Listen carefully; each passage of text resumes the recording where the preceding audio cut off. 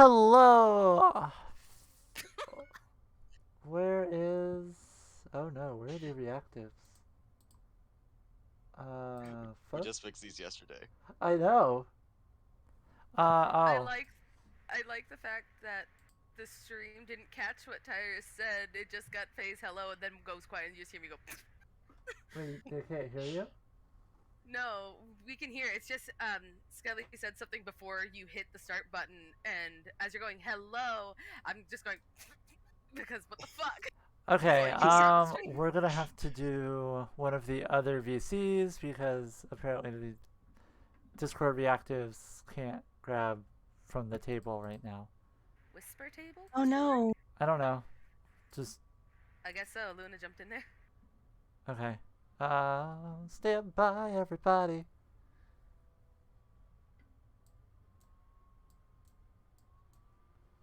Maybe kinda sorta? Is this working? Hello? It's Hello. not working. Oh wow. And my VTuber's not working. Oh. What? Why? Ah, sorry, we had to completely nuke our OBS. Well, we didn't have to, but OBS was like, yeah, you have to. Yeah, we definitely had to. Unfortunately. Um, cool. There's that. But where are you guys? Alright, screw it. Move us into the lobby or some shit. Like, one of the really open ones. Like I said, I'm just adjusting this character real quick. I have a saying for streamers: if you're not scuffing, then you're bluffing. Hey, Jade!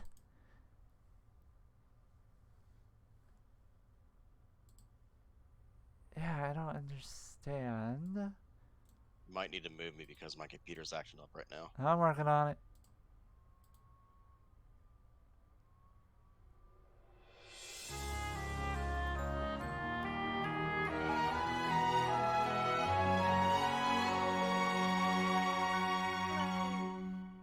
Huzzah! Follow. Thank you for the Thank follow. you. That was cute. That was really cool. Um,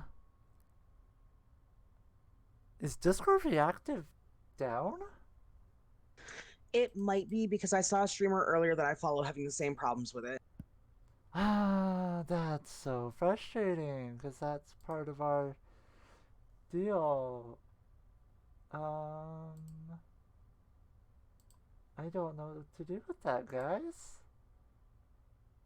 You could just play like normal. I mean, we The can't. show like must go on, but kind of sucks.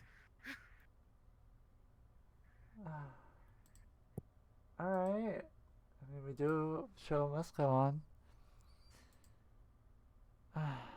Anyway, who's doing the recap? Not it. Okay. I'm doing. Huh? I'm too busy doing character shit. Fine. I thought you were volunteering. I'm getting water. No. BRB. Okay, last we left off with the Fate of Fables. We have entered. I don't know the city we're in. Fuck. Rexington. We have entered We have entered that city. And Words. common is hard. We entered that city and we went to a tavern to go get our bearings and figure out what was going on. Brooke decided that everyone should try sharing a little bit about themselves, and it turned into a very awkward conversation. Where the team learned that Brooke has a child. We also got Adopted. information. It's still my child. How dare you? That is still your nephew. Anyway, so we ran into a familiar face from the Feywild who was there helping, I believe, with a play that is going to be put on the day after the ball. After some conversation, suddenly two familiar faces popped up, Lumora and Soul Deal. We all went for a nice walk to gather our bearings around the city. We went to a couple magic shops. We had a couple chats. Tambrix got in contact with Nefkin and his brother Solomon, and it was not a fun little chat. Brooke tried Just so you'll know, Nethian is also his brother. Yes. Brooke tried to have a chat with the dealer, got some vague answers, got answers that she did not want to freaking hear, and was told when she went inside of the Cathedral of the Raven Queen to come back, I believe, the following night, so after the ball, I believe. And Soldeal pointed out that the king of the city, has been putting stuff like his statues over deity statues, which is kind of bothering Brooke, but you know, it's fine for now. Not the biggest thing. We then went to the area where we were going to be putting on the play and found that we all ended up signing up for it. Super excited to go do that. We then noticed that the snow was getting very heavy. We went back to the tavern, drank until basically we were all slurring our words, and then retired for the night. Today, we plan for the masquerade and hope nothing bad happens. Yep. Oh, you sweet summer Ever. child. Oh, you sweet summer child. So yes, it is the. Sorry, 1 second. It is having a shit fit. So since reactives aren't working, should we go back to the table? Sure. Okay.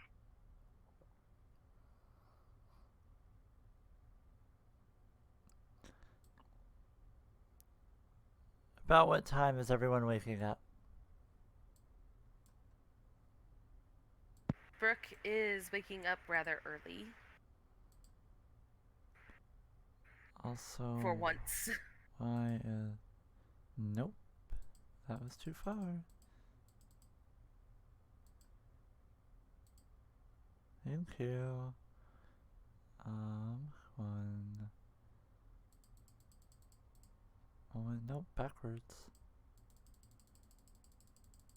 Okay, so you're waking up early?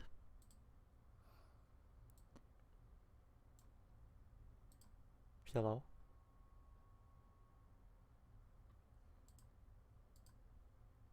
Alright, nobody So- moved me or anything. No, like I was saying, Brooke probably woke up relatively early Mhm. and probably walked over to Octavia to try and wake her up, because I think at one point at the last night they would have talked about like who's going where. Alright, 1 second. Cordy's telling me to restart Discord. 1, 2, 3. Poof.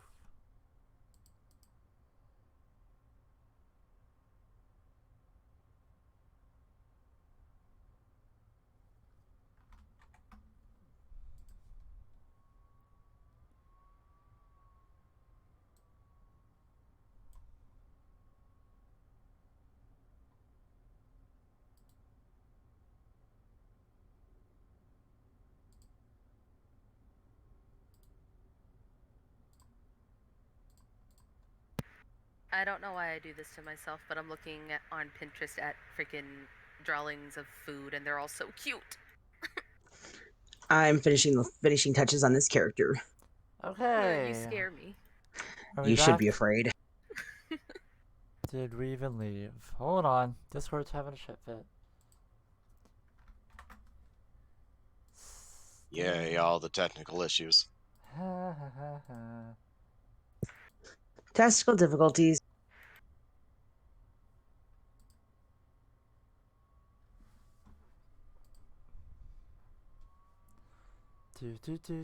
In order to keep the humor going and keep the energy going, we call it testicle difficulties. Nice. Alright. Alright, for shits and giggles, everyone send me your reactive again. You're gonna give me a minute on that. I think I can send your individual link because it gives me I the list of can. everyone in here.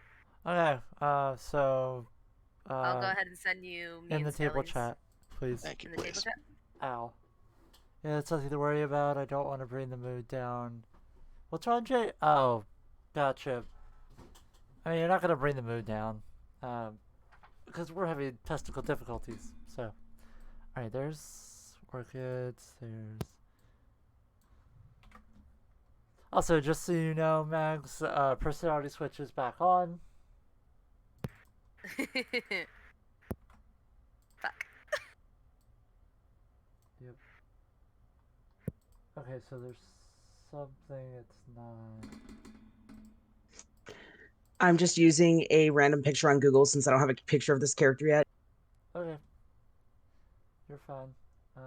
Okay, I'm Brooke. quick, but I'll I'm send not you the that name quick. and stuff. Brooke, why are there two? Huh? Which reactives are those? The top second one is mine. Skelly's.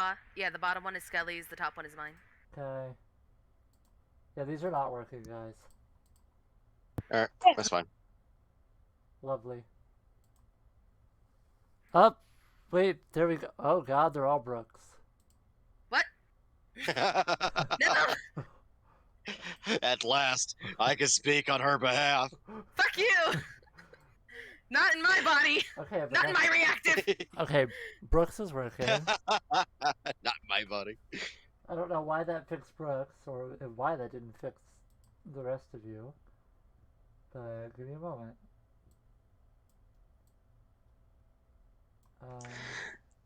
On a side note, guys, be sure to subscribe because this month it is September. All subscriptions are on a discount. And on top of that, if you get the 3-month and 6-month, you don't have to worry about it for like a good while. Like, you can still get our super awesome emotes, you can get all of our cool announcements, and you get that discounted subscription. Pew, pew, pew. And to remind everyone, because I think we all kind of forgot, every 10 subscribers invokes an act of the DM. Oh yeah, I forgot about those. That is true. And if you want to get those acts of the DM, and it is September, this is the time to get it at a discount. You can control our players and our situation at a discounted price. You won't find deals like this anywhere. Why do you sound like you're selling a car? Because I just put in 5 applications for car salesman as a job. Valid. You're doing great. You're doing great. I just, as soon as you said that, I just finished my character's update. Okay, Orchids is working. Alright, we have guest player number 1. Oh no, they're hot. They're obviously a villain.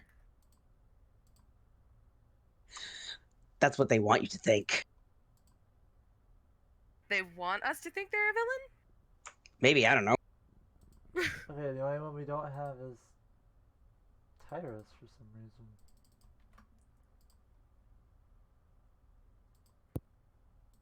Okay, well, he's in Anisia's spot, but yeah, alright. Things to worry about Sunday. Goddamn, Tyrus, could you back the fuck up? Hey!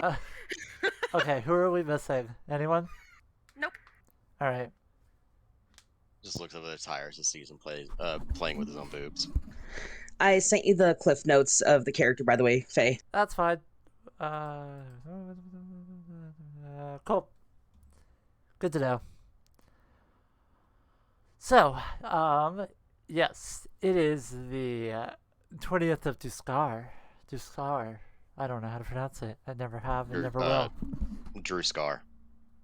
There is no R in there, so it's fine. Dliska. Duskar. I don't know. Anyway, it is Grissom, which is the equivalent of Friday, I believe. Don't quote me on that one. And it is 8:35 post-divergent. It is also the Winter's Fest. You guys have a masquerade to go to this morning. But first, I will have to DM you guys. Well, let's see. Do we want to do the dream sequences real quick because context? Or do you guys want those in DMs and y'all can deal with that Sunday? I'll leave it up to you guys. I'm good with it being now. Same. Okay. Who wants to go first? Technically, since Tambrix isn't here, Tambrix, you will get yours Sunday. Perfect. Awesome. Then that means, Orchid, we'll go with you next. Or first, So, whatever. Your dream starts out very similarly to the one you had before. You find yourself in this open plain full of like this ashy soil on the ground, and you're surrounded by shadowy figures with horned masks on their faces, and they all appear to be chanting. And they have red cloaks with some sort of symbol on the back. What do you do? do I recognize the chanting? Make me an intelligence check. Fuck, okay. What? Wait, my intelligence stat is fine. I was looking at the wrong thing. Oh. Okay. That is a 17. 17. What languages do you speak? I speak Common, Elvish, Infernal, Thieves' Cant, and Common, Elvish, Infernal, Sylvan, Thieves. Yes. Okay. You do recognize it. It is infernal. And it's kind of like a mantra over and over. Let me pull up my notes as to what that mantra is. Because I had some stuff prepared. I just didn't have a lot prepared, guys. It's okay. DMing on the fly can be fun. Improv. I mean, to be fair, that's kind of where we started. It's only been the last few sessions that I've really been preparing, so. And it's been an awesome story so far. You're doing great. Thank you. All the praise. And there's no praise here. All the inspiration. Yeah, okay, fine. There is no praise in Ba Sing Se. Alright. So, what you hear is. I can't read my handwriting. Yeah, that's what they're chanting. No. What a weird thing to say. What's it?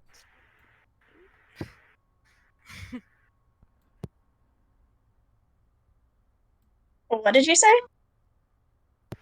One They second. said they're saying they can't read their handwriting. Yeah, Oh. no, I scribbled it and I'm.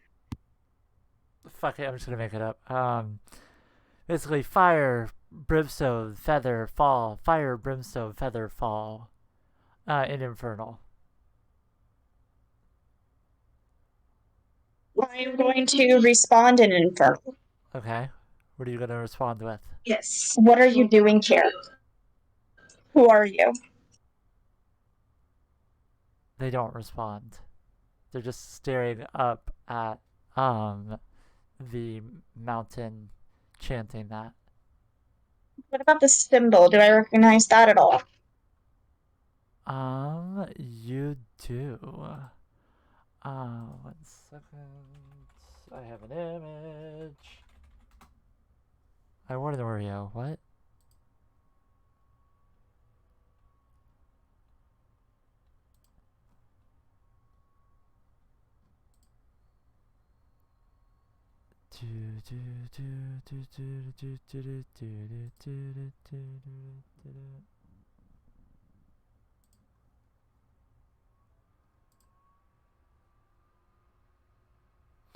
Do you need me to make any checks? No, sorry. I'm trying to find the image. Okay. So you see 3 fuchsia feathers, and in the center is a horned crown.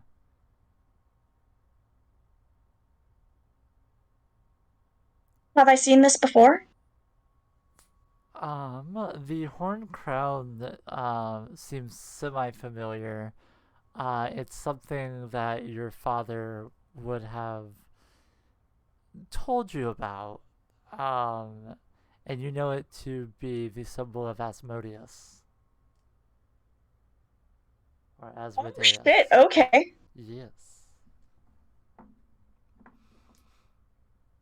I'm gonna look back to where they're looking. You look up, and you're staring at Mount Mentiri,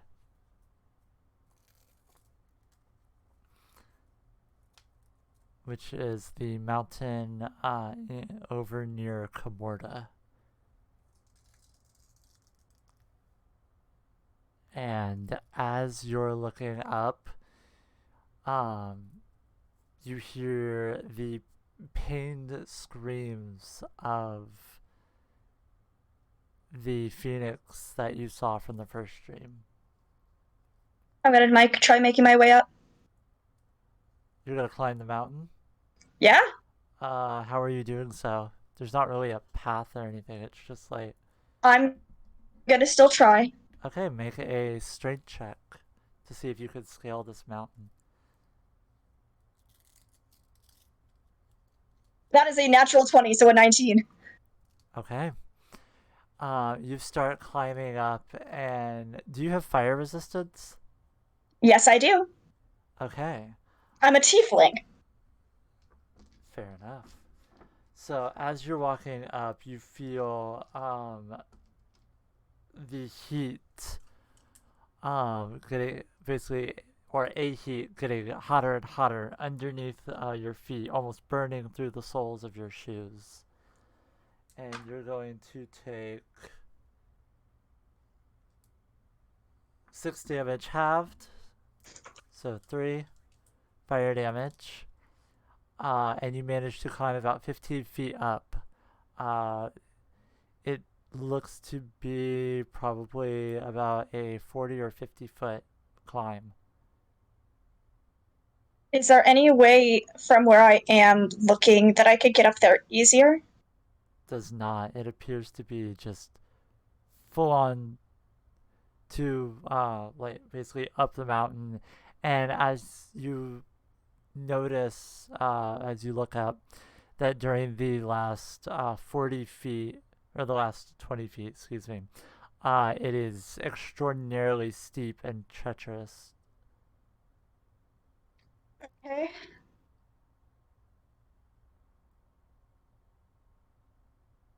I don't really know what else to do here. I'm just gonna try marking my way up more. Okay. What is your movement speed? It is 30. Okay. So that's halved And because difficult terrain. so 15. And yeah. So you try to make another 15 up? Yep. Okay, go ahead and make another strength check. 18. You succeed. Take another 6 damage, reduced to 3. It's getting hot. You're starting to sweat. The ash coming down almost endlessly from around you basically appears to be coming from the mountain itself, and it's getting harder to breathe. I'm gonna look around. Where are you looking? Up, left, right, back, down? All of the above? Is that an option? I would say pick a direction. Down. Down the way you came? Down in that general direction. Okay, you look down, you see about 10 of these horned masked, cloak wearing figures chanting. About half of them are standing and about half of them are kneeling. And you notice as one of them looks up and starts pointing at you. What do you do? Do I have any of my stuff on me? You do not. Fuck. You appear to be basically in your clothing, like your traditional adventure attire. But as you reach down for your weapons, you find they're not there. What you do find, however, is a handful of ash and a purple feather. I'm gonna look at the feather. Okay, you look at the feather and you notice that it's pulsating pretty quickly and it's hot, very similarly to the heat beneath your feet.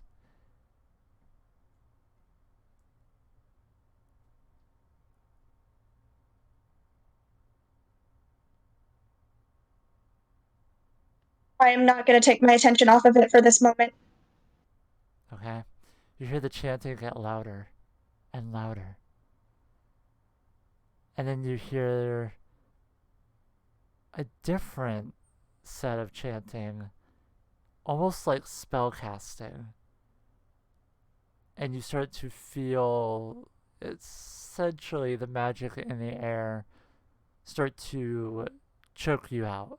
What do you do?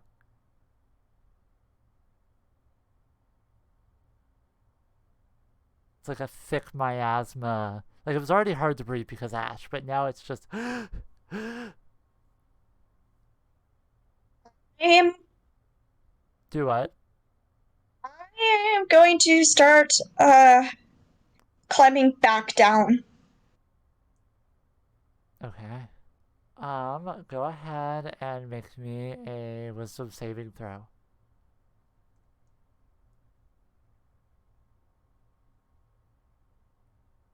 That is a natural 19. Okay. You hear a voice in your head. Soft and feminine. Let me in. I can help.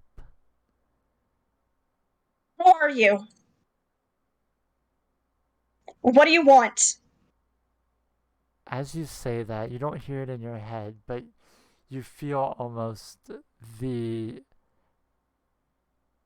the mountain starts shaking, almost like an earthquake. And then in your head, you hear the sounds of chains and the screaming sounds of a phoenix. The chanting gets louder, your throat gets heavy. You come down onto your knees. Well, hands and knees. And okay, you take 4 fire damage, reduced to 2. Okay. Because, tiefling shit. Yeah. Yeah. What do you do? I'm gonna look at the feather again. Am I back down? No, you are on your hands and knees on top of the mountain, Wait, grasping what? for air. I thought I was making my way down. You were, and then essentially the figures down below the horned mask started chanting and casting some sort of spell, and the air around you started to get thicker and thicker with like a weird magic, and you found yourself like gasping for air. Then a voice inside your head started talking to you. When you asked who it was, the mountain started shaking vigorously. You managed to keep your footing just fine, but you heard the sound of chains and screaming phoenix noises as you found yourself falling onto your hands and knees, gasping for air currently. Okay, I was confused for a second. You're fine. That's why I went through it again. Do-do-do-do-do.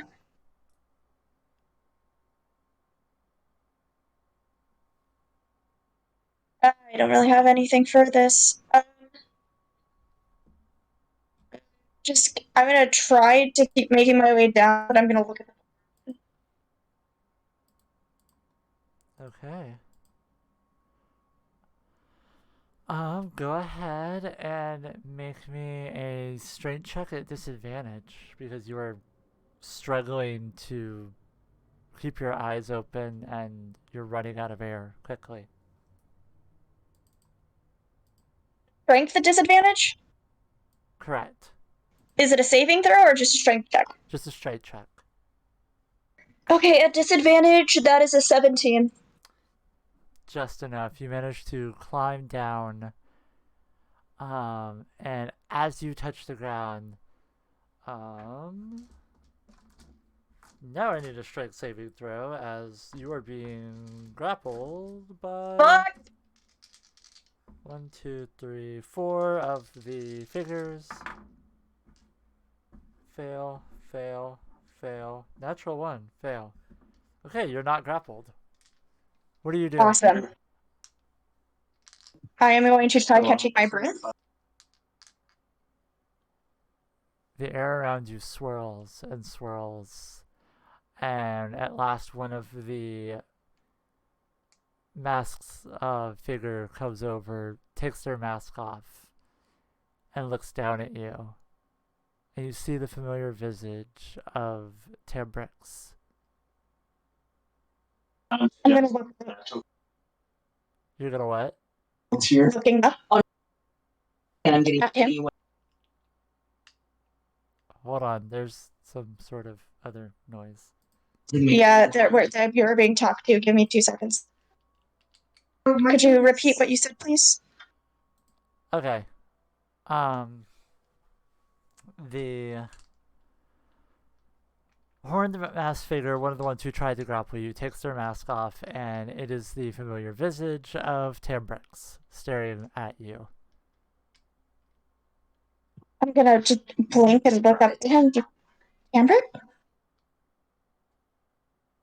Raises a hand, and you watch as 2 sets of chains come up from the ground and grab your wrists.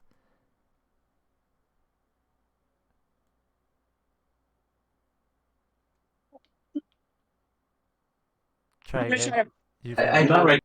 to. Sorry. What's going on? A smile creeps along his face, and his other hand raises, and 2 more sets of chains grab your feet. You find yourself being pulled down to the ground, and the ground starts to turn to ash, and it sears and it burns, and you are pulled under. What do you say before you are woken up by the pain? If anything, you don't have to, but You're not Hi.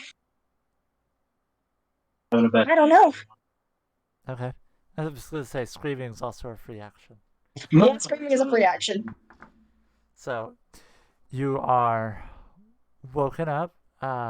You jerk forward. I don't know what the sleeping arrangements were, but The girls were in one room, the boys were in another. okay. So you jerk awake and you look around, and everything appears to be okay. Do you look at yourself? Yes. You look at yourself and you find yourself almost caked in this purplish, like, mixture of soil and ash. And there's just heat coming off of those parts of your body. And then you take a hand and you reach up and you realize you've been crying. And they're just bloody tears.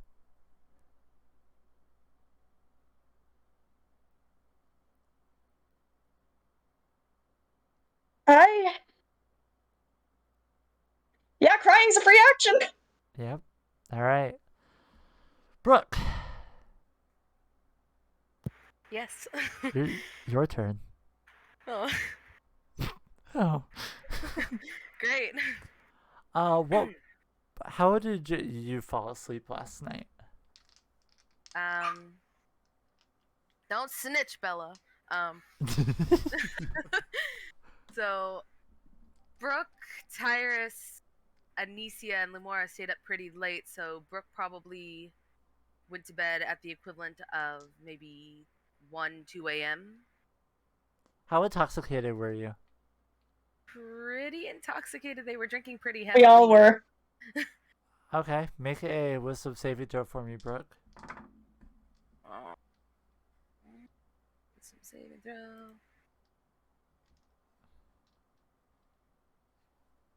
13. Not enough. Okay. As you find yourself falling into what you would think to be a pretty okay dream, almost. Everything kind of goes back to that black and white room. Except there's like a red couch in the middle.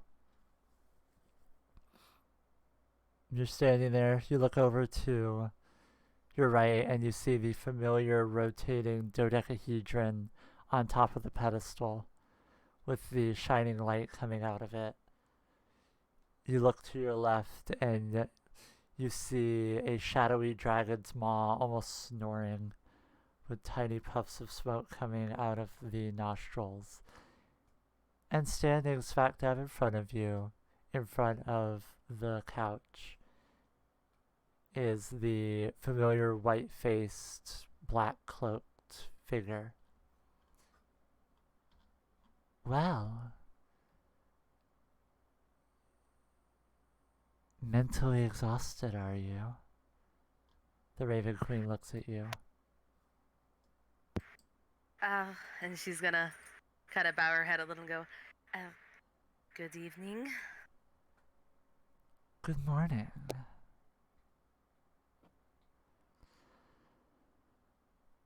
Um, What did you think of my temple? I thought it was beautiful, but definitely needed more care. I am surprised that I only saw one person there. Ah, yes, the apostate. He does his job well enough. Poor thing. The ties of fate are not always kind, and tend to bring those broken and beaten into our wings. And you watch how she kind of raises her arms and gestures as if she was, reaching out for you to come stand under her arm. What do you do? Brooke's going to clear her throat, a bit hesitant, but this is her new deity, so she's gonna start walking over. Okay. You walk over, and the other arm raises, and an almost like basically like if you were asking someone for a hug without asking, but instead of like full on hug, it's more like, just big wingspan gesture, gesturing for you to come stand, under beside her, some semblance of such. Brooke does so, not wanting to upset her new goddess. All right, you come over, and she basically places her feathery cloaked shoulder, or arm over your shoulder, and as she does, you notice the dream world, essentially, the one that you're so accustomed to looking at when you're asleep, almost like a mind palace of sorts for you, changes, and you're in like this dark building with torches. One, two, three, four. So 8 torches total, 4 on either side of you guys. You're in this almost walkway, and she walks you up. And as you walk past each torch,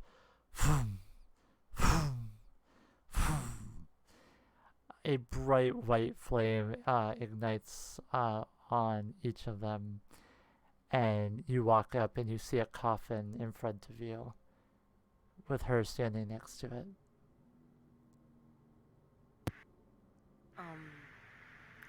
Very confused, Brooke kind of looks up at the Raven Queen. What is this? You wanted answers. And it is my holy day, and I do feel generous enough to give you a hint. Brooke's gonna look at the coffin. The coffin is the hint. No, what's in the coffin is the hint. You look down Fuck. and you see the closed coffin, and you see that it has like, what languages do you read? Brooke reads Celestial, Common, Elvish, Primordial, and Undercommon. What languages does Pexery read? Hextery reads. Let me pull up her thing. D&D Beyond is being an asshole. Valid. Hextery reads Abyssal, Common, Infernal, Primordial, and Undercommon. And Chorhassian. Okay. So you see language you're not too familiar with, and then you see the celestial writing, and it almost reads like an apology. Like just a long apology note of just regrets that someone had and just listed them on the side of this coffin. And then you look over and you see written in blood that language that you don't understand, these like short and blunt and just like someone clear and concisely put these here. What do you do? So she sees regrets on there from someone. Are they any of her regrets? You want to try to read them? Yes. Okay. Make me a perception or an investigation check. Excuse me.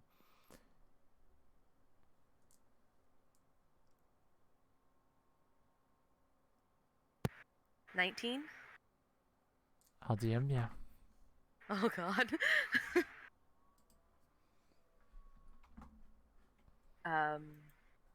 So as Brooke kneels down to where the regrets are,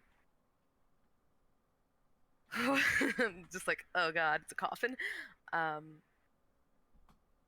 Just gonna take a shaky breath and look at the writing, the really beautiful language of the Celestials. Oh god. I just see the little bubbles for Faye typing, and I'm like, oh, fuck.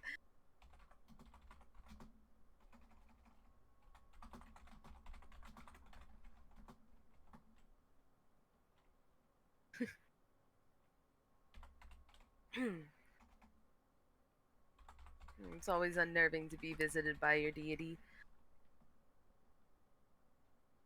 But what could possibly go wrong? You see like 5 or 6 lines that some of them are like scratched out, like someone didn't really care for what was being said, but those are the words that you can kind of make out. You don't, looking at them, you're not sure what to think, and you don't know how much faith to put in these, especially with it being a dream. But given the fact that you trust your new deity, you have a feeling they're significant somehow. You just can't figure out how right now.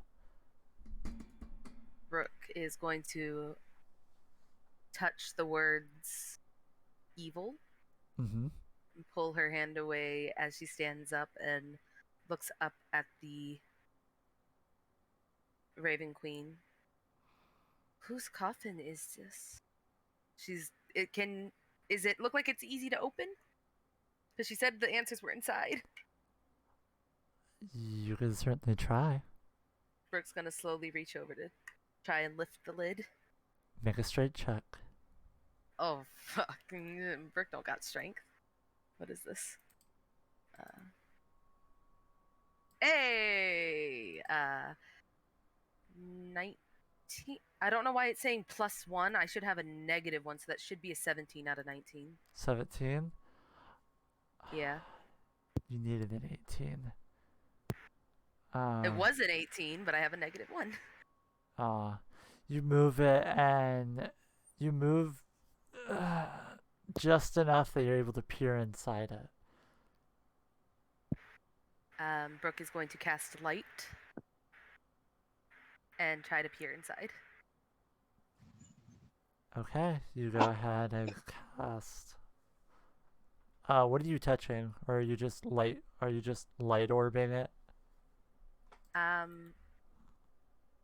Brooke is going to take the feather that she has from the Raven Queen and use that, cast light, and kind of like tilt it inward. Okay. Okay, as you go to do that,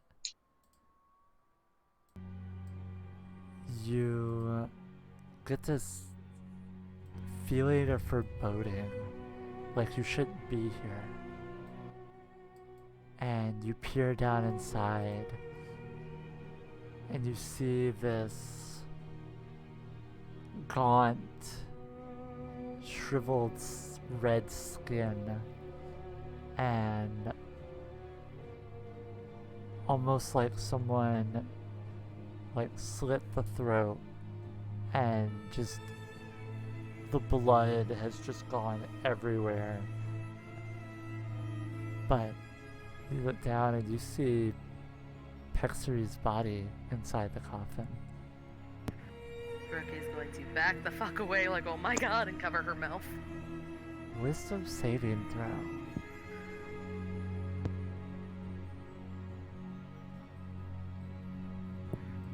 Fucking 9. As you're moving back and shouting, shrieking, whether mentally or physically, Pexery, you feel shaken forward, shunted almost into presenting, and you find yourself sitting on the ground with your hands to your face. What do you do? Pestery is going to look at her hand, a bit confused about what just happened, a bit concerned about Brooke being suddenly her suddenly being shaken into this. Bit worried about Brooke, and she kind of will look around like whether trying to get her bearings about where she is. You look up and you see an open coffin in front of you.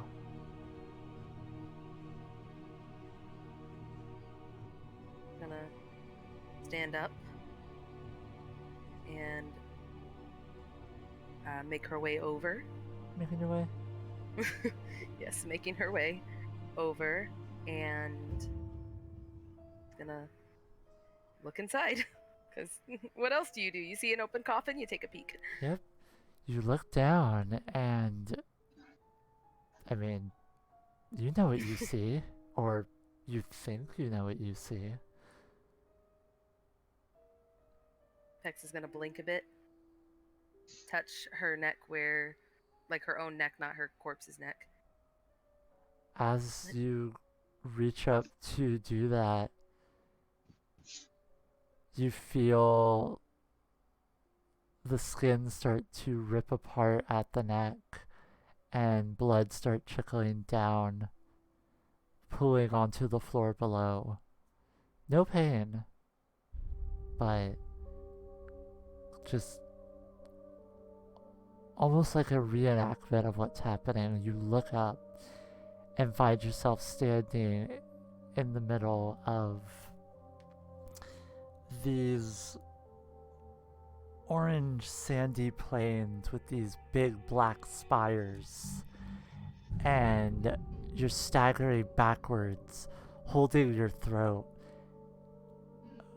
and inside your left hand you are holding the betrayer arm, and you stare in front and there's this shadowy figure, and all you could see is this big row of teeth and this nasty smile.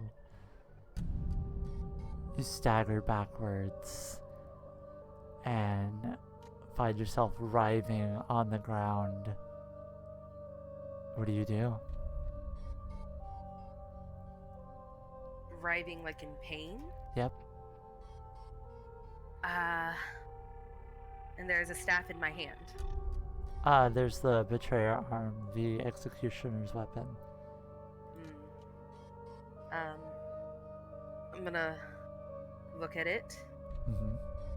She's going to try to stand up and look around to see what the if there's anyone around her, if There's the shadowy figure in front, presumably the one who has attacked you.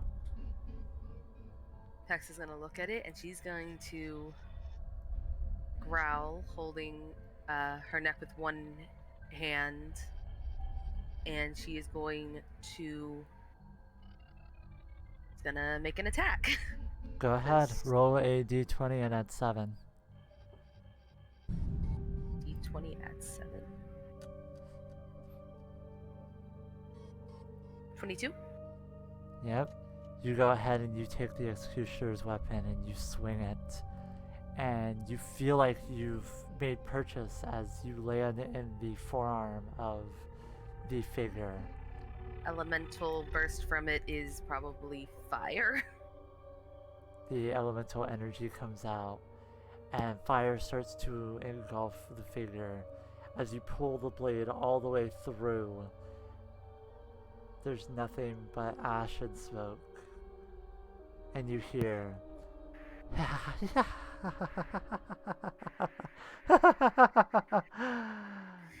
and you find yourself collapsing on the ground. When you come to, you realize you're staring up from inside the coffin, looking up at the Raven Queen, who's peering into the coffin. Gonna try to is the coffin now open fully, or is it still? It's only partially open still. She's going to try and push the fucking lid off. Make a straight check. That's scary as fuck. 18. Yep. You go ahead and thud as it lands. You get out of the coffin. She's gonna sit the fuck up at least. You sit up inside the coffin, and the Raven Queen, almost sitting on nothing, stares at you. Answers. Who was that? No response. She's gonna look at her hand. And around her, is her blade with her? No. You notice if you reach up for your throat that there's no wound there anymore. You're back to what's of normal. She's gonna look towards the Raven Queen. Okay. Do the answers lie in my coffin? Now you're using your head. And you watch as she raises a hand and snaps her fingers, and Pexery, you shut backwards as if pushed and find yourself going deep into the coffin. But Brooke, you are brought forward and you are standing, staring at the Raven Queen. Brooke is going to look around. Is the coffin still there? The coffin is not. Neither is the fire. You are back in the familiar Mind Palace with the dodecahedron and the sleeping dragon maw beside you. You're sitting on the red couch, standing in front of you is the Raven Queen. I have to go back to Jarhas, don't I? I mean, how else are you to do what you've promised? Points over at the Luxon, which kind of shudders and shakes almost vehemently, not in agreement to, like, basically disagreeing with what she said. Like, the hell you will. Brooke is going to hold the feather of the Raven Queen kind of tightly, but not enough to like damage her feather, and just sigh and say, "It's not going to be an easy thing to work with you, is it?" None of my champions thought so, but in the end, I held up my end of the bargain. In the end, were they happy? Say again. In the end, was they happy? Yes, I believe so. All right. If that is what it takes, I will hold my end as a bargain. Wonderful. You watch as she reaches up with one hand and places it up against your eye, your left eye. Well, wait, which is Brooke's dominant side? She left or right-handed? She is right-handed. So right eye then. And you feel this pulsating energy come out, and it starts to burn a little bit, and you feel like she's burning a hole into your eye. She Hold still. Yep, so after about a minute or so of that, she places her hand down, and you look around, and you start to see things a little differently. And with the familiar sound of feathers falling and flapping, she's gone. The lights go out. And you look around and realize that you can still see in a different kind of way. Brooke is gonna stand up, kind of observe the room that she's in. She's gonna look towards the Luxon.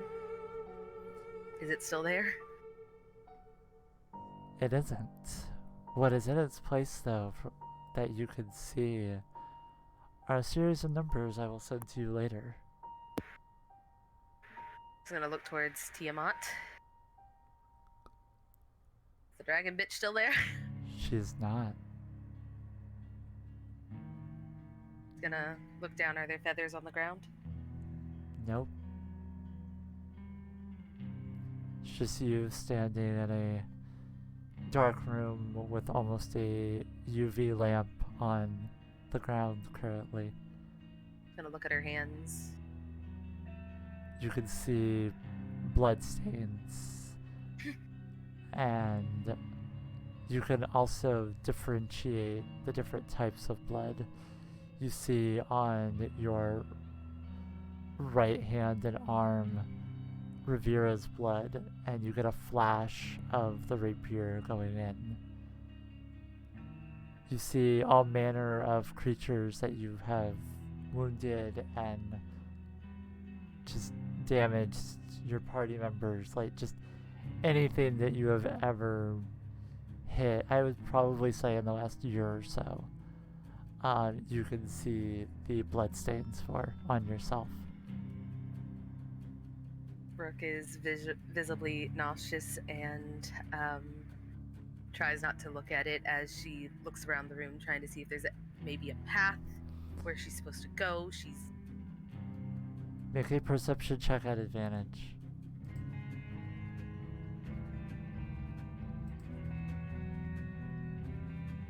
Perception check at advantage is a natural 20 or All 24. right. You look around and you see a black and white door to the right of you with a silver handle with the Lexan symbol on it. I'm gonna walk over to the door. Mm-hmm. Is there any writing, any description, or is it just a really pretty door? It's a really pretty door with a really pretty doorknob. She's going to mumble to herself, "Wake up, wake up, wake up, wake up, wake up," as she grabs onto the doorknob and opens it slightly. Alright, you open it up just a crack to peer inside. You look inside and you see a red tiefling being embraced by a drow figure. Their Is lips, it who their I lips, don't? their lips meeting, and the tall drow figure with their hand on the red tiefling's hips. They both turn and look at you, and you notice they have faceless expressions. And you yourself find yourself shunted back and wake up in your bed.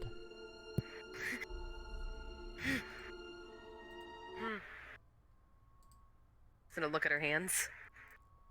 Is there still blood? Is the eye still activated?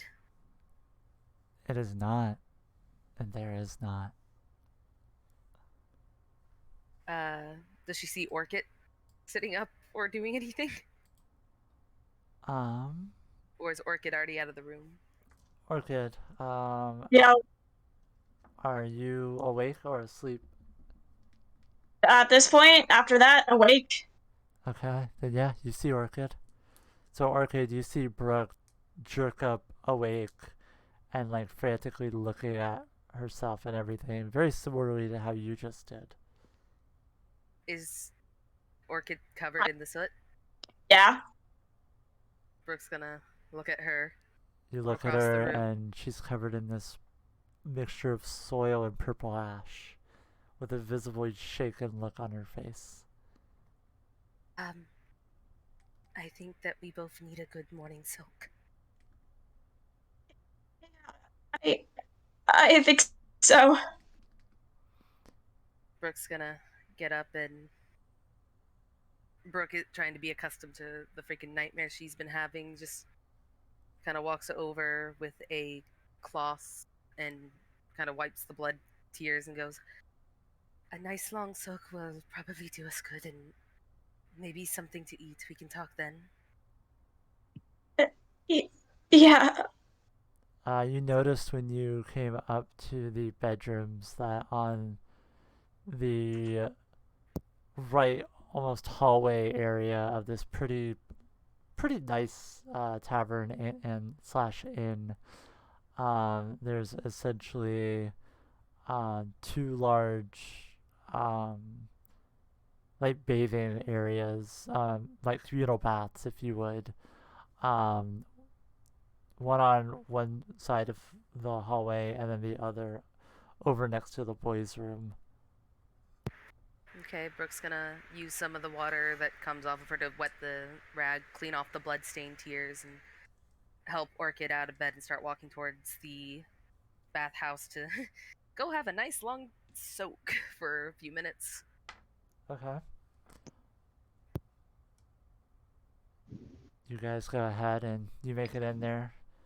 Um, you look over and you see the innkeeper, whose name escapes me at the moment, on her hands and knees, cleaning up what appear to be like red wine stains on the side of one of the sinks. And she looks and goes, "Oh, good morning.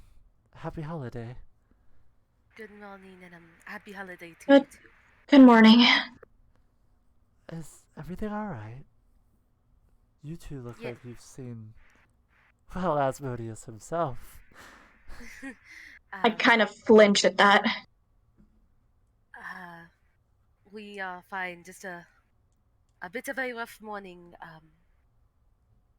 She's just gonna smile a bit and say, Asmodeus, I don't know about, but I think the Raven Queen has blessed me with a vision. Oh, As the bath opens, she looks around and, absolutely. You are wonderful paying customers, so of course use it as long as you need. She kind of gets up and grabs her rag and bucket and basically scurries off away and shuts the door behind. And she goes ahead and takes the key from around her neck and basically slides it under the door um, onto the floor in front of one of you. I'll go ahead and pick it up. Okay. And yeah, the bath is yours. Brick starts up a bath for her and Orchid to just relax for a little bit. If we're gonna do Tyrus, go ahead. We can do the talk after, or we can do the talk now and then Tyrus. Is my audio okay, by the way? Because I'm on mobile. Yeah. It Does is. Cool. Tyrus dream? Tyrus, That is a good question. You typically don't dream, but something about the way you connected with everyone last night sparked something in you that you haven't felt in a while. And as you lay down to rest comfortably while you wait for your party members, you find your mind wandering, and there's a clock, like a grandfather-esque clock, that's just tick tock, yeah, doing that motion. And there's something hypnotic about it that puts you in a trance.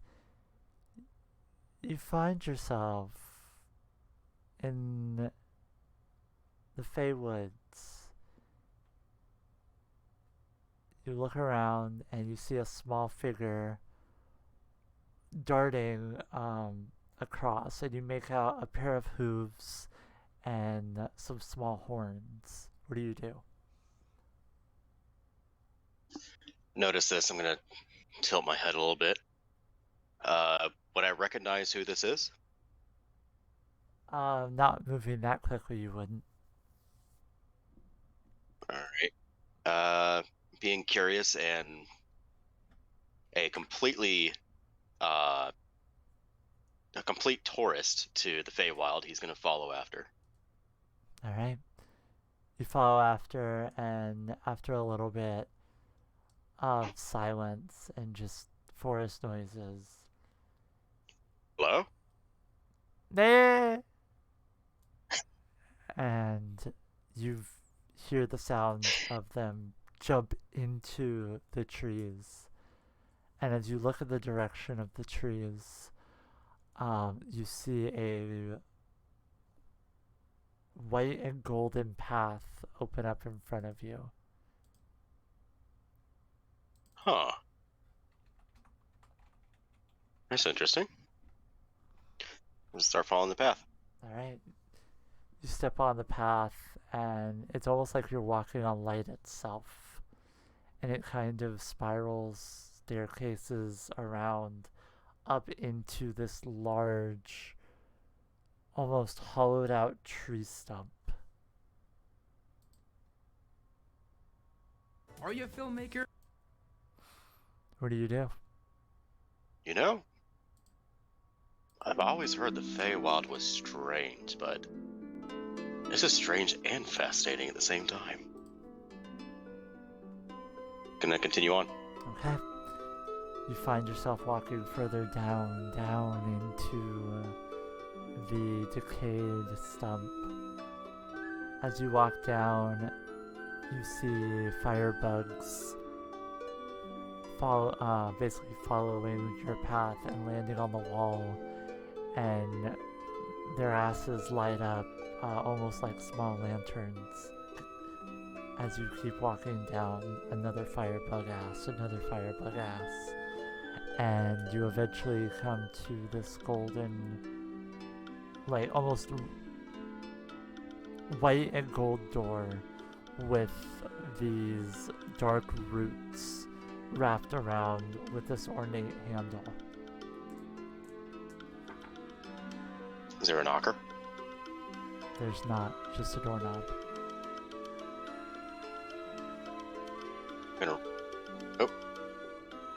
Gonna reach up, feel the door for a minute, like kind of observe it a little bit. I mean, it's gorgeous, and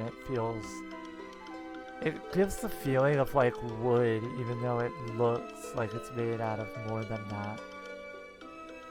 Fascinating. I'm gonna give it a test knock to see if it sounds like wood or metal. I'm gonna wrap my fist on it. It starts twining and sounds like almost like metal wood against a tuning fork.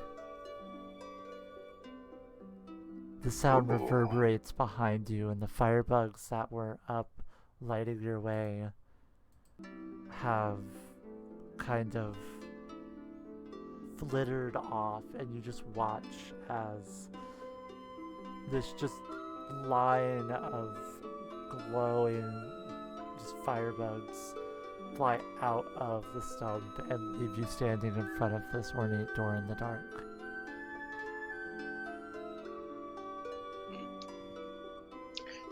I'll try the handle. You reach over and grab the doorknob, and it feels warm, almost comforting.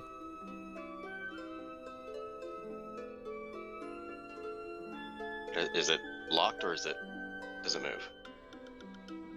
Oh, like you actually turn the knob. Yeah, to see if it's locked or unlocked. It's unlocked.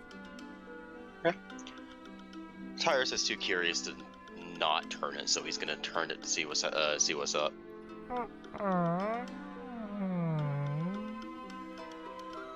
It almost creaks as if it's old and rusty, but it looks just beautiful. So it's kind of like sensory overload in the sense of, wow, it looks like a brand new door, but it's making the sound of an old door, but it's really fucking pretty. And then it's also warm. Like, there's a lot going on here. Oh, you poor thing. I have some shark fat I rented a while back. I could probably use for that. But you walk in and you see this wooden throne and just a hulking mass sitting in front of it. Like sitting in the throne, and you're standing in front of it, rather. I'll tilt my head. As you do, you feel a pair of eyes on you, and the figure takes a deep breath, and as they do, you feel almost like the air escape the room, and like as if he's taking all of it. And then he exhales, and warmth, but like a thick presence. Hold on, words are hard. that. A stern father figure getting ready to give you a talking to kind of vibe. Hello? I'm sorry to intrude. I was just fascinated by your door. Hello, Tyrus. Hello? You watch as that same strain of firebugs come over and all land inside this large lantern. And you look up and you see Oberon sitting there. Oh. Hello. Good sir. I don't think I've had the pleasure. You mean to tell me that you don't recognize my presence, my essence, when it is the only thing giving you life? He's gonna think a minute on that and see if he could search or feel, or search for a feeling that he's talking about. Does he feel anything like that? I don't know, have you rolled for that? You're gonna give me a minute on that because I'm still booting up. That's I'm all moving right now. No, that's fine. You know what? Actually, you know what? Physical dice. Let's go. Okay, go for it. Give me 2 seconds to find them. Where are you? I'm gonna mute real quick. Give me a second. You're fine.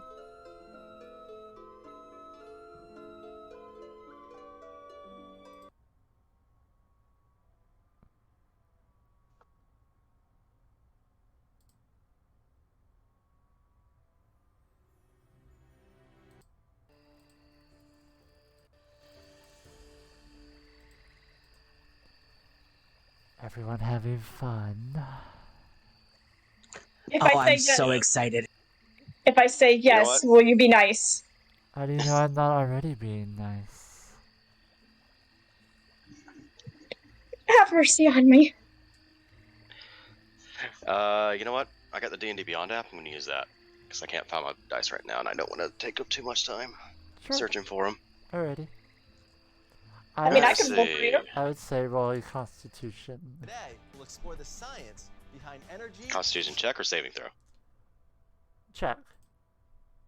You're not saving against anything. You're just doing some inner Natural feeling. 20 for a 23.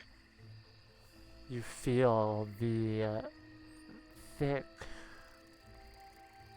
like, again, stern father figure, like, vibe reverberating throughout. Every breath you take, you realize, is it exactly a breath? Is it exactly a heartbeat? It is as if something is just puppeting your body around, and you just have enough control to feel like you're in control. And now you gotta realize that you're not, and haven't been for quite a while. Oberon shifts in his seat, waiting for your response.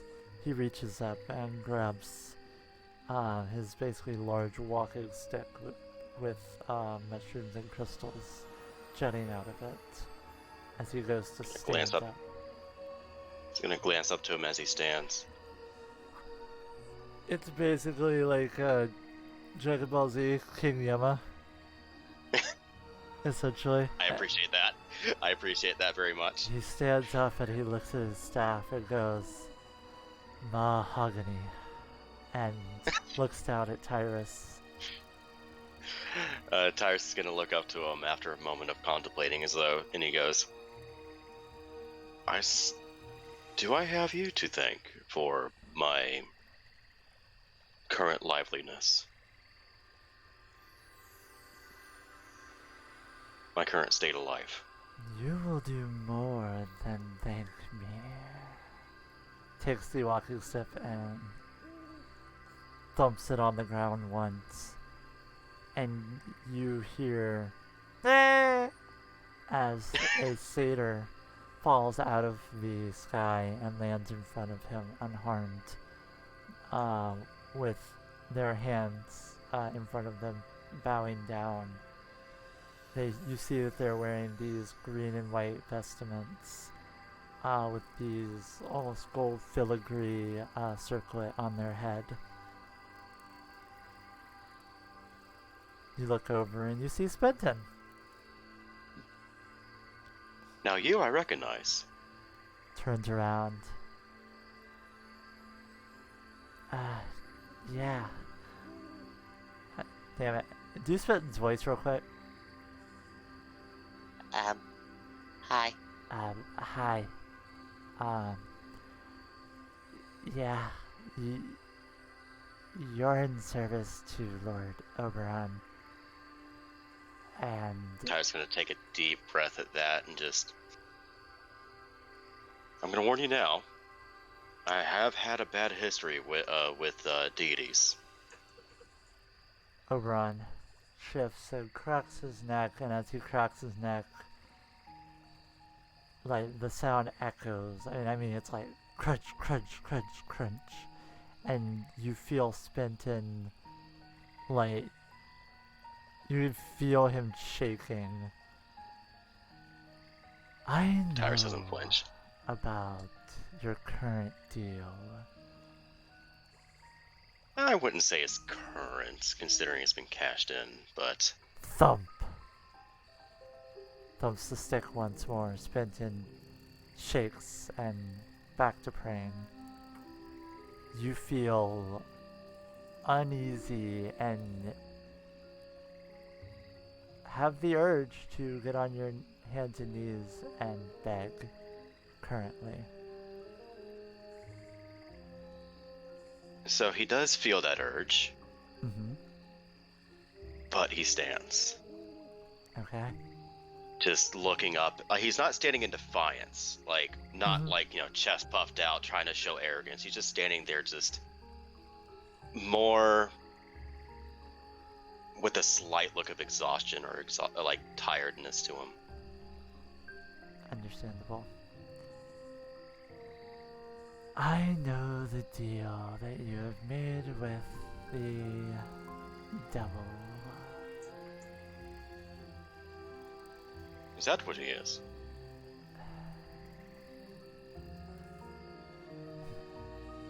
You hear him chuckle.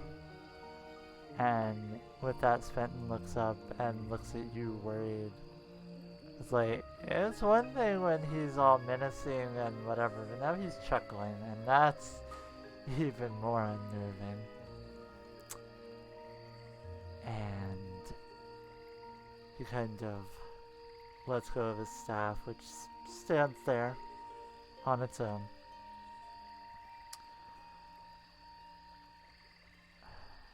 The sooner you get your soul back, the sooner your journey can begin.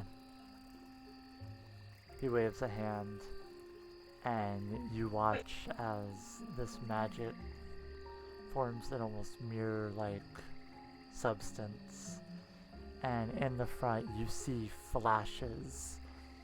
You see flashes of Anicia on the ground with a shadow figure with a, like, almost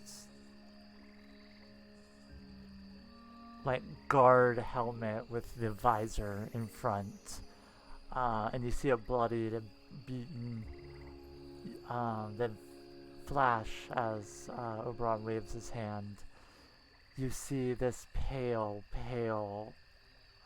masculine figure staring at you, and he blinks, and you blink. Flash, another one, and you see Brooke standing there with cuts up and down her arms, and in front lay Tambrix. One last flash as he waves his arm, and you see this silver spire with these dark shadows coming around it, and you hear this cacophony of laughter. This feminine laughter that chills your bones. and the mirror-like substance, almost like mercury, just melts down and lands in a puddle in front.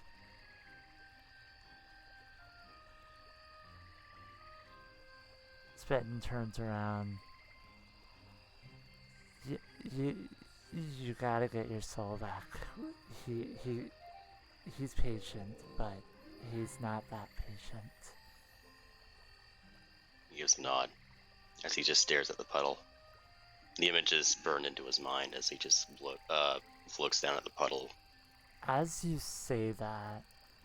Oh no, he doesn't say anything, he's just no, looking I'm at it. telling you, as you say that, you say burned into your mind. You don't feel it so much burned into like a memory. You feel it fill an empty void inside where your like heart would be. And you feel this pulsating again. And I need you to make a Constitution saving throw for me.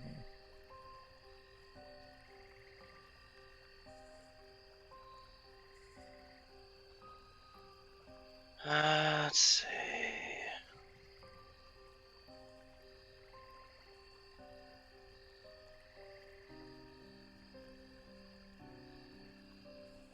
That is an 8 for 15. You feel your hand reach up to your chest, and as you look down, you see these green and gold cracks up both of your hands and stopping mid-forearm. And you see this light coming out of it, and this essence just leave your body. And Oberon looks down at you, almost like a warning, reaches over and grabs his mahogany staff and slams it into the ground, and the cracks fill with gold. And Spedden turns around, grabs your hand, and goes to lead you out of the room. What do you say or do before he does? I would like to make a deal. What else could you offer me? I own you. You may own my body, but you do not own my soul. He kind of looks at you like, no shit, Sherlock. That's kind of why we're in this mess. I would like to make a deal, but I need to ask one important question. Let's go of his staff. Sits back down, arms crossed. You wouldn't happen to know his name, would you? He gives a grin. What deal could you offer me?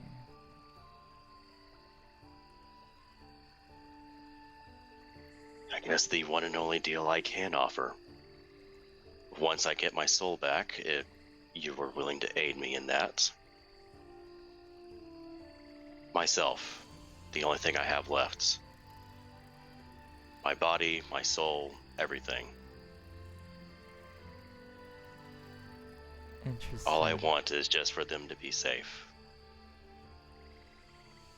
Lifelong servitude to a Fey Lord, an Archfey. Honestly, sounds a lot better than the last one, than the last guy. So be it. Takes the staff, slams it into the ground, and you watch as the name of the dealer burns into the ground in front. Spenton looks down and shudders and kind of like averts his gaze.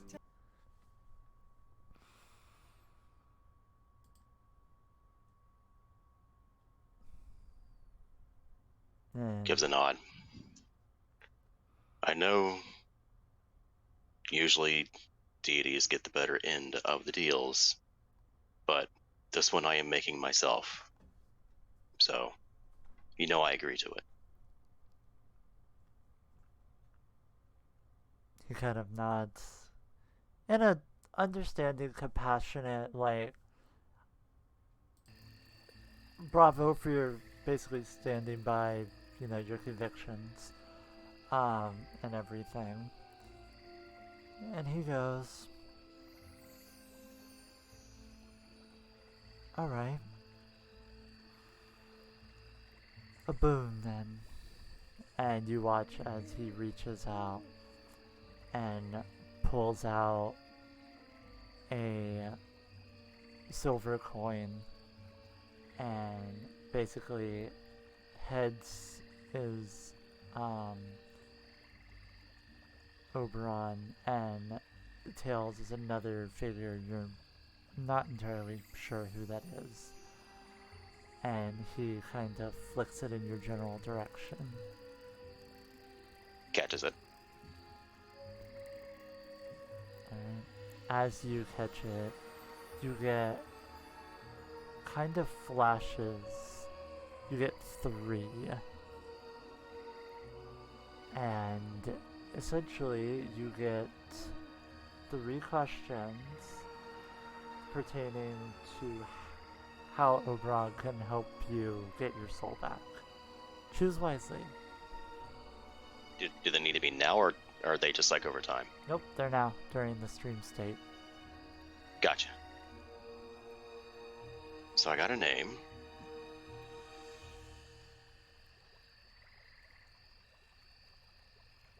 Just need to get him to me, or at least to us. How should I go about bringing him to me?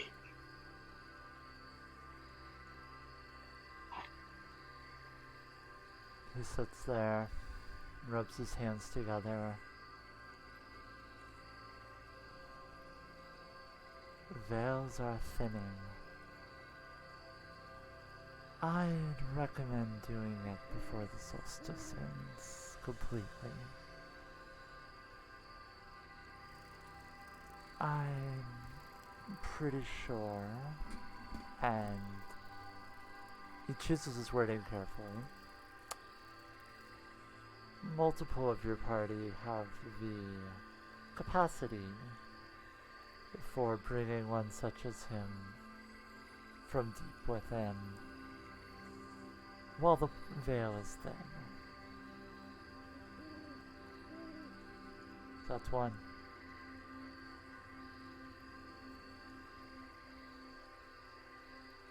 You say they have the capacity to bring them in.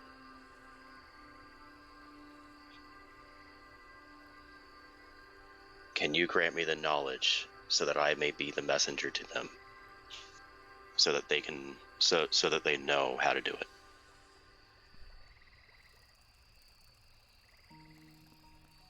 Not directly. However, ponders.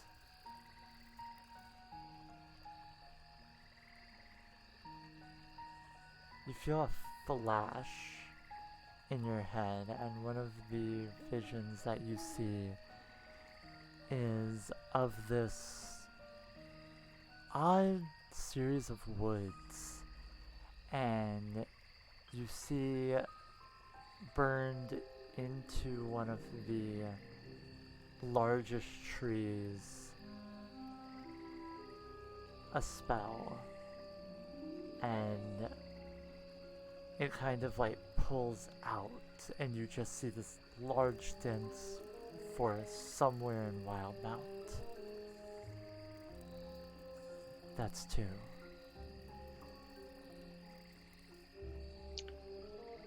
And when I get my soul back, how would it be put back in?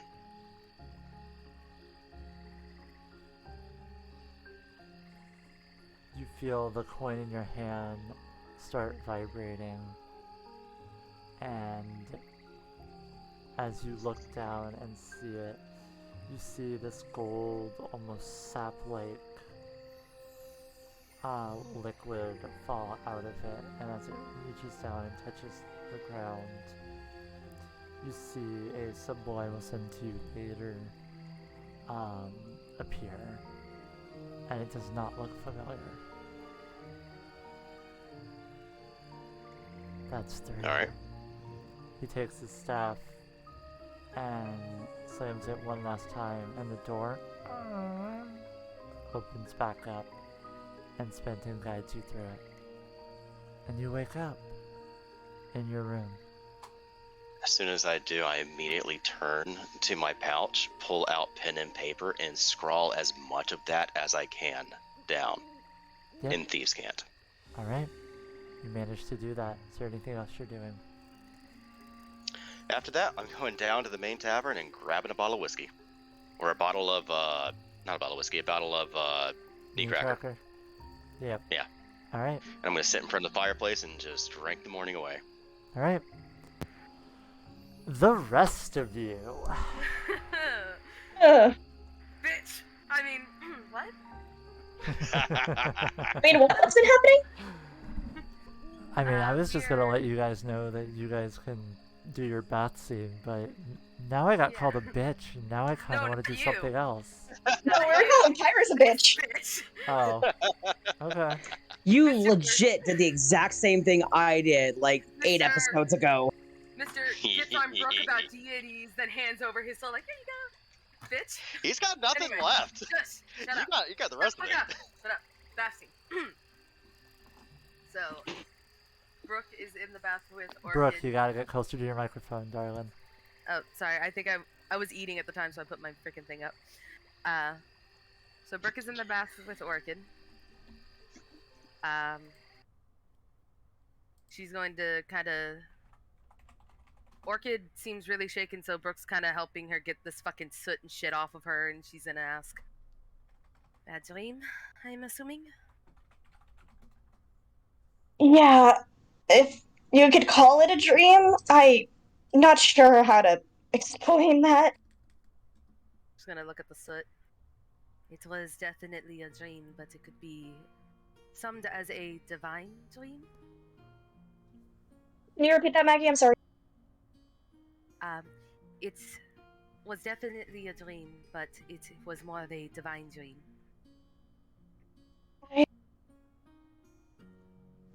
I saw Tambrick. She's gonna look up. Now, like, excuse me? What was he doing? And she's going to explain how that happened, the whole cloak, just the pulling back of Tambrick and the chains and being dragged into the ground. Brooke's gonna sigh. Look up at the ceiling for a minute and go, Tambrick's chains are very symbolic when it comes to what he has done and what he is going through. I have a feeling that now that you and Tambrix are becoming rather close and your twin brothers are now in the mix of this, that, and you being tiefling, it seems that maybe Vecna might have her eyes upon you as well to join the family.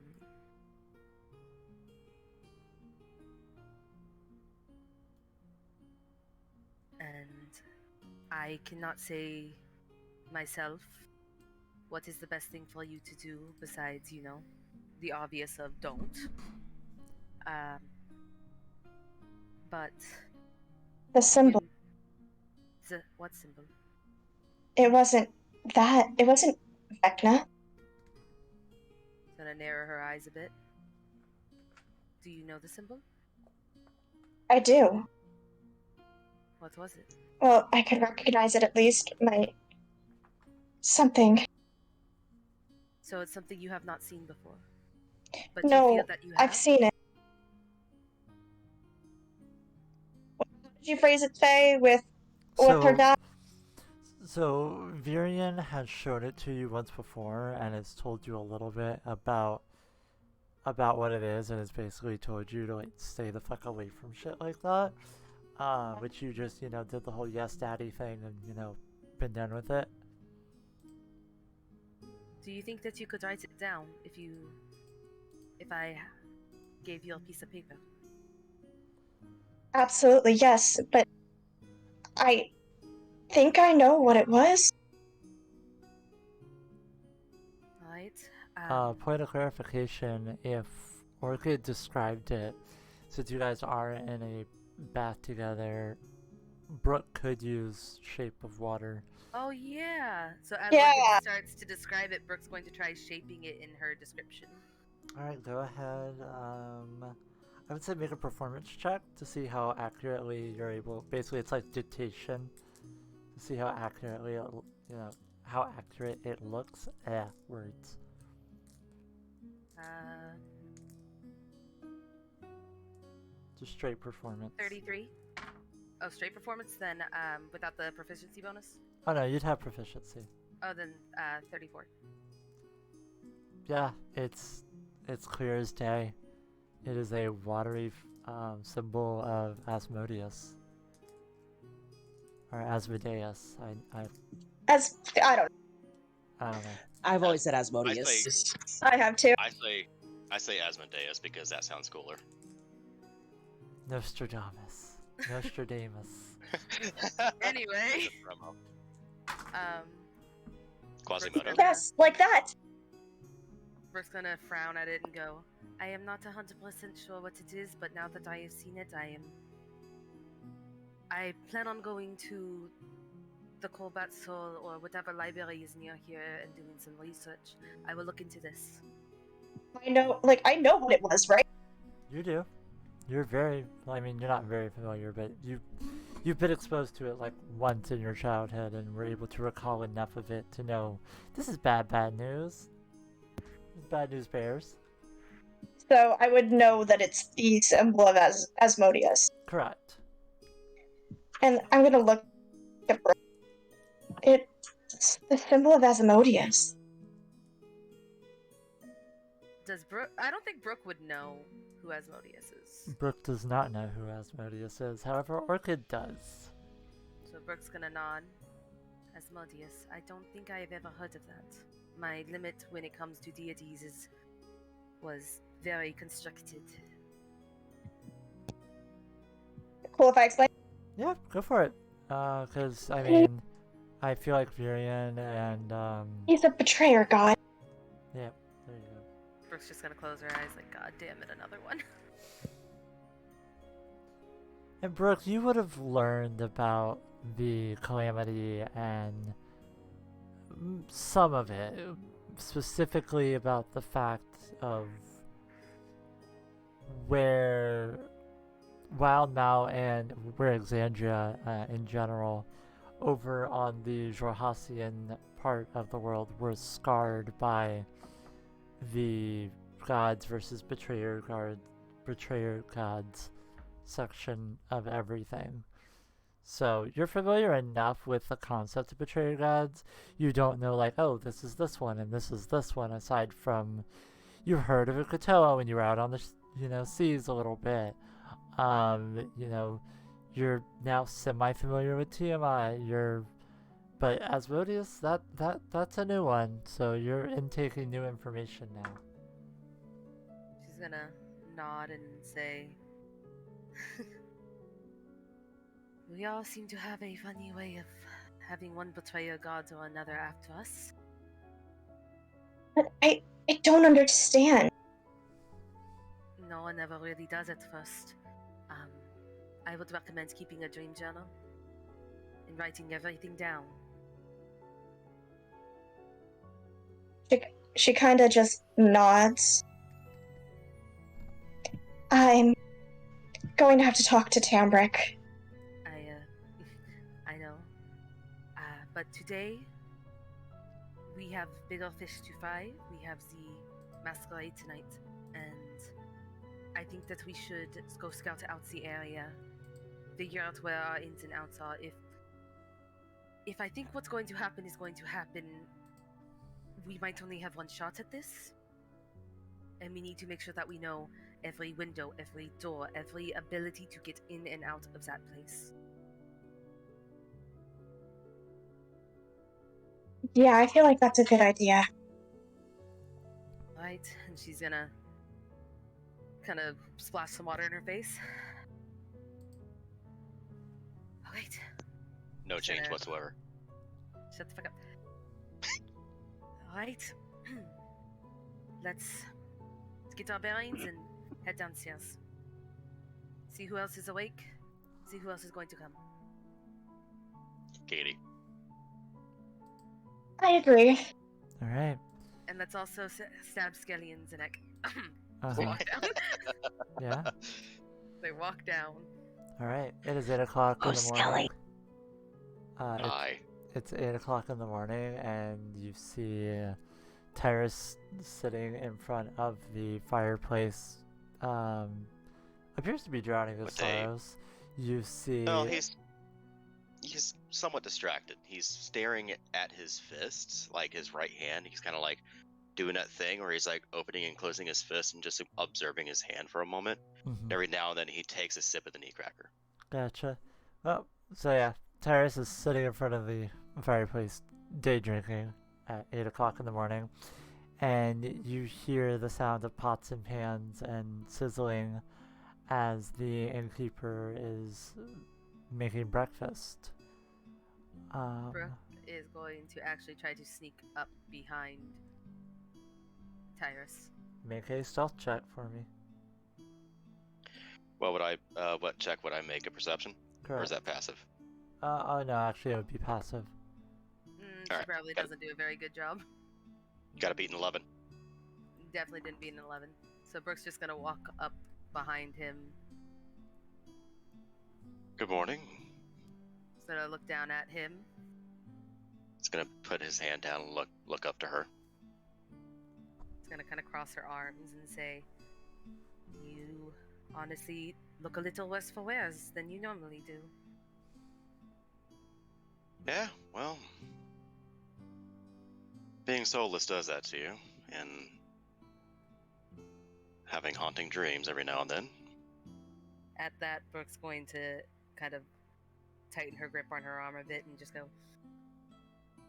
How are you this morning? I am ready to start. I am ready to start working on the masquerade. Me and Orchid could use a distraction.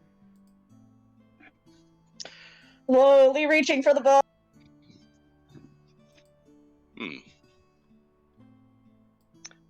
Well, I got something mighty distracting if you're interested. Brooke's gonna look at him and go. Kinky. She's gonna sigh and say, "Go ahead and tell me what it is, but if it is anything that is going to get you hit, I do not make any promises that it won't be with a crowbar." Oh, please, you know I don't have the soul to do that right now. And at this point in the morning, I'm not sure if I have the fucks to give. Now tell me, what is your distraction? I had a vision. Somewhere out in Wildmount, there is a massive tree. Would I have any idea where this tree is, considering I'm traveled? Depends. What do you know about the Savalier Wood? Tyrus, not Skelly. I have to think about that, because I have to remember where the Savalier Wood is. Is Orchid buying food and drinks for the morning? It's included. You guys paid well enough. You guys kind of get favor with innkeepers and taverns and shit, just because I don't want to keep track of all of it. It's the one thing in D&D that I just don't give a shit about. Okay. So, yeah, you could be in the nastiest of taverns and inns, and I will give you guys free breakfast. Cool. Continental breakfast with every adventure. Where's the Savalier Word again? The Savalier Wood. Cam, you want to field that one? The Savalier Wood? I don't actually know. Alright, to Google. I'm sorry, I'm a terrible DM. You're fine. You don't play in Exandria all that much, so... If you're a terrible DM for not knowing that, then Skelly's a terrible ass DM too. I don't play in Exandria either. Exactly. Orchid just slowly reaching for the knee cracker, like, yeah. So it's in the graying wildlands. It is also known as the Voluthal Forest, or at least it was formerly known as. It is in the graying wildlands.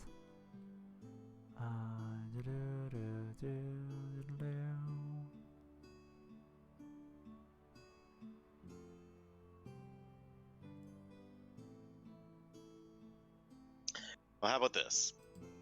Eh.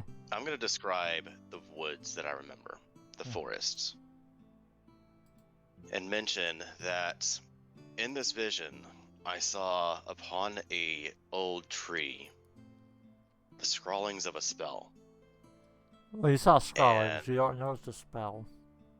Yeah, I saw scrawlings, and as part of that, he reaches into his sleeve, and he pulls out a parchment, and he has partially what's drawn there because he obviously is not going to remember everything. Mm-hmm. So he's going to basically present that to them and be like, I feel like this might be helpful in our mutual goal. Brooke's gonna take the piece of paper and take a look at it. Orchid's peeking over. I would love to tell you that I know exactly where this is, but I haven't traveled on land very much at all. Yeah, I'm trying to figure out where the Settler Wood exactly is, so I wouldn't know if Tyrus has gone that way or not. The graying Because wildlands.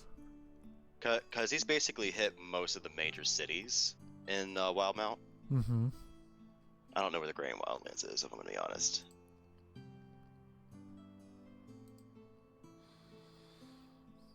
So, with that, I have received instruction. Raises an If- eyebrow. If I am, So it's north or of if we are, it's north of Yes. Jorhas and the Dwendalian Empire. I am going to take a wild guess and say that's nowhere near Rexingdrum. No.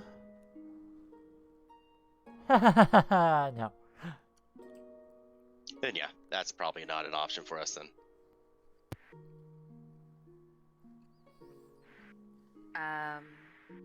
So Brooke's gonna look at the paper. Though it's not anywhere near Jorhas, right? It is. Hold on. The Wildlands is bordered to the south by the Dunrock Mountains. It goes through a ravine called Quanah Breach, which opens up into a widening valley. There's a large forest called Sevalier Wood that begins about halfway through Shady Creek Run. So not near Jorhas. So Brooke Yeah, I wouldn't would have say- heard of it.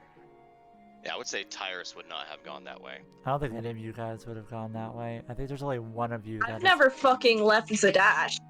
Yeah, I think there's one person who might know something, but they're not here right now, so. So, here's the thing.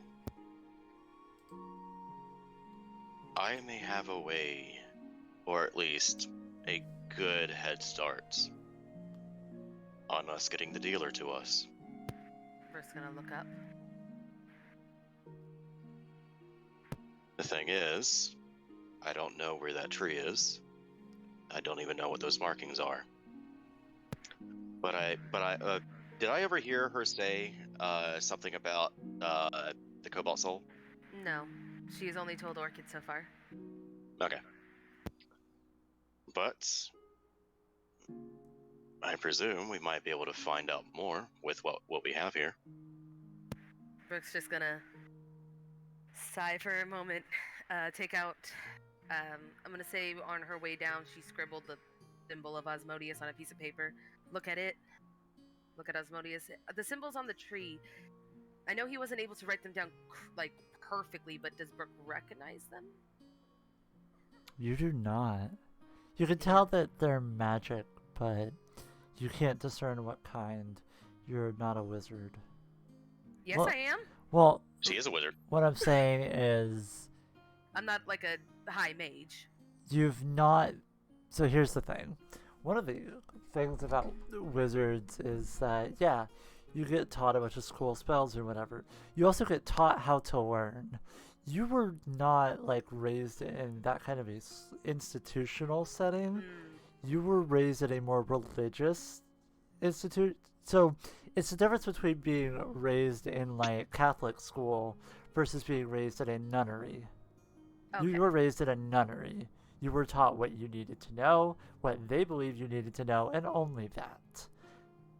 So Brooke's gonna. So look you at the don't know paper. how to like take a spell and really transcribe it all that much. You have Pumat Soul's help with the Featherfall spell, but that's as much instruction as you were able to get.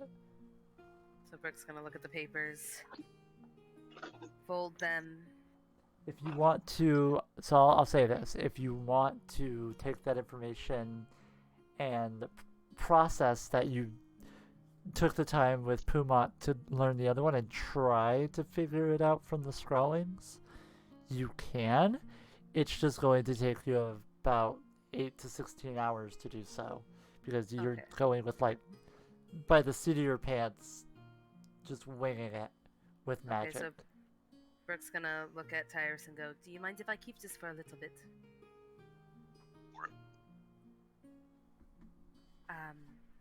He thinks for a minute and he's like, Pumatso tried to teach me a couple things when I was learning a new spell, and I am hoping that maybe I can try to get this one to work, and maybe we don't have to make the trip. But your scribble's kind of shit. it's. First I woke thing in up the morning and- scribbles. Yeah, first thing in the morning scribbles. Just I had to write everything down as much as I could. And a nod. But if Pumat can't help, I may have connections that might be able to help us elsewhere. we won't be able to get Pumat's help. It will be me writing it down. I was taught a little from Pumat, and I think I might be able to decode it, mage it. I don't know what it's called. I wasn't really taught this, but I will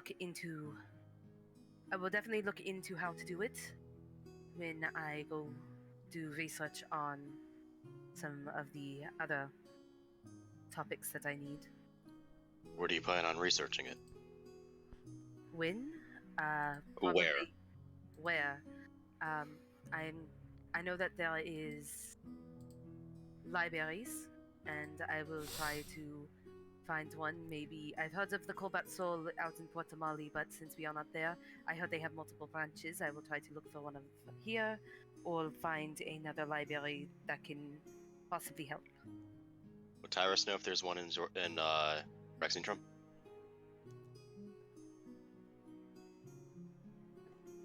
For what, the Cobalt Soul? Yeah. You would know there's an archive here. There's an archive here. And like I said, I do have connections. Might be able to get us in.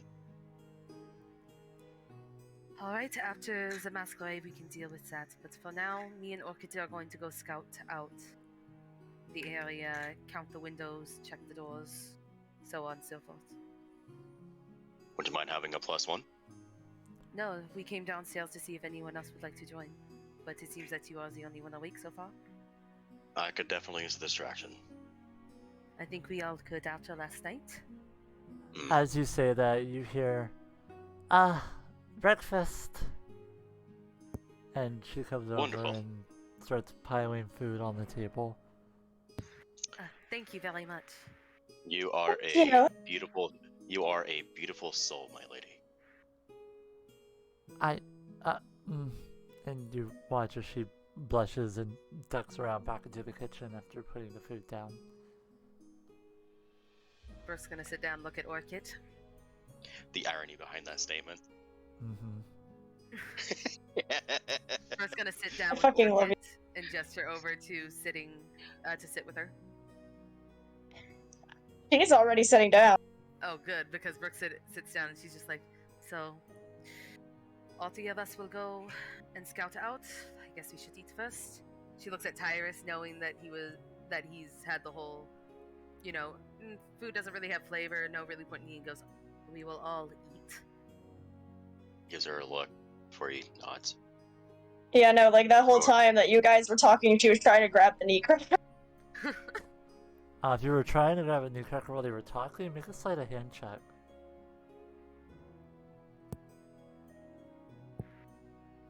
Did y'all hear that evil cackle? No. 29! I thought my freaking mic was muted. Sorry. What'd you get?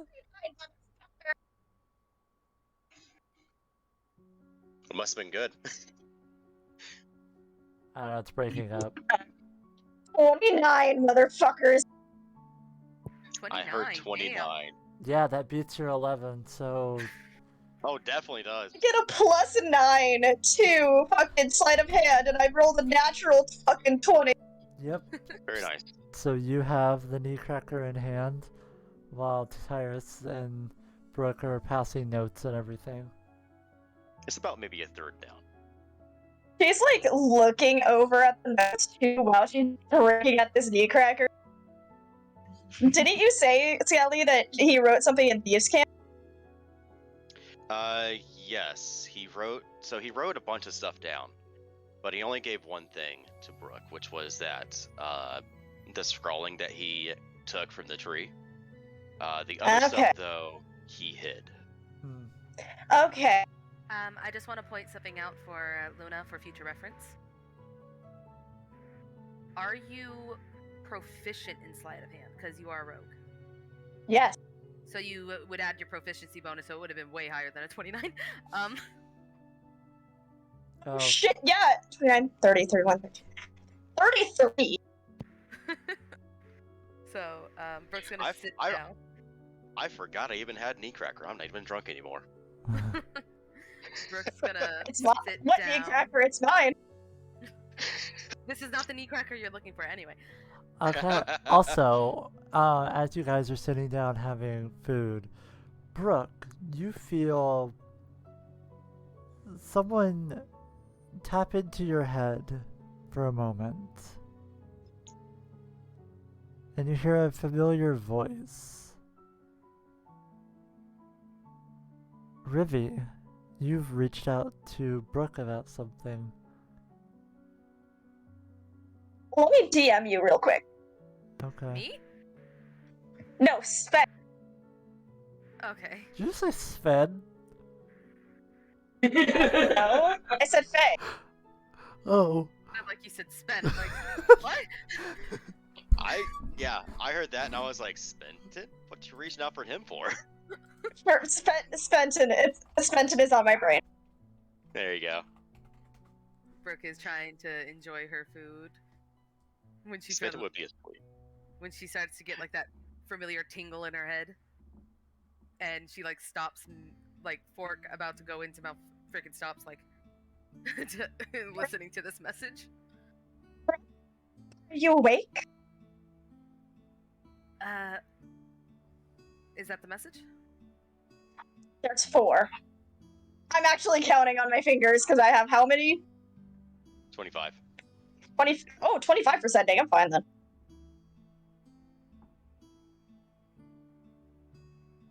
Okay, so what's the message? Brooke, are you awake? I just had something I wanted to tell you. And that is, I'm expecting. You're gonna see Brooke drop the fork drop out of Brooke's hand. Oh my god! Wait! You see her like doing a bit of like numbers on her finger. When did you know what? I'm not even going to ask that. It's great. Do I have any more words? I think it's like you send the message, they send the message back, and that's it. You gotta recast it to do more, I believe.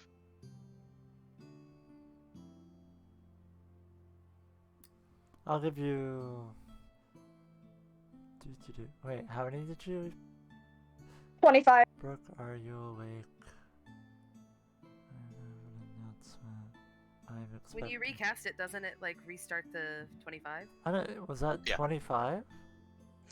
I counted it was 17. Yeah, I was like, that's not 25. No. Yeah, when but you... the way how the spell works is that you can send a message with a max word count of 25.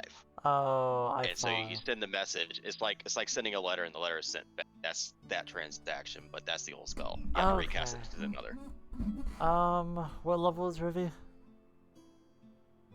Ruby, same level as you guys, 11. So how many spell slots does she have? No, because they got the. She has sending because it was taught to her Mm-hmm. Good question. by Tyra. I'm by Brooke. No, by Brooke. He Oh, knows. Brooke? Yeah, he knows message. Brooke knows sending. It was one of the. Yeah, message is much closer.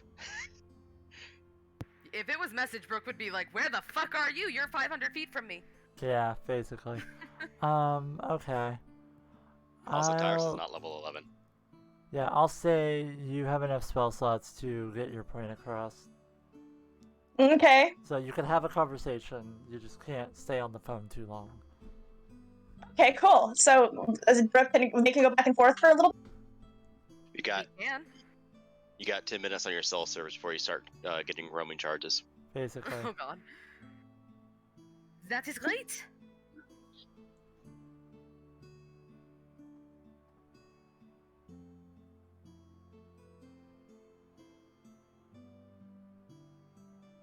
Are the others with you?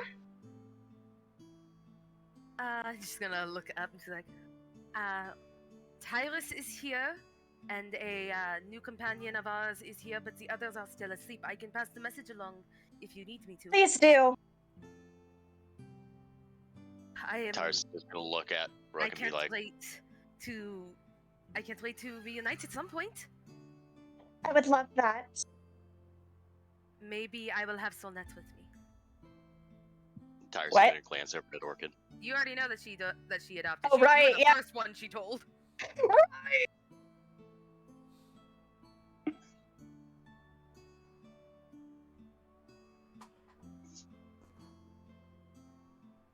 Thank you. Well, I would appreciate it if you pass the message along. I will definitely. We're just very excited. keep me updated. Of course. Is that like that would basically be like Brooke's just gonna smile a bit. To continue your call, please insert 25 more cents. I'm gonna punch you in the throat. Alright. Brooke's just gonna be smiling, just like, oh, that it was actually good news for once, and she's just gonna realize, oh, I'm smiling and stop. Alright, you guys finish your breakfast, and then where are So you what was heading? that about? Wait. Yeah, wait, hold on. Tyrus has questions. Okay. Brooke's just going to I also know look at Tyrus him. has a time limit, so... Brooke's gonna look at him, pat him on the head a little, and go, I will tell everyone when we reconvene. And she's gonna stand up, let's go, and start walking out. Okay. Okay. Tyrus is not gonna question a good mood, at least. Where are you guys heading? Brooke's gonna stop, look at Tyrus. Where is this ball hosted? It is hosted, and he's gonna look at the letter. The Deante Estate. Deanne. Deante Estate. The T is silent. Deanne. Would Tyrus know where that is? Nope. Brooke's The Deante gonna, Estate. Brooke's gonna nod, look around for some guards. Okay. Is there any guards walking around doing patrols early in the morning? Make a perception check.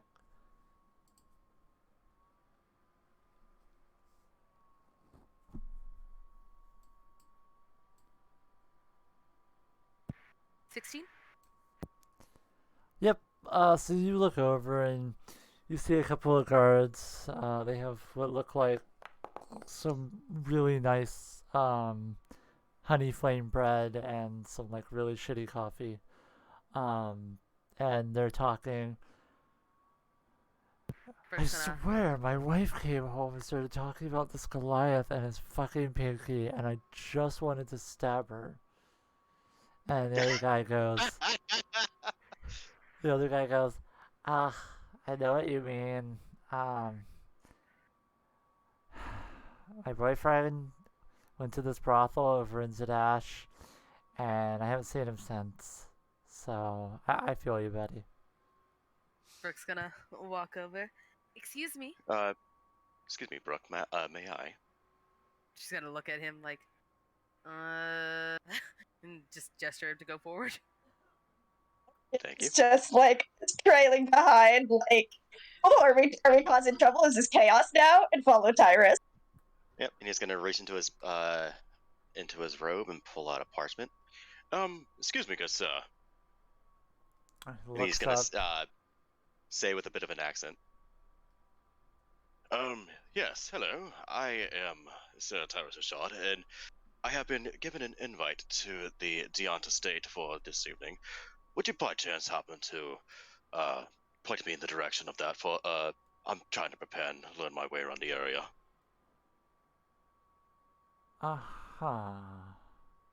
Make a deception check.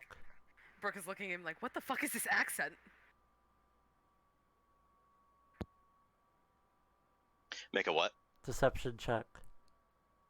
It's not a deception check. You're not a sir anything. And that accent is I make a bullshit. deception check Alright.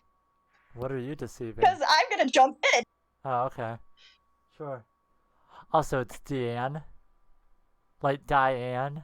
But it's Deanne, the T is silent. Not Deontay. This isn't Dante. It's not Devil May Cry 5. On. Yes, my lovely partner and I and the rest of us are looking for this Dan estate. Would you happen to point us in the direction? He looks over at the really pretty tiefling and goes, "You remind me of my wife." 17 for a 25. Yep, that'll do. He looks and he goes, well, it's Deanne, but I assume you're a foreigner. You and your wife here. Yes. My and- apologies. New to the area. Right, and he goes, their estate is over in... One second, where the fuck did I put them?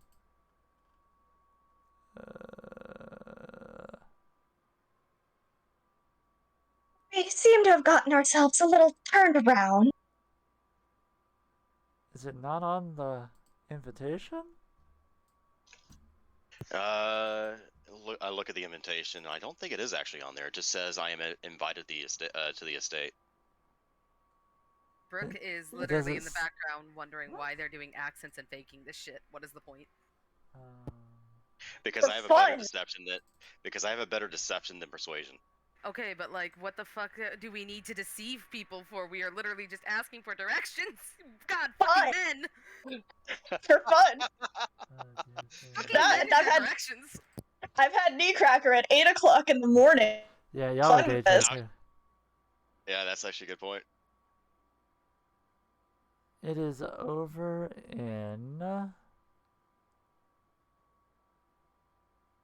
the Shimmer Ward.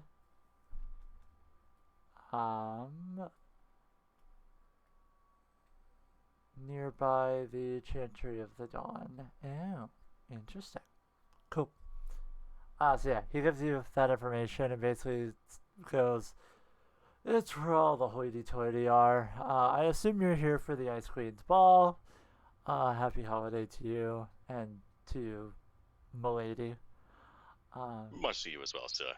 She smiles and just thank you very much. Oh, and he reaches into his pouch, pulls out a silver, offers it to him. This is a tipping community, yes? And the scrawny guy reaches out and takes it and goes, "Yep, absolutely." And the other guy gives Much him a look appreciated. like, "Are you fucking kidding me?" Righto, onward and onward and forward, I say. Yeah. As they're walking back, Brooke's freaking got her arms crossed, wondering what the fuck. And she's like, What is this? These accents? Are you trying to say? Are you trying to make fun of me or something? What is this? So, as you She's make, gonna kind of like smirk and look at Brooke, but again, she's had knee cracker at 8 o'clock in the morning. If she's gonna do this, she's gonna have fun with it. Oh, you're both drunk, aren't you? Maybe Not just a little bit. necessarily. He's had a few sips. fair No, enough. she took the fucking bottle. So, as Brooks you just guys goes, make your way over to the Deanna Take estate, it away. do do do do do do. Also, I Alright. should correct myself. 2 o'clock, not 1 o'clock. Oh yeah, that's right, because you were drinking early.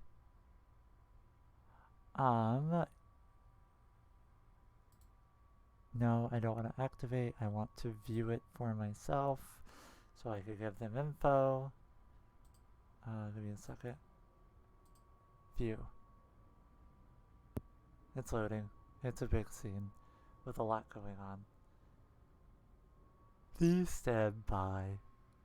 As they're walking, Brooke's just gonna again redo her question.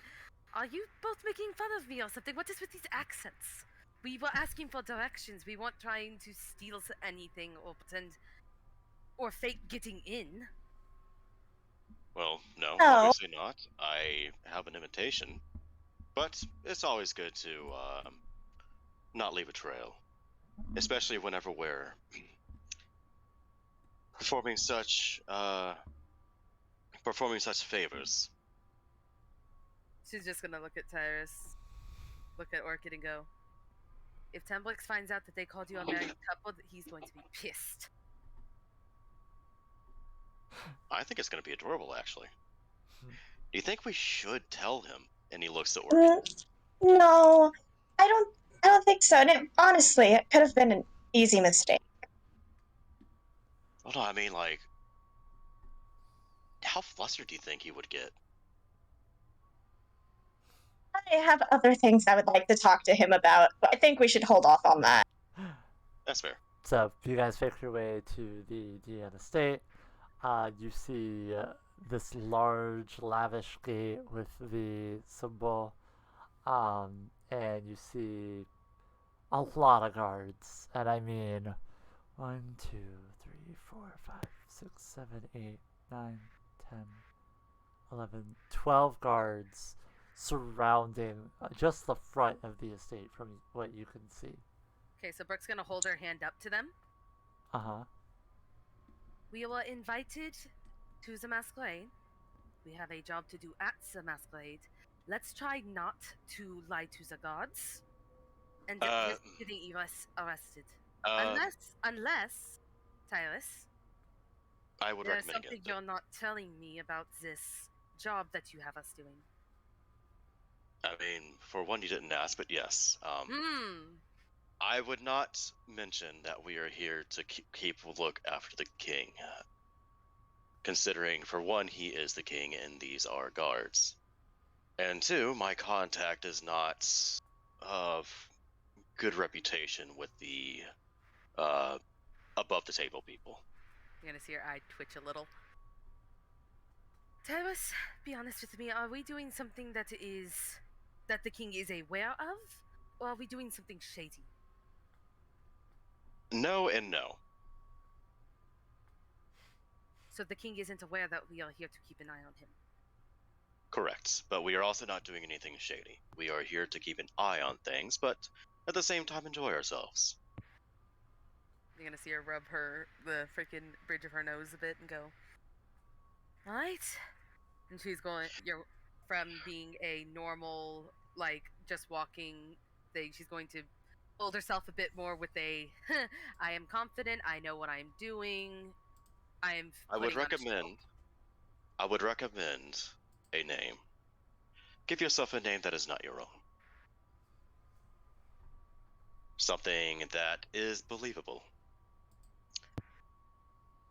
So as you are saying this, you see a bunch of figures walk past. One catches your eye. You see a God damn it.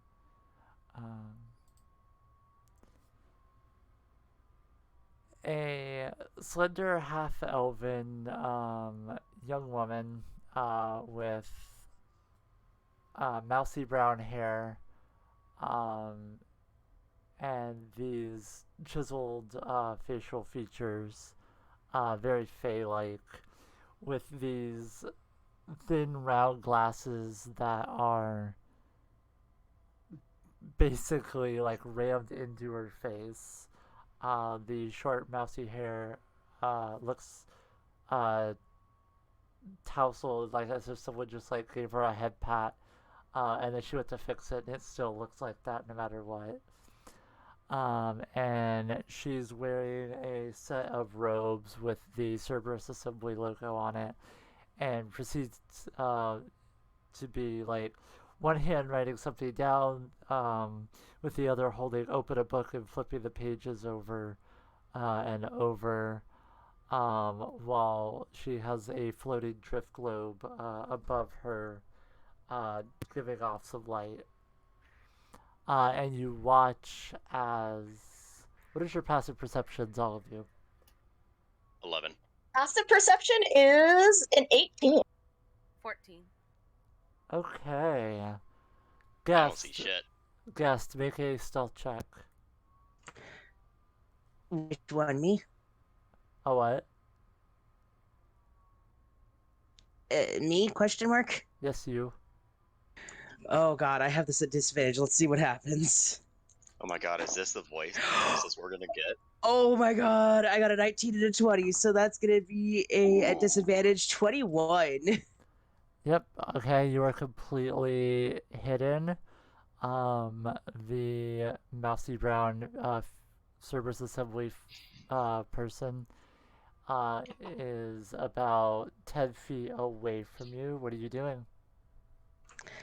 So, knowing that I am completely hidden, I'm going to pick up a small pebble and throw it just hard enough to like get the back of her thigh. Okay. Go ahead and make an attack roll. That is 14 plus 8, so 22. Yep, that hits. Go ahead and roll 3d4 and subtract 2. Oh shit. 2. Yep, that's enough. She gets hit in the thigh and ow!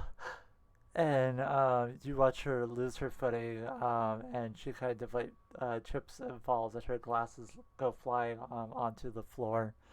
It's very Velma from Scooby-Doo at this point. And she's reaching at, well, the drift globe is floating above. What else are you doing? I am going to stop stealthing and just walk over out of my little hiding spot with a very kind of cocky confidence and just kind of stand there like, that'll teach you to talk down to me. The mousy-haired figure grabs her glasses and looks up.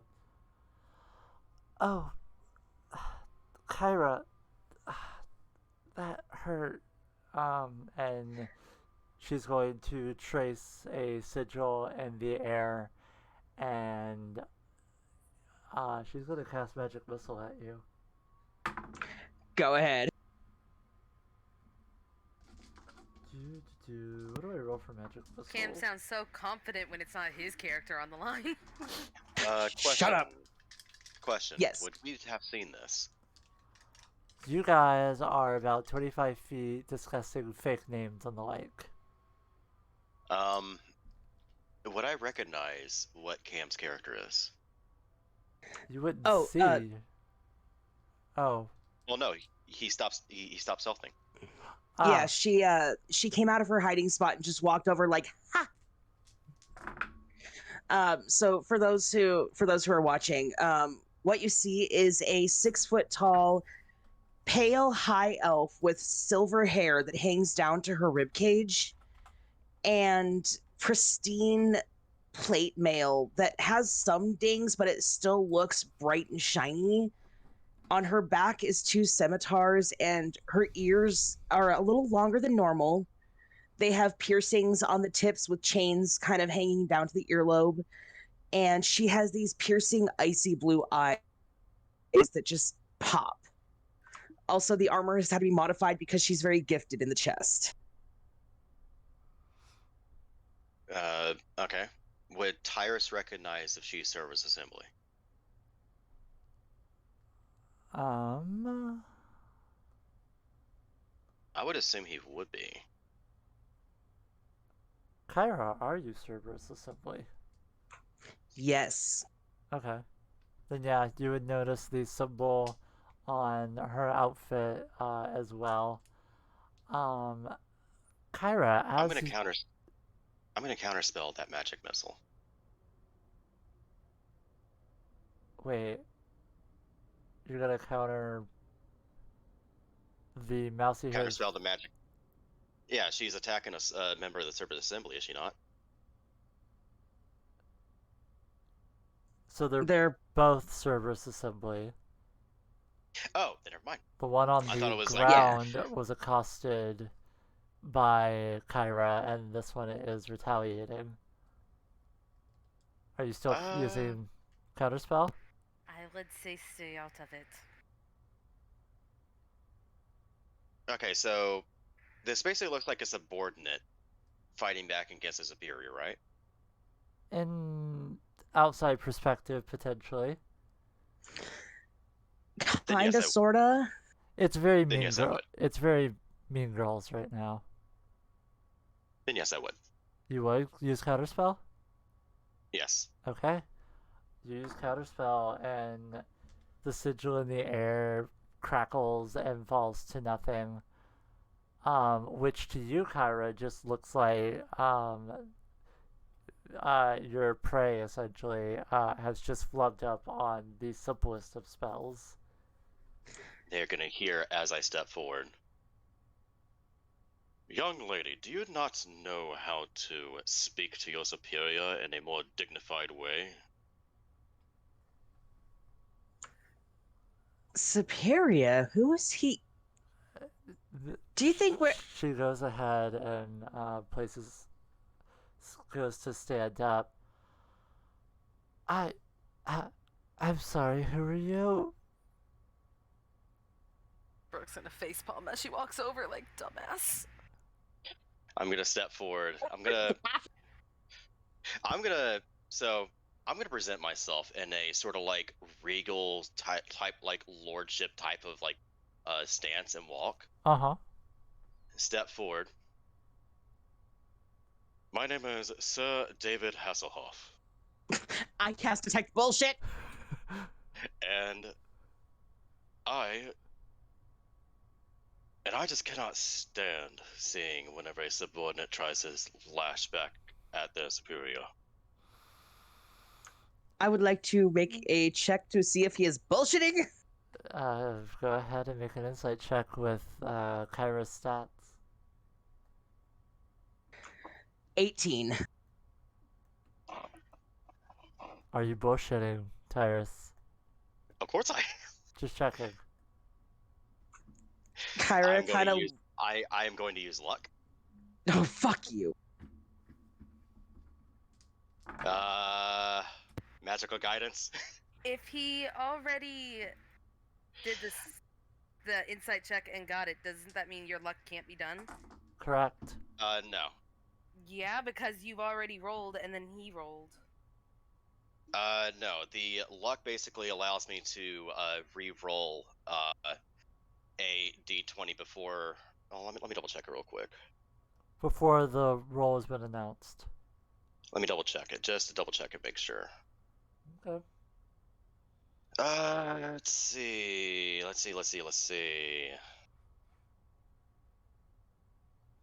Well, actually, you know what? I could still use my magical guidance, but I could also make my luck, or I could also use my luck to make you re-roll that. I know that. Let's see. 3 lucks for long rest. Whenever you, make an ability check or saving throw, or when an attack or remain against you, you can bend 1. Figure it out. Do those rolls if they're necessary. I need a drink real quick. Be right back. Okay. Yeah, before the outcome is determined, but I could basically make you re-roll. so I'm going to use one of my lucks to do that. Ote. Ha! 20. Shit. Karma. Ha! You guys are either gonna love or hate this character. There is no in between. No, Brooke has a lot of conflicting feelings. She's either gonna Uh, not like this but I- character or want to sleep with this character or both. But I do get to choose which die to use. So what were your two options? It was either going to be a 17 or a 19, I will go for the 17. making it an 18. Yep.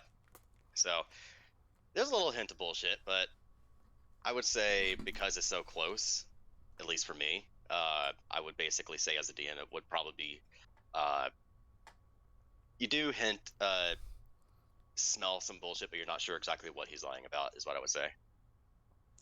We'll have to wait for Faye to make that. All right, what happened? Call. I'm back. So, I still got the 18.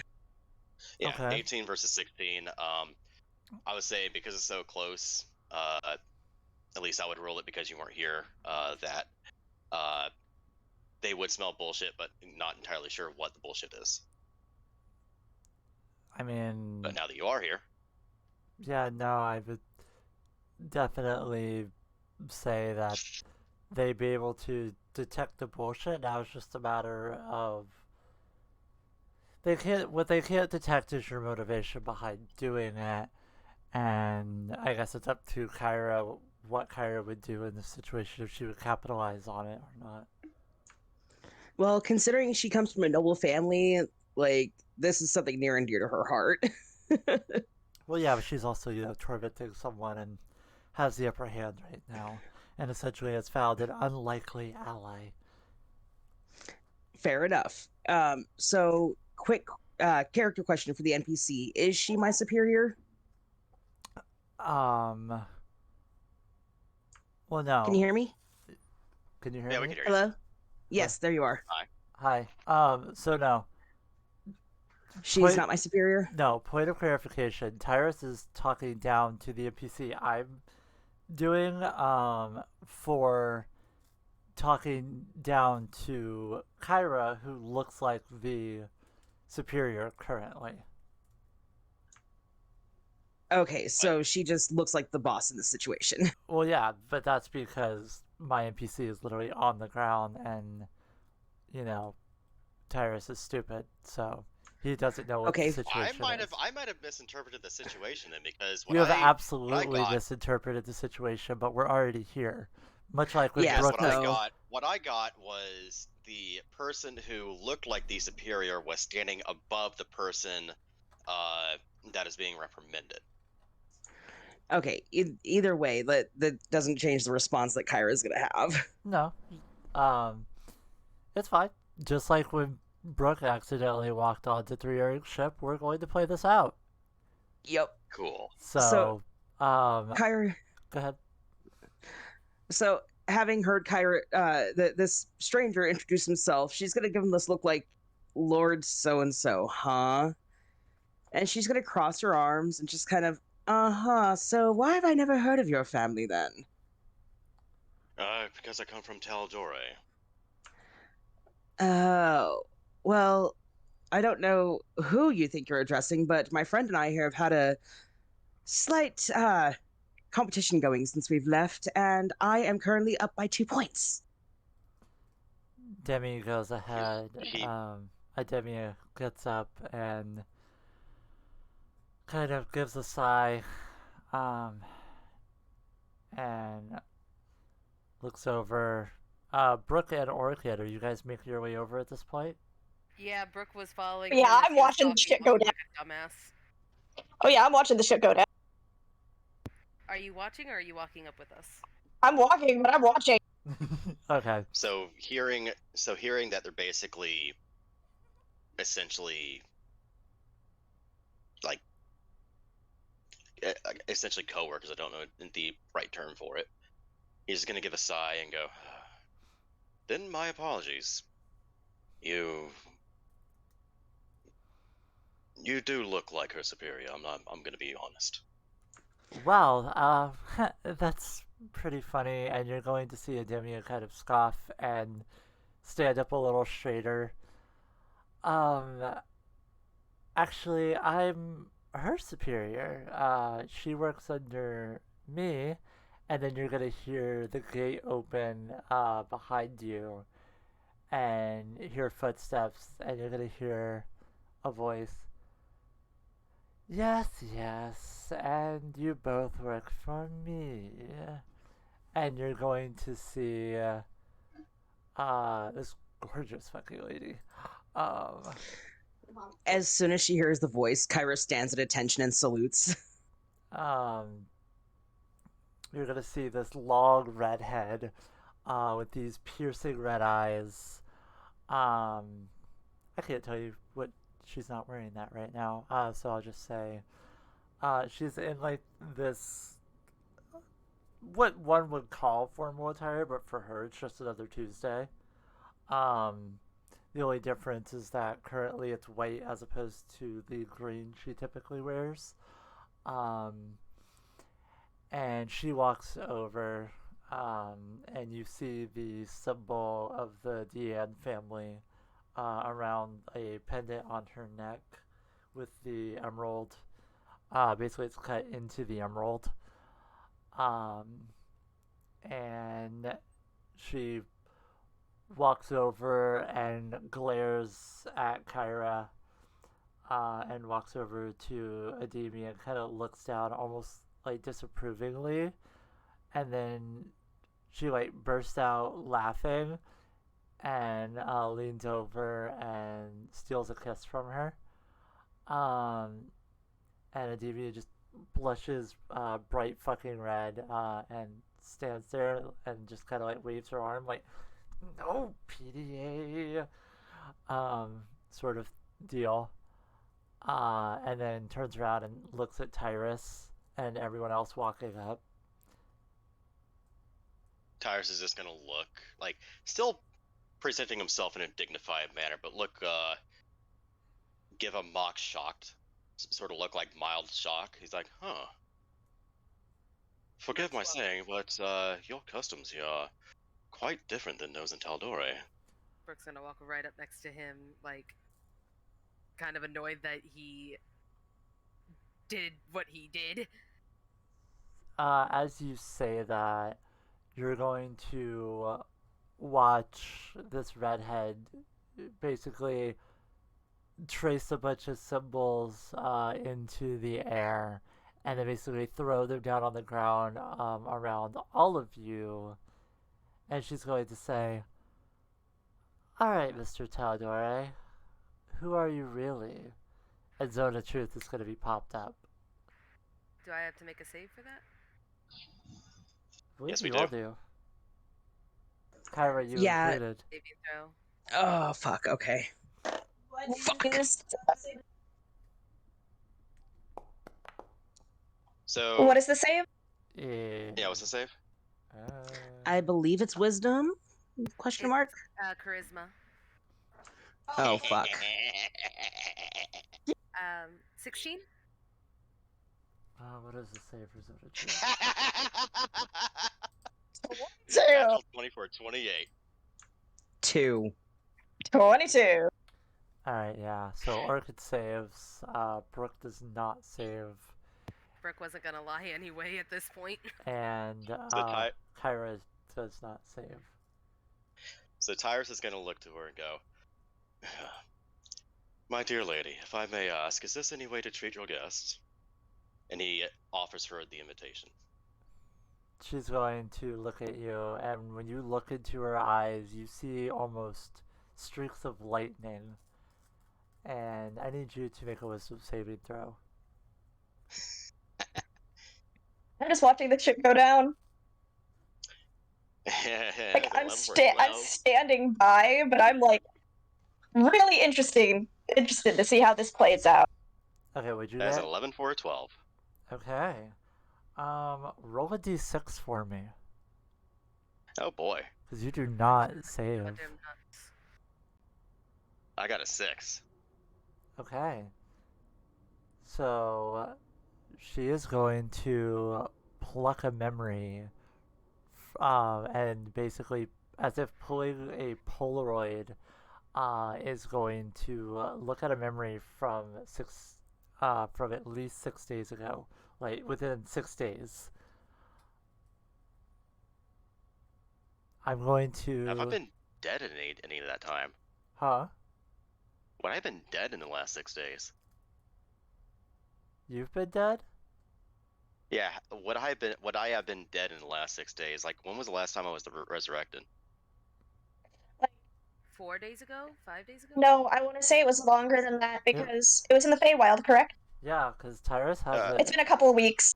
hasn't gone Okay. down since before Zadash. Okay. It's been a few weeks then.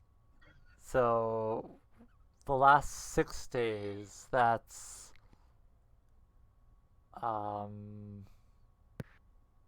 I think that's like as soon as we got out of the Feywild, it's been at least a week. So she's seen everything since he's woken Actually, up.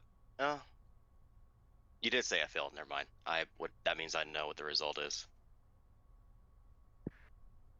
yep. So she goes ahead and she pulls a bunch of Polaroids. She sees, what does she see? Inside Tyrus's head, he's just gonna hear, "You're a dumbass." As you say that, she's going to reply in your head. No, not to her. She's saying it to Tyrus. Yeah, in his but head. she's in his head right now. Okay, well, either way, you're a dumbass. Yeah, and she's Tyrus is gonna give her a look like not now, like a serious look actually. Just okay. glaring up at him. So she's pulling. Huh. Odd. Sure. And looks back to her. So the first one she pulls is the bathhouse. So Oh no! she kind of gives a Oh look. yes. No. There's Oh yes. there's naked gadgery. There's basically everyone naked, and she goes, "Ooh, juicy." The next one Does that she she get pulls. the talk between Brooke and Tyrus? The next one she pulls. He's gonna stop her right there and say, "Do you mind? You are invading my personal privacy, and I demand Hush! you stop." Hand up, you hold person. Counterspell. Okay. And he's gonna hold the letter out Debbie to her goes silence and casts silence. and counterspell. Can Kyra like thwack him upside the head to get him to shush? You can certainly try. He's holding the invitation out to her. It's legit. Yeah, well, you pissed her off, and she's snooping. Just deal with it. You don't. All he did was basically have a misunderstanding with her guard. All he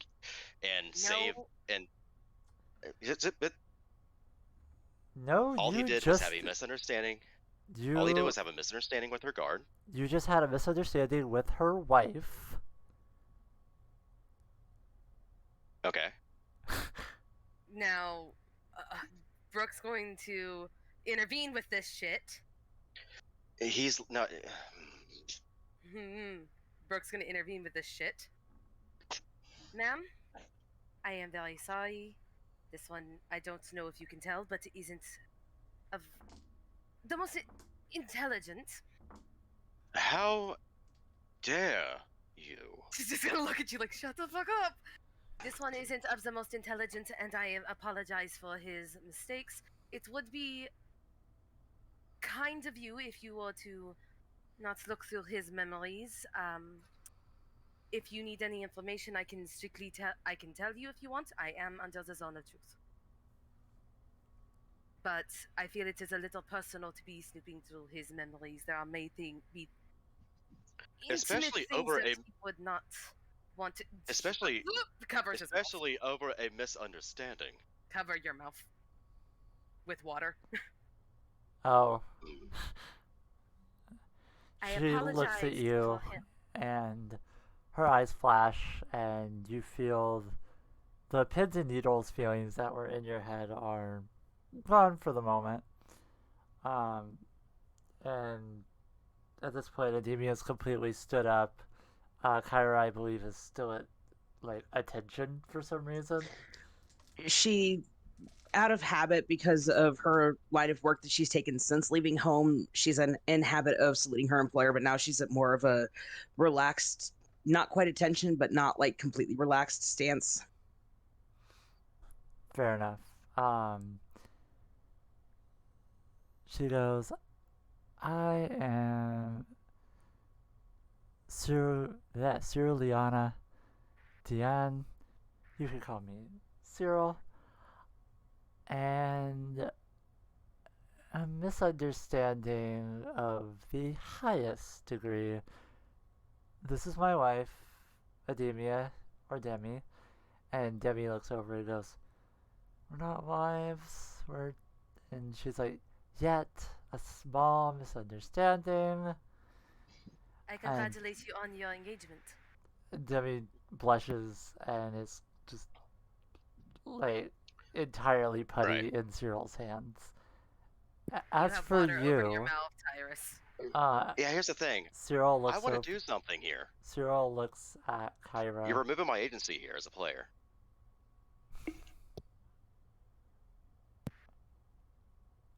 At the moment, you have water over your mouth. What exactly Yeah. do you want to do? I was trying to do something here. Tyrus wants to be useful, so he's trying to do what he does best, and you're removing my agency to do that. I'm trying to get us out of freaking to the point where you're gonna have echo thoughts ripping your freaking memory out. What do you want to do, Tyrus? I was trying to do something, but now I can't because obviously, Brooke is messing that up, and obviously now because of the zone of truth thing, I'm not able to actually, say something, and now I have water over my mouth. I can't do anything. What is it that you want to do? Tyrus was trying to get her to understand that he is a guest at her house, and he was going to try to apologize once everything was cleared up. I understand that, and I would like to let you be able to apologize, but arguing with her was not helping. He was not trying to argue. He was asking her if he could not peer in there. The only person I was arguing with was with the DM as to like basically say would this be a thing, or like basically asking is this a thing.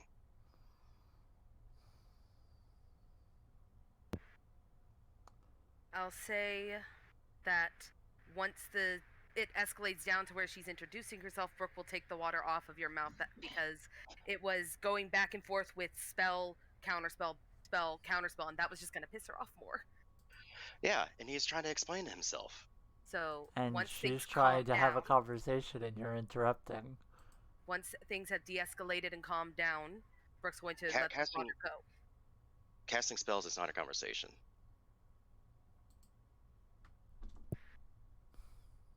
Well, things have de-escalated now.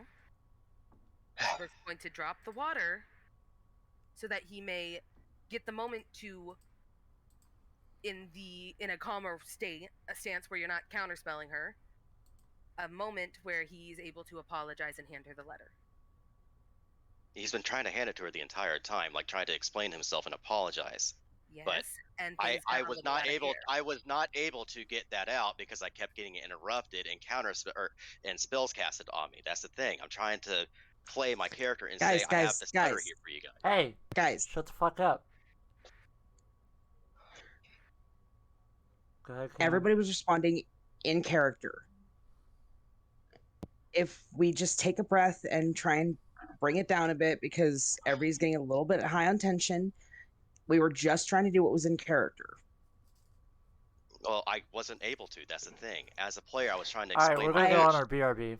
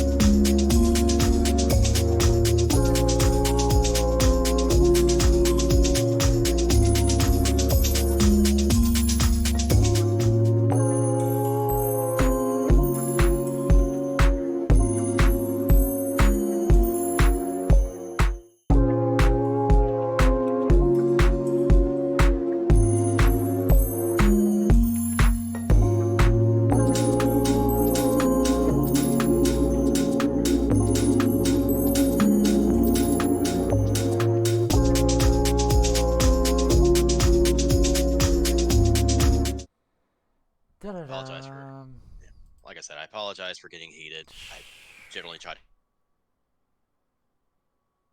Alright, we are back. And we will go ahead and continue. So,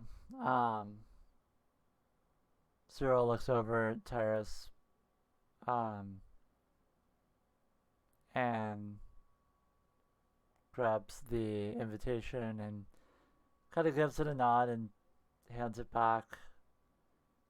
Looks over at Kyra and says, "Don't you have someplace to be?" Of course, ma'am. I just wanted to make sure that she made it safely, as I was charged originally. Cyril looks over at Ademia. And injuring her is part of keeping her safe, is it? And she flashes you that similar, almost, that stare. We may have had a prank war get slightly out of hand. See that it doesn't happen again. Of course, ma'am. My deepest apologies. And she bows in response. Nods. Looks over at the water genasi and the tiefling. Well, it's certainly early. And we apologize for intruding so early. And what brings you to my estate? This is my very first time being in the city. I am actually not from any of the major cities. I am from the small port town, Portamari.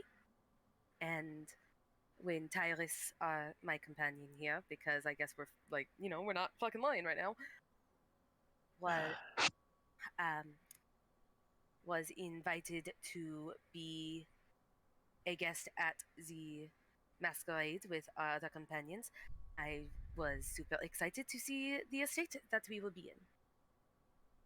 That, and also we wanted to find our way here so we know where to go. True, it is a very big city. Yes, it is. Well, here it is. This is where we will reconvene, and looks at, the sun. Well, general direction of the sun, and just stare at the sun. I'd probably say about 6 or 7-ish hours. That should give everyone ample time to get everything together, and looks over at the guards who go from standing there to immediately finding something to do. And she picks up Ademia off of the ground as she's been grabbing her stuff, and the two of them get ready to head back beyond the gate. Excusez-moi. Yes. I know that you have a lot of guards around here, so I didn't know if it would be alright, but I was wondering if I could walk, not in the gates or anything, just walk around the area to see the beautiful estate on all angles. I didn't want to upset the gods or anything. Make a persuasion check. Persuasion.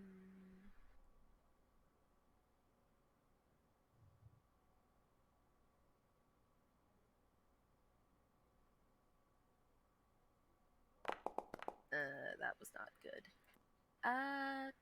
12? She gives you a look and says, "I'm sorry, there's so much to do.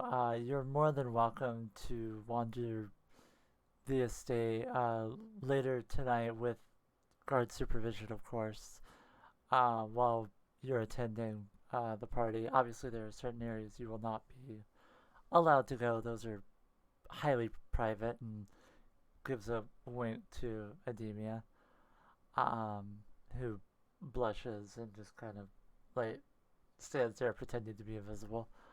Um, but do excuse me, and they do head off. And the gate slams behind them, and two guards come out of nowhere and stand in front. Good day. Yes. As soon as the gates close, Kyra just kind of relaxes, just like, ugh, why do I always take the high-paying jobs like this? They're so annoying. Brooke makes the same sound. It's just like, oh my god, that was stressful. So Tyrus is gonna turn around to face away from the guards and basically make it so that they can't see his lips. He's gonna whisper something to Brooke. Basically, he's gonna say, I understand the need to be honest, but as I said, it's probably a good idea to not use our real names here. Well, you walked away before you could give me a fake name. I said make up your own. I apologize. Oh, Which is why I have which a is fake why name. which is why I used a fake name. Please don't use my real name.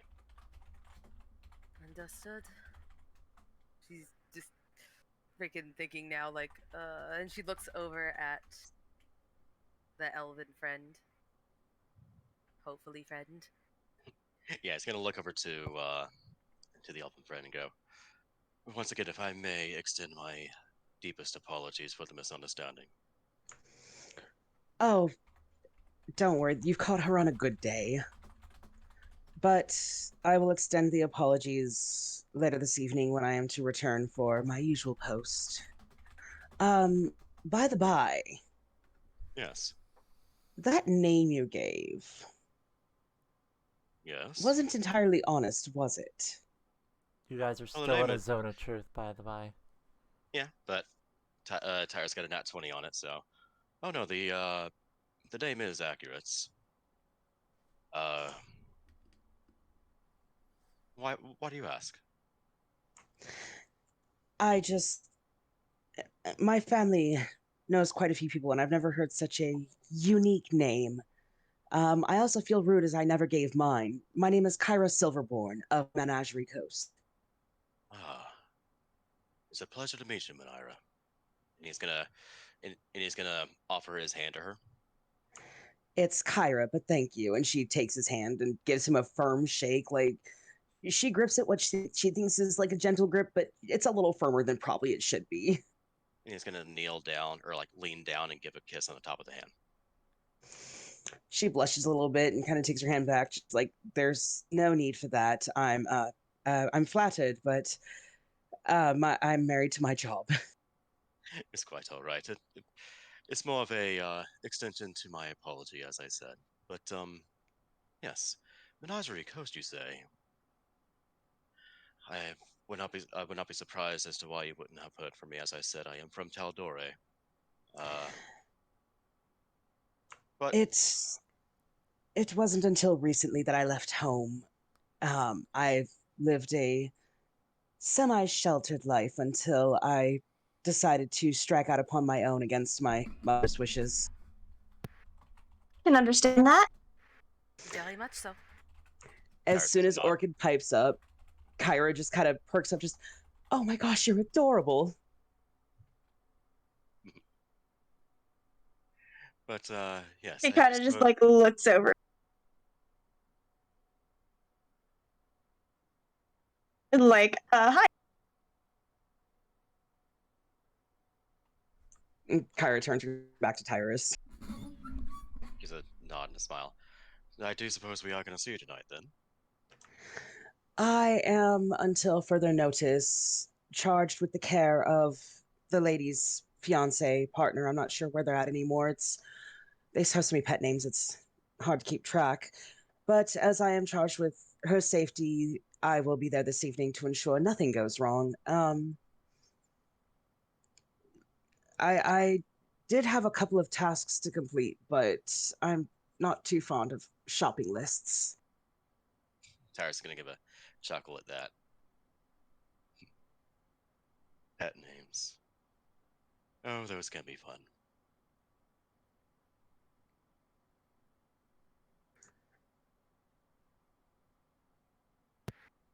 Brooke at that is just gonna kind of look at him like pet names, really.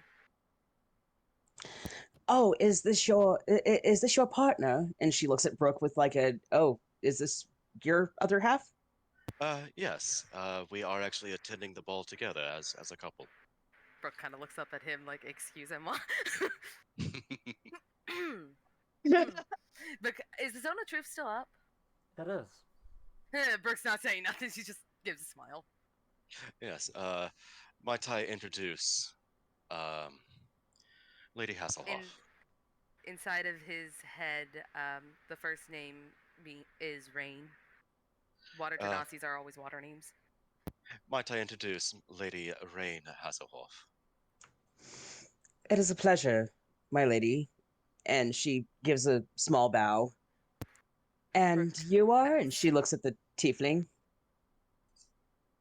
I did not come up with a fake name. Fuck. All on you. I made the wisdom save though, but for the Zone of Truth. But fuck, I did not have a fake Give name another prepared. flower name, considering your name is Orchid. Just give another flower name. Rose, Lily. Lily. Lily, a pleasure. So,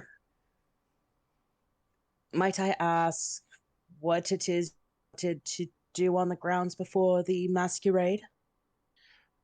Well, as being a denizen of Taladore, I am unfamiliar with these lands, and more specifically with Rexingtrum. So I figured I would find my way early so we can make sure that we know where to go for the night. You're new to town, aren't you? Completely, yes. Kyra's gonna pause for a minute. DM question. Huh. A, what is my other job I'm supposed to do for the lady of the house? And B, how long do I have to complete it? I will DM you. Ote. Brooke's gonna smile and say, "Yes, it's. I have only ever been really to Port Tamale and some other, ports around. So being in the big city is very interesting."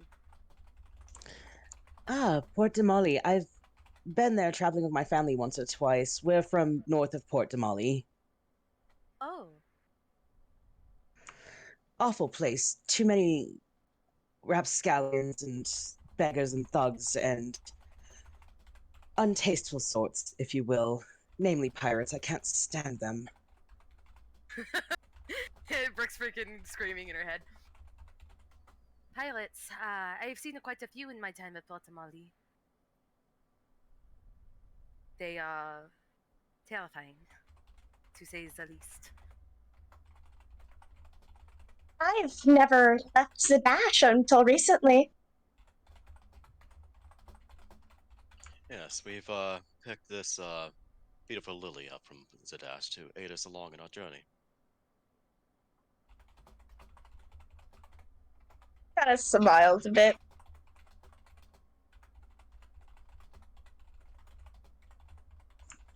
Well, welcome. First of all, the city here has got some lovely places. If you'd like, uh, I have some errands to run off of the lady. If you'd like, you can tag along and I can show you about. I would actually love that very much. I get very easily lost in big cities like this. I suppose I shall join as well. Be good to learn the city.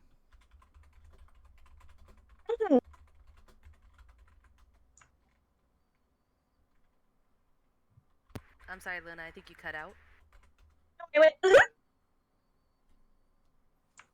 Well, I have to swing by a couple of the tailors to pick up some things, as well as ensure some item lists get dropped off to certain vendors and such. But other than that, I have the entire day free. And you, and she looks at Tyrus, you intrigue me, and I do like a good mystery. Caius is gonna give her a smirk at that. Ah, yes. But unfortunately, I am married, as we have mentioned, and you did say you are married to your job. So, but I don't mean a I, romantic aspect. my lady, I jest. Oh, I'm fully aware you jest.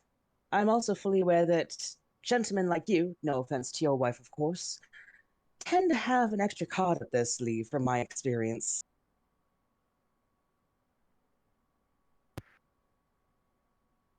When you say this, you mean another card as in another alternative motive or another person, like a mistress? Like an ulterior motive or like Mm. some hidden thing in their like personality that they're just like, you know what, we're not gonna put that in a box and pretend it's not there. She likes to read people. As she says this, Brooke's actually gonna chuckle a bit. uh, you would not believe. I have seen quite a few things, but as I know the gods here can be quite testy, and she turns and smiles to the guards and waves, just like, hi again. Um, we should probably leave the doorstep lest we upset one of them, as they have had a very long day, I'm sure, and it's been going to get longer. Right. I suppose. The errands you have to run. You said you had to pick something up. Would you prefer to go alone, or should we follow you there, or just meet up somewhere? Unless you plan on stealing lady's dress and unmentionables, I see no reason that you can't come along. I have a dress of my own. I do not need one. And just curious, how does their current clothes look like? What kind of wear and tear are they in? Brooke?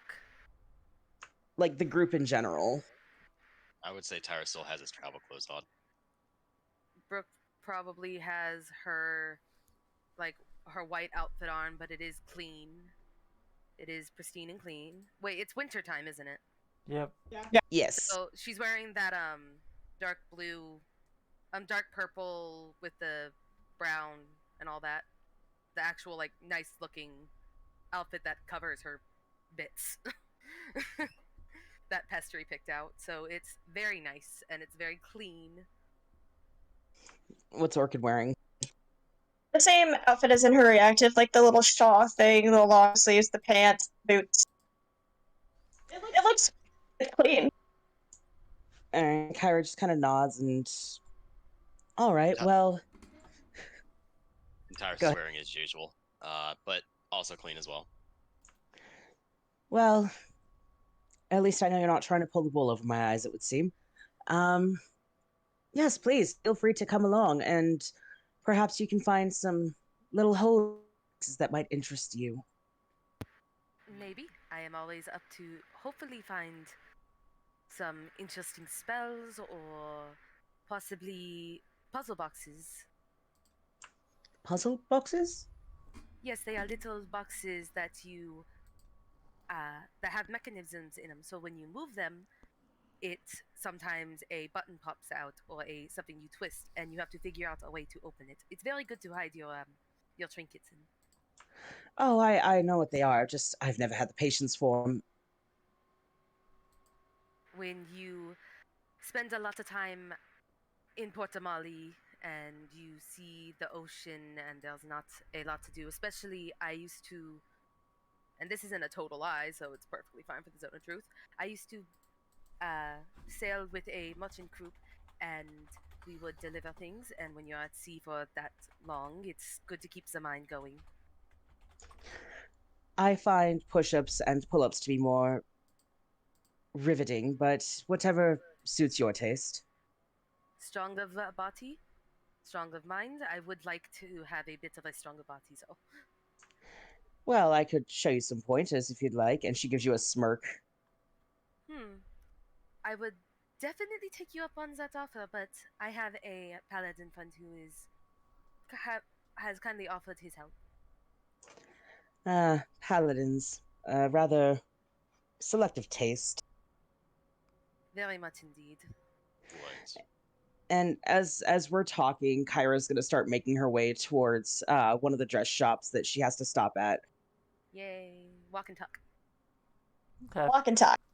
You manage to stop, and As we're walking, can Brooke actually cast Dispel Magic if the Zone of Truth stays on her?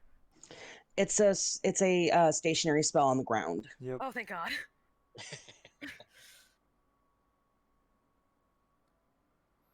Actually, that's a that's a good point. How many spells would I have used up, Faye, in that encounter? Let's see. You counterspelled 3 times,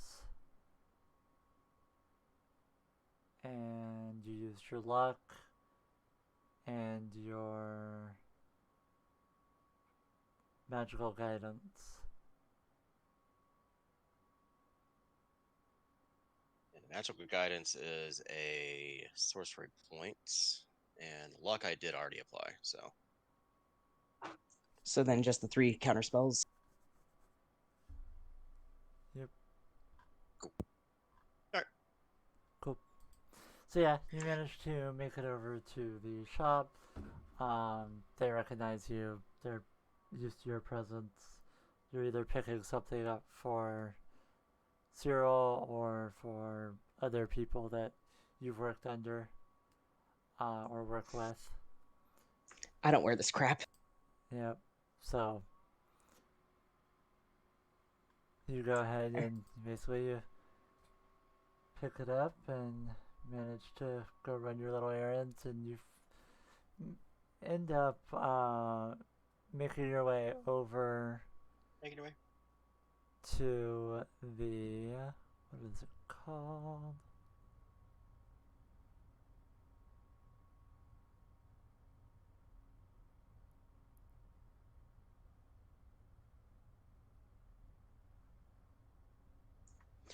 I would like to note that as we're walking, Kyra's pointing out points of interest. Like, that library over there is pretty interesting. That tavern, don't go there. They water down the drinks, stuff like that.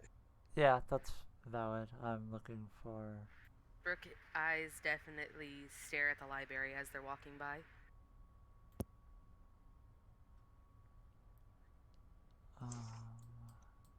Do. So where are you from?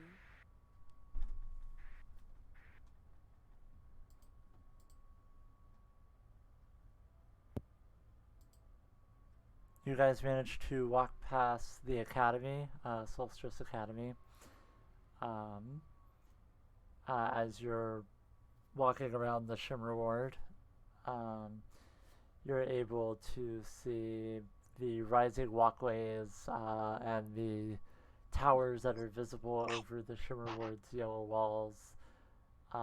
As you get closer, the Garden Light campus, you can tell, is well crafted and well kept, with tall windows, some that you could see into, and you could see large marble halls, and a bunch of students and faculty members, just, you know, the hustle and bustle of the holiday morning, which is slowly becoming the holiday afternoon. In response to Brooke's question, Kyra's just gonna smile and just north of Port Damali. Nothing as big as uh Rexitrum, but a big enough place that my family has a considerable seat. What would you say you prefer? The port towns or the big cities? I prefer where there's coin, but if I had to pick a personal preference, I would have to say the largest cities. Surprising. So you've been to Zadash then? I have. A couple of my jobs have taken me that way. It's a fascinating place, to be sure. It's all right. You said you were from Sadash, didn't you? Was it Lilith? Yeah, Lily, yes.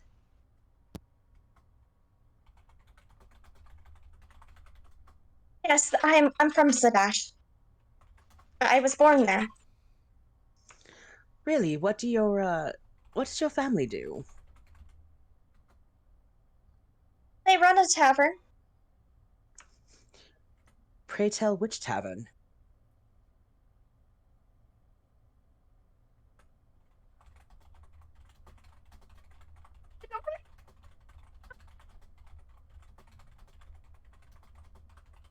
I think Luna is having a panic.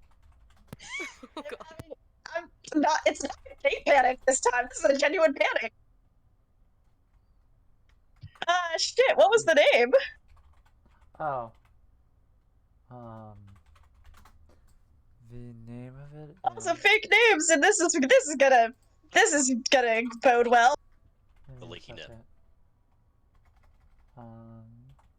Are you giving the actual name of it? Yes, she's intimidating me. Alright. 2 seconds. She's a very intimidating person. Is it either the evening nip or the leaky tap? No, it's not. Okay. She's intimidating. Brooke finds her fascinating. So does Tyrus. Orchid's a little intimidated. I mean, 6 foot of high elf pure muscle. She has a strength of 18. Again,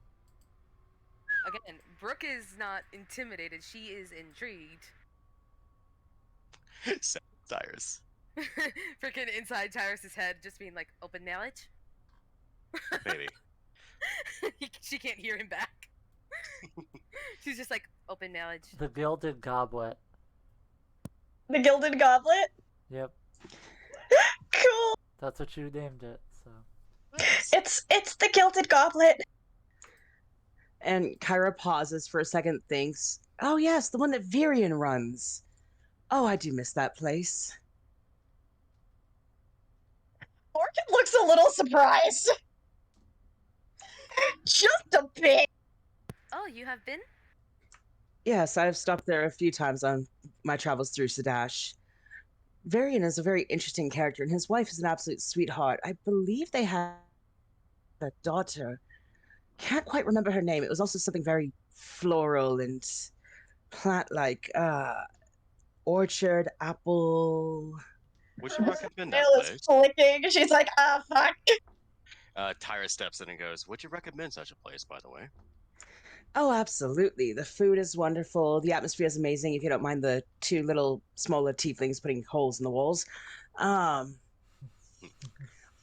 What was that name? And Kyra's actually trying to think on it. But I actually have a question. Yes, I might have an answer. So, in Zadash there was a place called Pumat Sol. Do you know anywhere around here that might be of similar interest? The Infinable Vagrant, darling. Brooke's gonna nudge him in the stomach. Yes, I went over there and I didn't really see anything that quite caught my eye, but I think maybe I swear there was another shop, but I can't quite place it. Well, I'm sure we can find a shop similar to that here. As we're walking around, if I see anything that reminds me of Puat Sol, I'll be sure to tell you. And she pauses and smiles. Oh yes, that was the name, Orchid. And sure, like her head perks up and out of instinct. Such a fascinating name. Definitely gonna have to go visit that place. Kyra kind of looks over at Lily and notes the perk up. Just, yes, Orchid. Met her once or twice in passing. It was mostly as she was coming and going, but fascinating child, that one.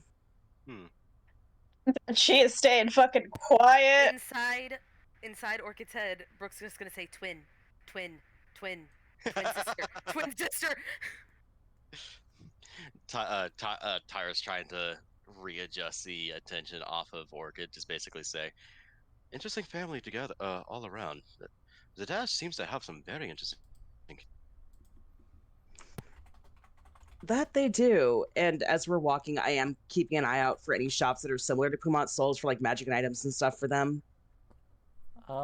Essentially, the places that they already visited would be about it, aside from going to, like, the academy proper or the Cerberus Assembly. You would know, especially in the role that you're in, that, yeah, no, when it comes to the Empire, they keep all of their shit, like, in the hands that they want it to be in, and, yeah, there's not a lot of, free magic roaming, so...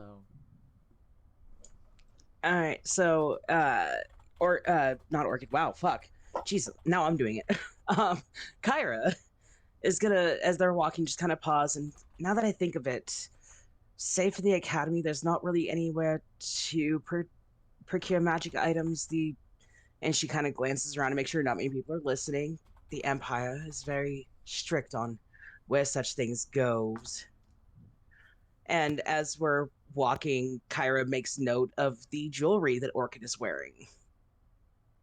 So, would that be because of the war that I keep hearing about? Unfortunately, I myself have gotten lucky that I haven't been conscripted yet, as my duties to the higher noble families have been deemed just as important, but never say never, I suppose. Terrible business that, outsider looking in, but, you know, foreign politics are foreign politics. I'd rather not get into them. I am actually curious about an update about the war. If you have heard anything. Would I have heard anything throughout with Cerberus and all that? 1 second. Brooke's actually concerned about what the war has to entail, especially. Have you heard anything from Potamali? Last time I was there, there was I think they're called the, what are they called? The Marquis. The Marquis. The Marquis were very few and thin in numbers, and being from there, I am a bit concerned.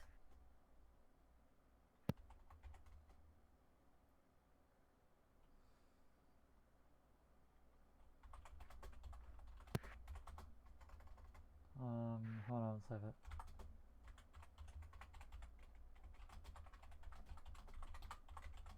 Is Orchid wearing any jewelry, by the way? That is a question. I know Kyra notices the tail rings for sure.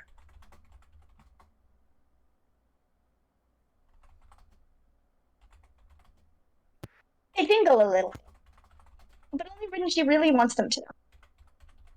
Jingling, jingling. Do you have any like earrings or anything specific on you? Just so Brooke Oh would yeah, be concerned. 3 piercings on each ear. Okay. Too much. It's 3 rings.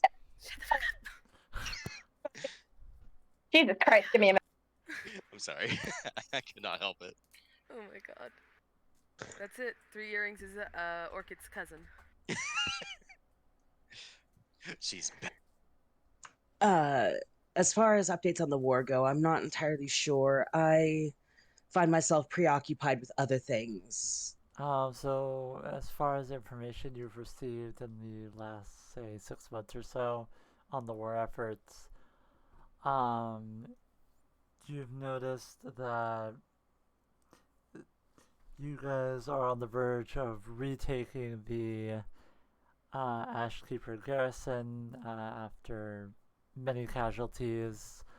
After that damn deserted general had let an entire brigade be essentially burned in their beds, and then deserted their post and basically gone to the wind, and that the Empire is still looking for him. Well, actually thinking about it, I do know that we're making a bigger push to take back the Ashkeeper. The Ashkeeper garrison, and that the Empire is still looking for the deserter general who allowed his men to be slaughtered in their sleep, but... No, specifically burned. Burned, sorry. Set fire in their sleep, and as far as I know, they are still hunting him down, but... As I said, my duties to the Academy and to my lady have kept me rather busy. Brooke will not. How barbaric that is. Thank you for the update. It's good to hear at least a little bit of anything.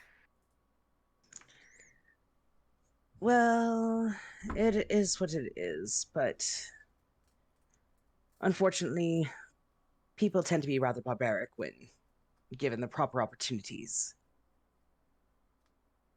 Brooke's gonna nod. Might I ask, because you seem a rather intriguing lot. Did you just come here for the event, or is there something else that brings you here? Yes, there is something else that brings me here. Oh?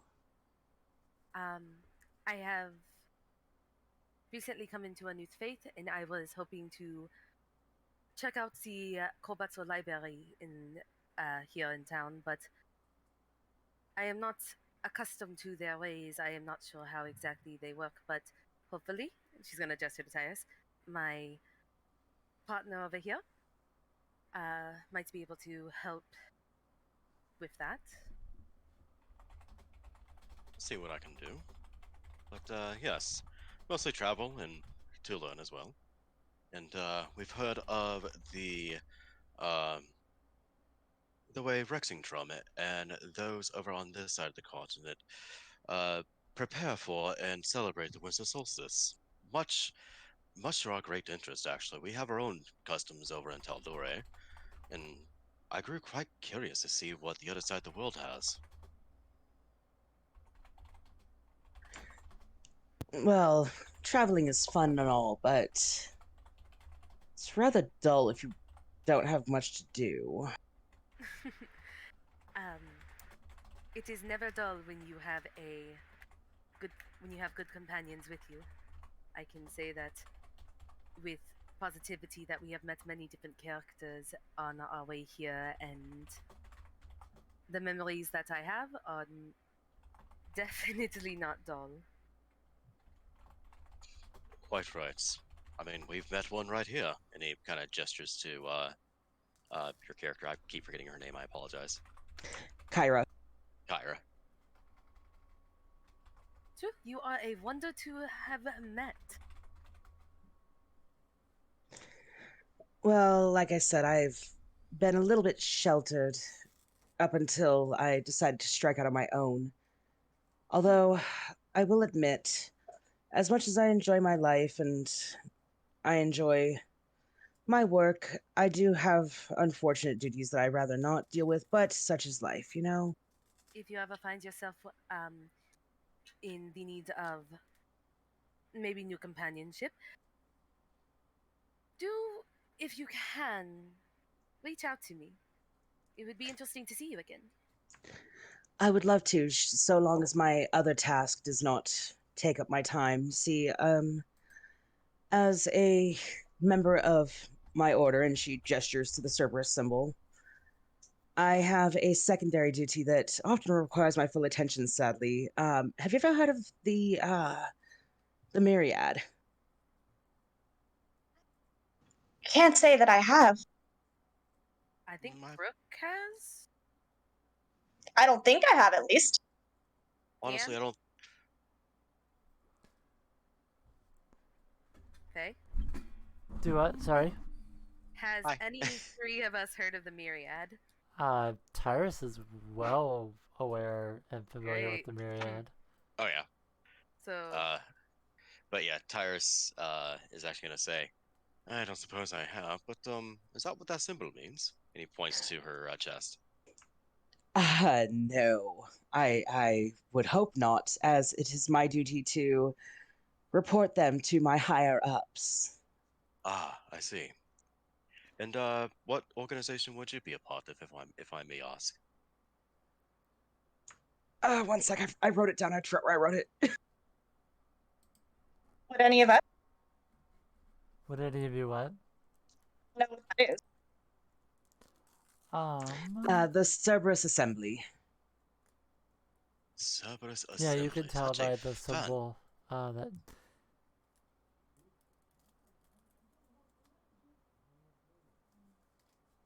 Yeah, so Tyrus wouldn't know, but he's playing in a character, so he's gonna be like the Cerberus Assembly.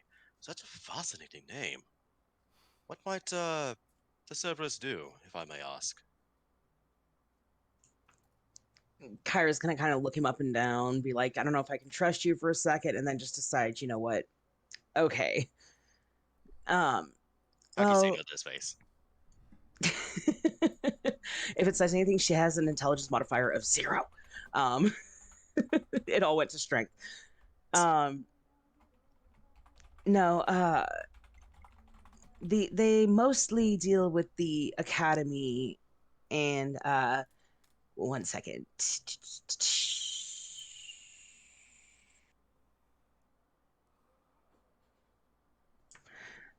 Mostly dealing with the academy and such, but as I'm not a magic user, I was initially hired on as a temporary god, and the lady saw my skills and decided that she wanted to keep me on a more permanent standing.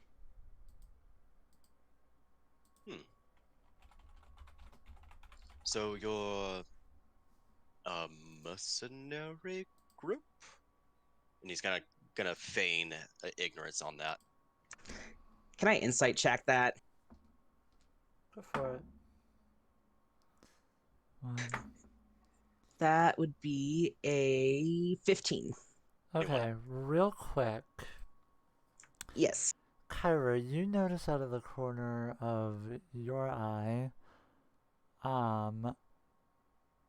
a small wounded creature limping into the back alley near you guys. Mid sentence, she's gonna stop, look, and immediately make a beeline for the critter, just like, oh no, somebody's hurt. Okay. No explanation. You just see her look very, very concerned and in a not aggressive way, but more of a actual, genuine, compassionate way, and just make a beeline towards the alley. Follow. Yeah, Orchid sees it too. Before Orchid runs off, can Brooke put her hand on her shoulder as Tyrus and her start moving ahead and whisper, "It's okay. Breathe. She's only as intimidating as you let her think you. She's only as intimidating as you see in your mind. Deep breaths." Tyrus is also gonna lean to her. If it helps, imagine her without her armor, wearing nothing else but her undergarments. So you end up Intimidating, and she goes up. you end up going into the back alley, and the wounded creature finally appears to run out of stamina and lays there on the ground. Kyra instinctively kneels down to investigate A, what the creature is, and B, how bad the injury is. Brooke's gonna aid you in that investigation unless you want her to take a look at it. Okay. I don't know what your medicine is, +1. so I should take a look at it. Well, in character, Kyra's used to taking charge, so she's immediately going to look over the animal and see what it is and see if she can help it. Then I guess Brooke will take her own look. Sure. Medicine check. Go for it. 16.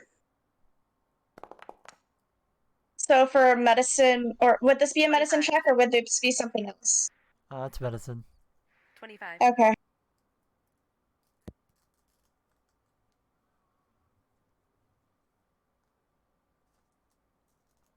Brooke's got good medicine. Kyra inflicts wounds, not heals them. Oh. So what you notice, all of you, is that it appears that someone took a dagger and just stabbed it repeatedly into the creature, and I'm not gonna get any more, descriptive than that. And it lays on the ground. It's not dead. It's definitely breathing, but it's out of stamina. You don't know how far it's come from, but it looks like quite a while. What is it? It's some sort of feline-looking critter. Does it appear to be house cat? Does it appear to be wild cat? It's somewhere in the middle. Can I cure wounds it? You can certainly try. I was gonna ask the same question. You can cure wounds it too. Baby needs all the healing. Before they do, could I utilize my chef's feat to aid in that? Basically say that I made something before we left, or we just not, or would that be too retconny? That's too much because you were fed Okay. by the innkeeper. All right, that's fair. So I don't know if Orchid's also gonna heal, but Yeah, I'm looking for my other for my D8. 7 points. Okay. The creature kind of rolls over and looks at you guys and Are you alright, little one? And she's gonna give it a little scratch under the chin. stands up and just kind of purrs a little bit.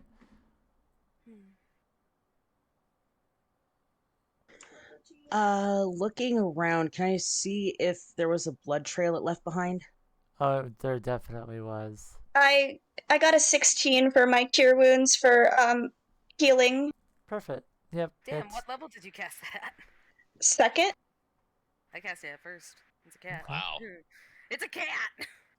Yeah, it's Luna and it's a cat. That's fair. Um, Luna, you Okay. so you made yourself. notice that the blood trail appears to be coming from deeper into the alley. I'm going to follow it. And I draw one of my scimitars. Okay. I don't know who did this, but I feel maybe perhaps we should be on guard. Does the cat look like it's good? Like it's okay? Yeah, the cat looks chill. Okay, Brooke's gonna give it a pet. It's Probably give it a piece of ration. it's going to start following you guys. Oh, and Brooke's gonna follow Muscle Mommy. Wait, Hand muscle on mommy? rapier. Yes, muscle mommy. Nice. Hand on rapier. All right. You guys. Tyre's gonna notice the cat, look at Brooke and go, looks like he adopted another baby. Brooke's gonna roll her eyes and continue walking. Probably turning around every now and then going shoo, shoo. So yeah, Orchid's petting. Orchid's gonna pet it. the cat starts purring. So you manage Oh. to go deeper into the alleyway. And you see a bunch of cardboard boxes and the trash can, fire remnants and the like. Like, definitely people in the squalor are living in the nooks and cranny of the Shimmer Ward. And passive perception. Let's see one. While we're going, I'm gonna be subtly casting Blade Ward on myself. Okay. Cast all the armor. Just for good measure, I guess Brooke's gonna cast Mage Armor on Tyrus. Okay. Tyre's gonna give his mage armor to Brooke as well, because he also has mage armor. That's sweet. The cat's We gonna are each other's blankets. the cat's gonna kind of look scared and whatever, and like back up and kind of take the rear, shivering a little bit. Hey, kitty. Well, we seem to have found at least the source of this feline's agony. Yes, keep on guard. These areas tend to be prime opportunities for ambushes. And given your finer clothes, perhaps be a little more on guard. Yeah, very accustomed to fights. And she's gonna have her eyes darting around just to be sure. Okay. Orchid's also looking around. She has a I just realized how many fucking weapons I have for her. Jesus Christ. What do I want to choose? Short sword. Okay. Valid. So, you guys are running around, looking around, casting your spells, the like. You guys, look up and you see what appears to be a homeless-looking dwarf crawl out of one of the boxes and looks at you all scared like. We're not here to cause you any trouble. Did you perhaps see anybody who attacked an animal recently? Uh, yeah. Did you see where they went? You're gonna hear a voice from behind you. Why, I'm right here. Oh shit. Sarah is gonna spin around and draw her second scimitar. Yep, as you do, the cat that was picking up the rear is going to cast darkness, and you guys are stuck in a dome of magical darkness. Shit! Bitch! Crap! Oh, shit. Hey, wait, I have dark vision! Magical darkness. Magical dark. Motherfucker! Yep. The cat, how could you? Roll initiative. Fuck! Or, I don't know, it's already 1 Oh, o'clock. god damn it. Yeah, we'll try and see how it goes. I don't have a map. Let me try. 21. Okay, I'm gonna. stand by. Hold on. I gotta find a God, map. shit. Okay. I gotta find a map to do this in. Battle map. Let's see. What do I have? Feywild. Is that all I have? Forest, woods. Really? I don't have a fucking. Pondering. Give me a second. What was the dash map you let us use? Give me a second. I'm working on it. Luna, What? we're gonna have to kill a cat. No! The cat betrayed us! Bitch! I cast one of my only 2 second level spells on you, you little whore. This is why I only gave you a 1 level freaking spell, you little bitch. Fucking hate cats. Wow, you guys are so mean. The cat's mean. I'm so mad! I feel so betrayed. Yeah. This is what's gonna happen when Mona finally betrays us, honey. No! Baby boy, you'll never betray me. He'll never betray you. Hey, hold on. I got something. Give me a second. Do. Fuck. Shit. Same brain cell. I love how you guys were not prepared for the ambush. It's great. Oh, We I were was. prepared. We got our weapons out. We cast our mage Oh, I armor. know. You were ready for it. You weren't ready for it to be the cat. No, I wasn't ready for it to be the goddamn cat. I was ready for an ambush, but not the cat. Not the cat. Curse your sudden but inevitable betrayal. Just, I'm gonna be looking at this cat now, just like, Swaft, that you? Listen, I said you were spooky, but I didn't say I didn't like you. I know, but you have to die anyway. Alright, my God. Foundry's giving me a fucking conniption. I can't add a map. Okay, that's annoying. Hold on.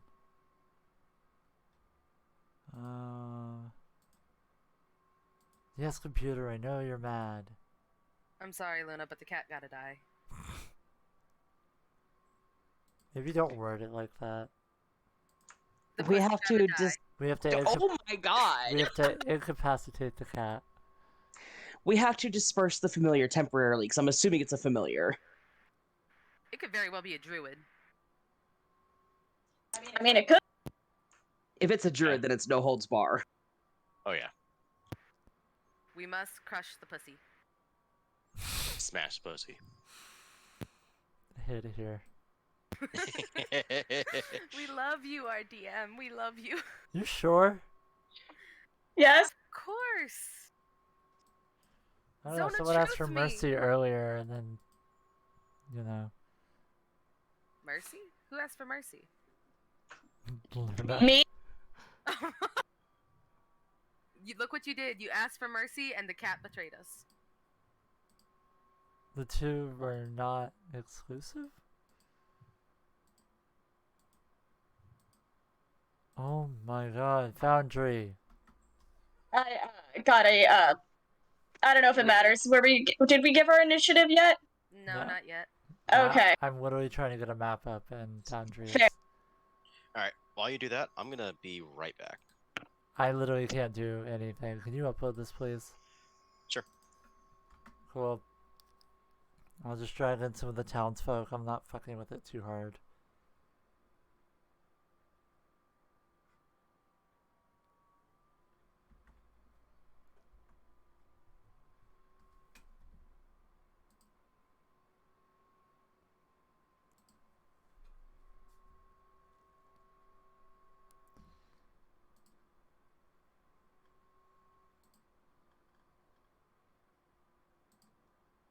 I'm just assuming because of like my experience, this is either a black cat or a gray cat.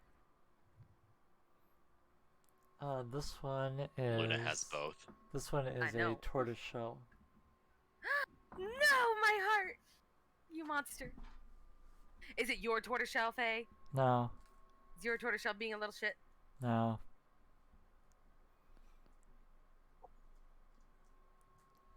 Alright, I'm gonna go ahead and... Oh no, you're snuggling the enemy. Oh, he left me, but that Cam got that before he ran. I'm gonna share a GIF and I will delete it. Look at my so that baby we boy. can- But like, Jesus, I wasn't expecting this as a GIF when I looked up evil cat. Oh God. It's the cats after the big dildos. That's the next familiar problem. Anicia!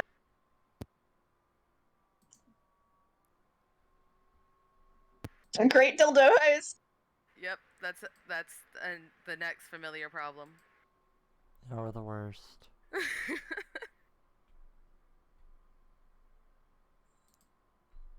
Come on, Foundry. Stop being an account. It's uploading. Give me a second. 99 bottles of cat on the wall, 99 bottles of cat. Take one down, you pass it around. 98 bottles of cat on the wall. I don't know. Yeah? Yeah, gotta give it a second to upload. Okay. Yes. And now we gotta resize it, because that is way too tiny. For flavor, as the blackness starts coming through, Brooke looks at the cat and goes, "You bitch!" I was gonna say you can't see anything. No, as like The general blackness direction of starts- the cat. As the blackness starts coming through the cat and it starts casting it, Brooke's just gonna look and go, "You bitch!" For they are covered in darkness. Yeah, close enough.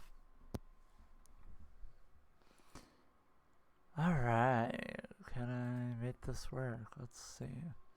I don't use the encounters like this, but I don't really have a choice, so let's give it a shot.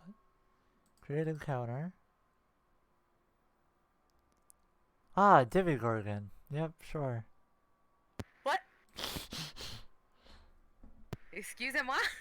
No. Nani da fuck? TPK the fuck? Oh, you want a TPK? No. No! Please, the rest no. Of the, party the rest of the party wakes up. Oh, where's everybody? The only thing that would be left is a freaking note to freaking Tambrix of Brooks saying, "Went to go scope shit out. Be back soon."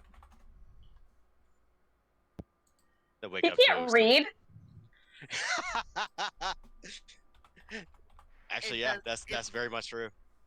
Oh, she left me a note. They'll probably be back in 5 minutes. It's fine. Nothing to worry about. Tosses the note in the fireplace. Freaking Alright. a note that says to Tambrix, Gadry read. Better? Again, Temper's the one who finds it, feels the piece of paper, and goes, "Oh, Brooke probably just let you know they were going to the grocery store real quick. It's fine. They're just going to get milk. They'll be back in 5 minutes." I mean, that's basically that's basically what she was saying. That's fine. He got the gist of it. I mean, Gadry would have been sleeping in the same room we were. Like, the guys took a room, the girls took a room, so... Yeah, it all just matters who wakes up first. Brooke That's could have also gone to Hemlock and been like, "Let's Tambrix know that we will be right back."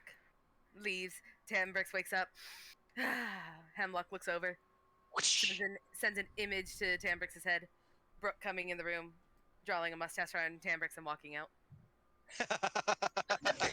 That bitch! Just causing some chaos. Alright, I got you the map. I'm gonna be right back. I go. Go ahead and take you all over there.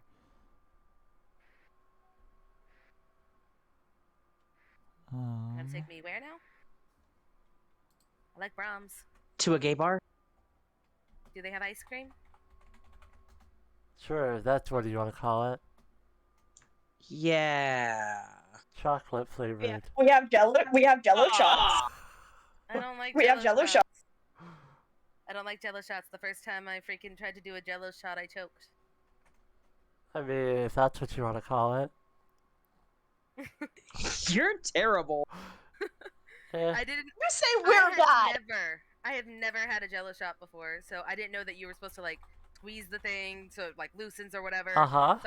So I tried Please to freaking, describe more. You use your tongue. I You tried use to your take the fucking shot. tongue. Yes, I you tried do. I tried to take the shot, and I'm like, damn, it's not working. And eventually, my mom told me how to freaking do it, so I freaking squoze it so the edges loosened. And when I tried to take it, it freaking went all the way back, and I went, nope. Yep. It tasted so bad. So It out just- of it tasted so bad. Corky, go ahead and clip that all out of context and upload it to the I'm TikTok. gonna punch you in the face. Please do. I need to make this an animatic later. Go ahead. You think that I have like you think that I'm gonna be ashamed or embarrassed? I given up a long time ago. That's fair. Oh no, I'm just saying for our readers or for our watchers out of context readers. Wow, apparently we. That. Yeah. I don't know anymore. You should see my bookshelf. You should see the outfits that I wear. You think that my family doesn't know what I am? They don't care. They've given up on me, and I'm perfectly happy with it. Accurate. My family will never read what I've written. Alright. My family said I could be whatever I wanted, so I became a fucking disappointment. Same. Yee. Alright, ready? Steady. I don't see a map. I'm just waiting on Foundry to load because my computer's being a little slow. I think Foundry's No one just said being a go. little slow. Let me check the server real quick, actually. Even my computer's being slow at the moment, and that's weird for me. It might be Foundry then. Yeah, give me a second to take a look at the server, see what the load is. Okay. Well, my initiative was a 7, so I mean, I got have a it. 13. Hold I on. doubt I'm gonna get any further. So I'm gonna go grab a drink real quick.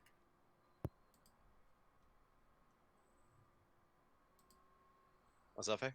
Hold on. Okay.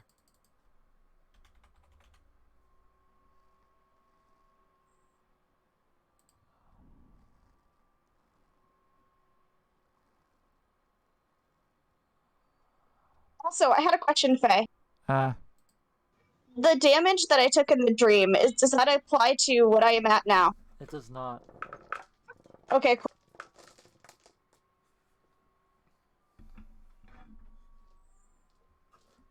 I'm sadistic. I'm not that sadistic. Cool, because I had taken the damage off and I didn't realize that I hadn't fucking put it back. Okay. Valid. This is gonna get interesting because Tyrus is sitting at 24 HP.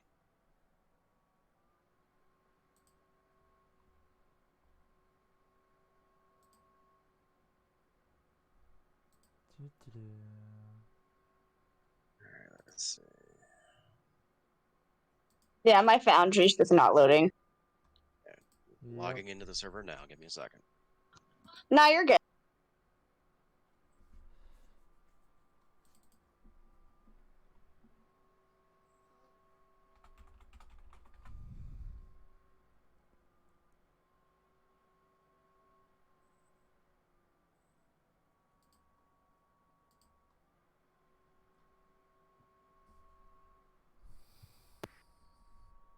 I am back. Chrissy, wake up! I don't like it. I am back. Tyrus, wake up! Did you guys kill Tyrus in the 2 seconds No. that I was gone? Not yet. Tyrus is dead again. Let's see. Oh.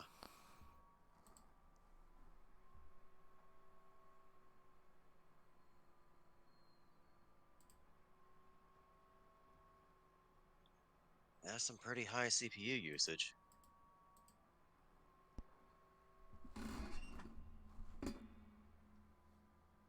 Yeah. Yeah, it's bouncing between 80 and 100%. Fun. Yeah, give me 2 seconds. So go into it and see what is having, what issues it is having. So Brooke's gonna look over at Orchid. How are you enjoying your times with the whimsical travelers of fate? I mean, it's only the second time I've almost died, so. Give me a You're minute. fine. Natural 20. You're not fine. I love how that'll always be immortalized. Yep, Right. it's on TikTok. All right, so it looks like it's good, but I could always do a reboot. Is everyone still having issues? I have a black screen. Yes. I too have Alright. a black screen. I'm Okey-dokey. refreshing. Doing a reboot. Shouldn't take more than 30 seconds. Fuck, damn. I dropped my phone. On my foot. That hurt. So Cam, what was the inspiration behind this character? So I actually made her for a campaign that never happened. The campaign never got completed because the group that I was playing with, we ended up disbanding because of an incident between myself and one of the other players in which the cops had to be called because he tried to bash my head in with the Tiamat statue my DM had. Wow. And I initially got the idea for her based off of an old movie I loved called Red Sonja. And all I could think of is, what if Red Sonja was a high elf? All right, server's back up. Disappointing wow. for them to lose out on such a muscle mommy. Yeah, right? Wow, what?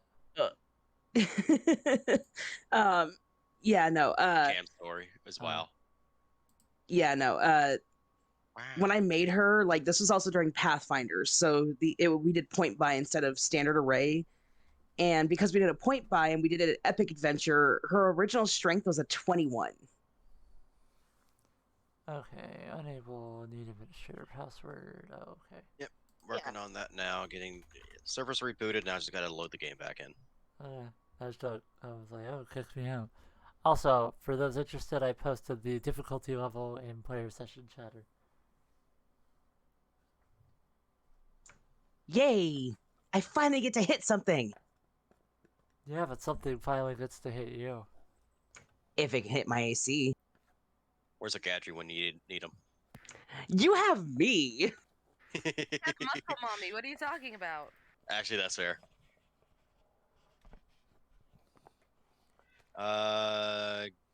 Game should be up. You can go ahead and refresh. I'm working on it.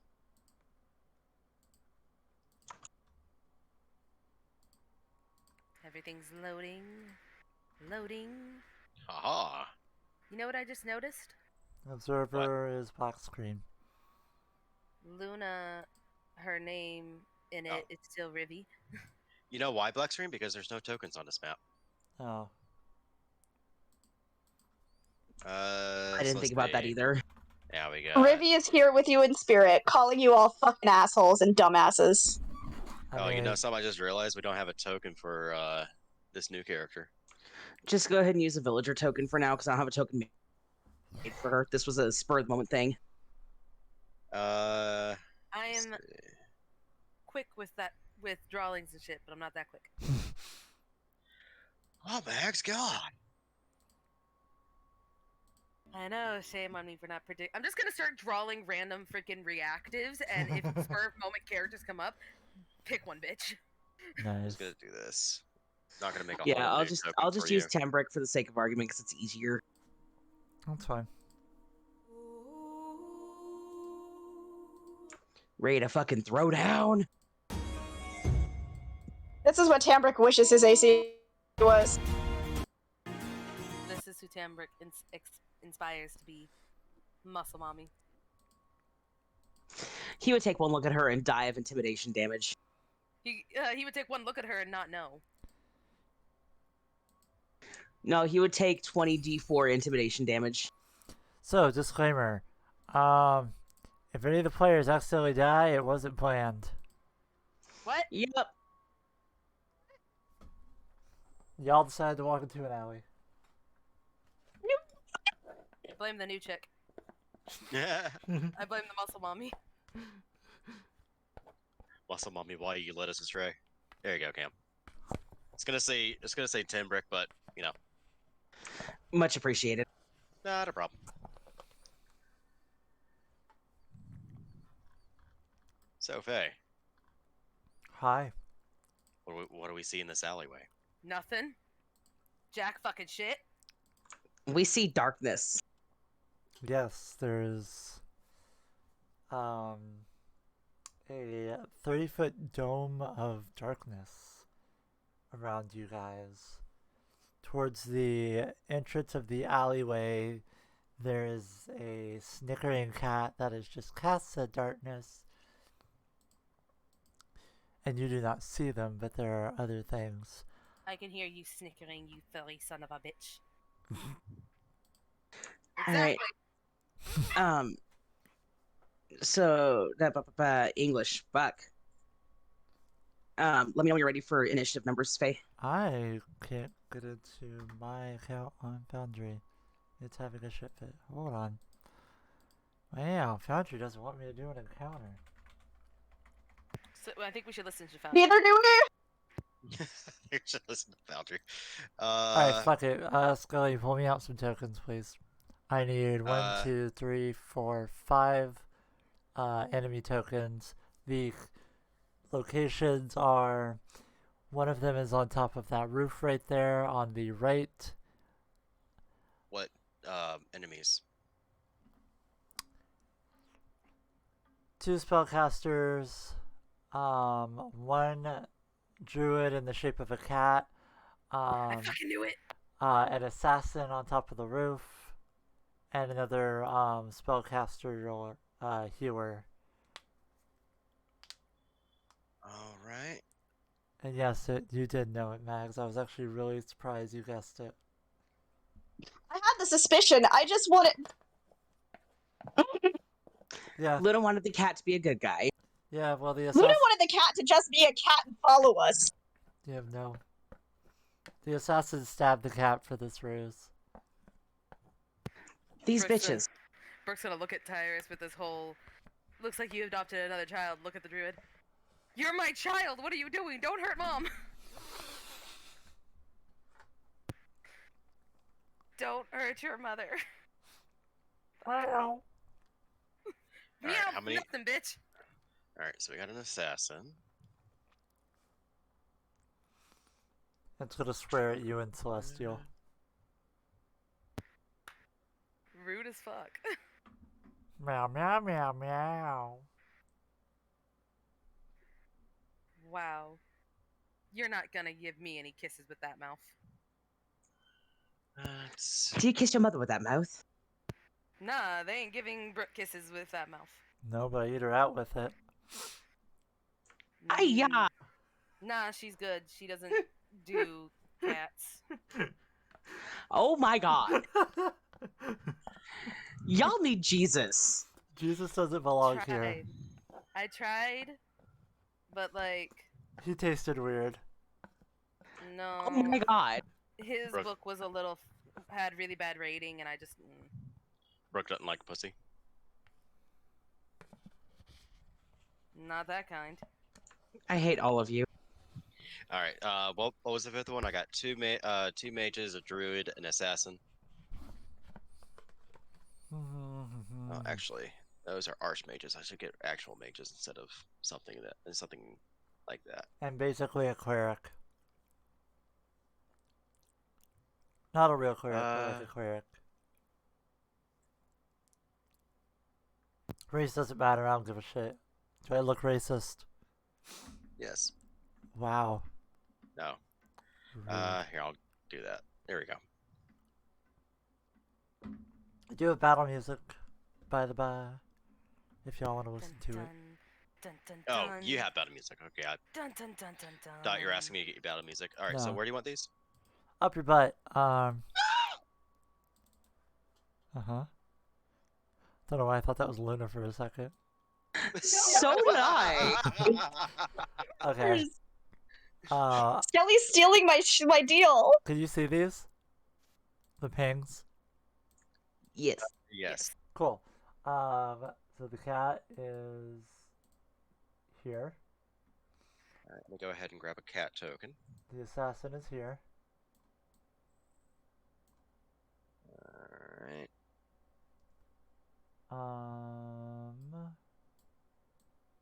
Mage 1. Cleric. Cleric is over for healing when needed. Well, we know who we're taking out first. I'm joking. Mage. You can certainly try.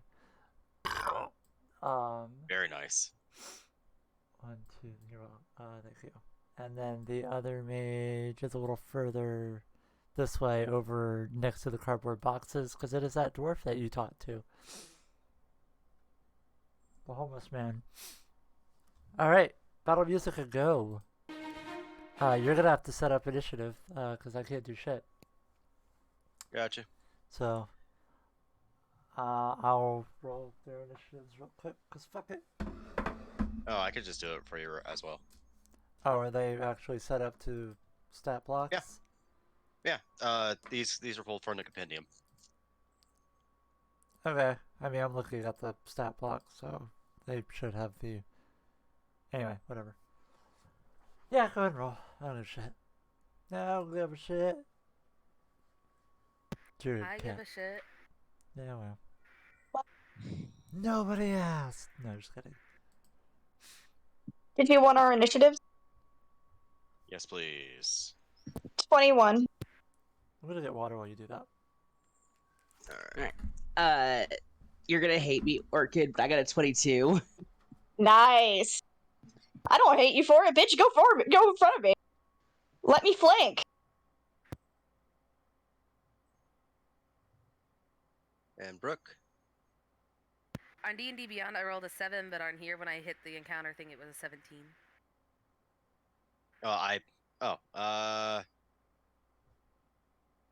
Which one was first? Sadly, D&D Beyond. Alright.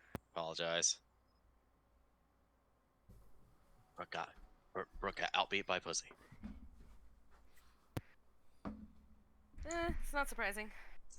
As soon as you said that, Mona jumped on the bed. Back. Welcome back. Faye, What? I am sad. Why are you sad? Because a pussy beat Brooke in initiative. Okay. Yeah. Okay, what? Sorry, my dad walked in.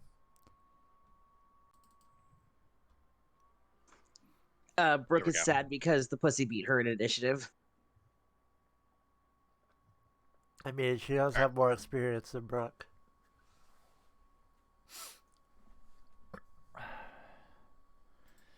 Listen, I'm on a roll and I'm not gonna stop. Alright. You ready? ready? I'm ready. You guys listen to the music? I'm not ready. Yep. I'm listening to my own music. Yeah, let's go. So,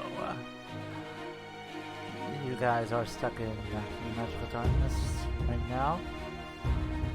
Top of the round. Kyra, you're up. Alright, so since I don't know how far this magical darkness goes, I'm going to move forward 15 feet. Yeah.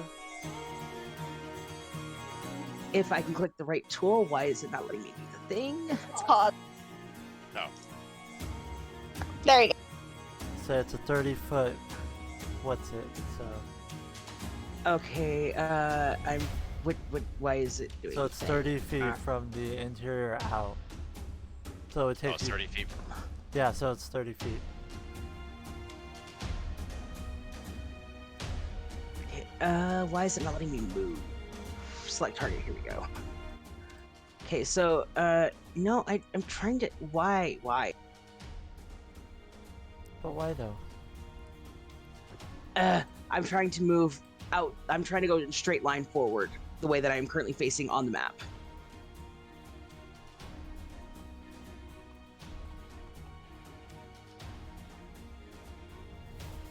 So that big Faye? Yep. Wow, okay. That cat had a lot of dark shit inside it. 3, 4. Okay, so I'm gonna move my full 30, which would put me On the edge of getting out. You'll need 5 more feet to get out of it.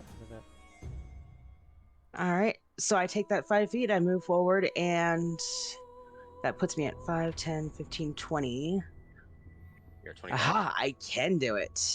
Wait, no, I can't. 5, 10, 15, 20. Okay, wait. Yeah, no, you're right. 25. Damn it. I was so excited because I was about to go and fuck this fucker up. But instead, I'm just going to move my last 5 feet to... I'm going to move there, and I'm going to basically be ready to cut this fucker up. Okay. Orchid, you're up. Top of the round. Magic. Awesome. Jesus, fuck, that scared me. Can I can't see the cat, can I? The cat is behind you and you are in magical darkness, so nay. Also, Skelly, the cat would be Nya. Thank you. I think it was so fucking fast, it's so tiny. Look at that fucking tiny cat. I wish I could see it. This is where I would put my cat if I had one.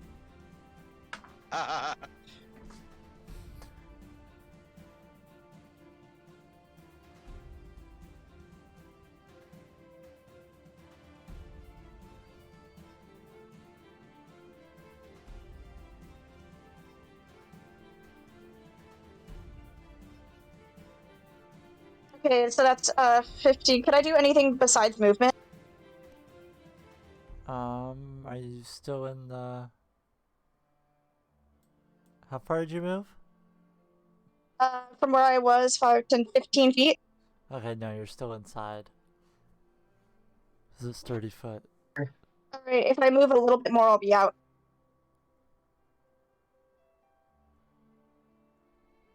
Movement. Okay, that's my 30 feet. Wait, no, it's not 30 feet from where I was. This is like 20 feet. I thought... You're at 25.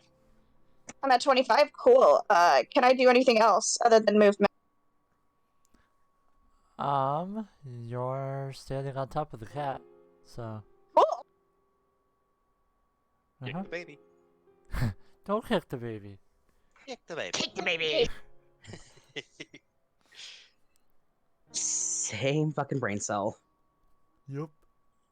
I am going to go in, since now that I'm out and I can see, I'm going to attack with my dagger. Uh-huh. I don't have my short sword in my inventory. I don't know where it went. Okay. You have flashback to whenever you woke up and you realize your sword's still hanging up beside your bed. Fuck! It's a 23 to hit. That hits. Go ahead and roll damage. Sweet.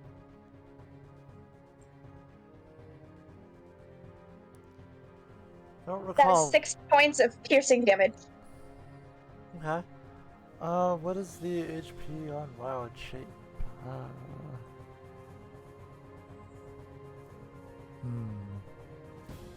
No, I can tell you. sorry, it's not Wild Shape, it is Polymorph. So, yes, it would be a normal druid. So you guys look, and there is a halfling druid clad in dark blue robes. Orchid can see this. Yeah, I see this.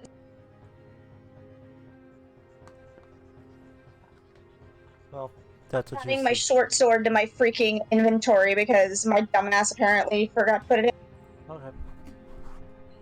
Oh, come on. Alright, hold on. What? It's not restoring. Let me go ahead and Okay. Grab. What else are you doing, Orchid? Movement action, bonus action? I can't sneak attack, can I? You cannot. Okay. Also, the druid has to move to the Um, side because you can't occupy the same space. That's fine. That's fine. How much damage was that, by the way? That was 6 points. Okay. Welcome in, Raiders, from the archive. And from Hey! Hello. Oh, Welcome to the Faded Fables. This is our Exandrian campaign, and this is actually a mini-sode. We do these mini-sodes in between our main sessions on Sundays just to kind of give us a little bit of leeway with what the players want to do, and just kind of spice it up and leave some of the bigger stuff for Sundays. Yeah. Wow, look at all the Raiders, guys. Thank you so much. shit. Look at all the Also, guys, it Raiders. is September, so if you like what you see, be sure to subscribe because we do stuff like this a lot. And every 10 subscriptions gets active the DM. I died from one of those. Yes, you did. Actually going to.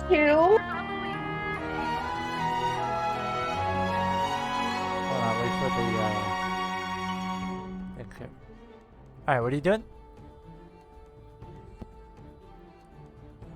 Do it with my dagger, and then I'm going to. I only have one attack per action, so I'm going to 5-foot shift back. Okay.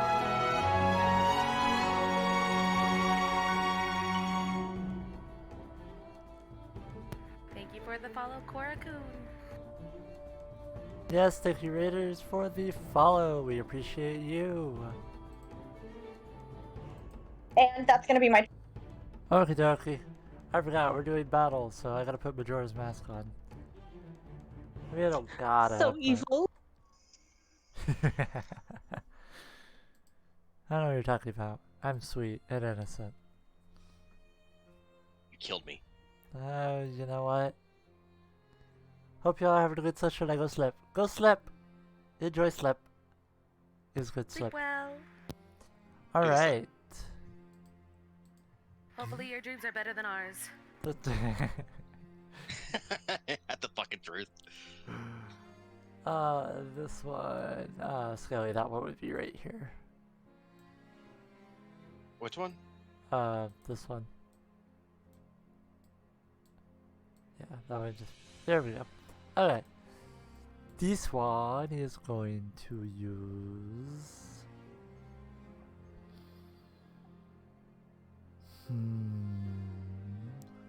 Let's see, is that what I have to see? So when you can see. Ah, okay. That ain't gonna work. Ah, damn. Damn. Yeah, that magic freaking darkness is bad for you as bad as it for us. How dare you? Oh, that's cat. fine. They're going to raise their hand and point straight into basically right above the magical darkness and take their finger and draw a line down towards the center, and they're going to cast Ice Storm at 4th level. It's 20 feet. 300 feet. Yeah, 20 foot, 300 feet. Cylinder of ice. Dexterity saving throw, please. You said it's wait, well, what? It says 300 feet and then it says 20 foot. 20 foot, okay. And it's going to be dexterity for centered on, like, smack dab in the center. Yep, there we go. That is both of us. Oh, well, you know. You said it's a dexterity save? It is. Sweet. Oh boy, I am a sorcerer. That is my specialty. Is it? 23. No, it's not. It fucking is not. You know it fucking isn't. 23. That saves. Tyrus, I am going to magical guidance, so I don't get an 11. how many of those can you do? Oh, there's sorcery points. sorcery points. Shit. You know what? Fuck it. I'm gonna save my luck. So I got an 11. That does not save. Yeah. Alright. I gotta find some d8s. Give me a second. D8s. Some. Yeah, I gotta find 5 d8s. Hold on. 5. Oh God. Tyrus, wake up! I don't like this. Faye, please. Tyrus, wake up! Please have mercy. I'm squishy. 2d8 bludgeoning. You're not squishy. You're mega squishy. Yeah. So it's 2d8 bludgeoning, 4d6 cold, and I cast that at 4th level. So, oh, you're lucky they didn't cast it at a higher level where it would have increased the damage. Thankfully, because of Blade Ward, I do have resistance to bludgeoning. Cool. So I'll roll the bludgeoning first. Cool. 7 and 8. Yeah. Yeah. So that is 15. Drop down to 14. Fuck, I 7 need one more total D8. damage. I need one more d8. Hold on. Some. Fine, this is Ow. fine. Nat 20. I'm not fine. Okay. 7, 7, 3, 6, 4, 3. Alright, so 4 plus 3, 7, 7, 7. And 9. So 21, 22, 23, 24, 25, 26, 27, 28, 29, 30 cold damage. I'm out. What? I told you I only had 24 HP. Oh my god. Are you fucking kidding me? You killed Tyrus? Again. Is Wait. he rolling, hold Wait. on, is he rolling death saves? I forget the ruling actually. Because he has 1 HP left if his freaking temp is out. So you're 24 HP, they rolled 30. Well, how much of that is bludgeoning?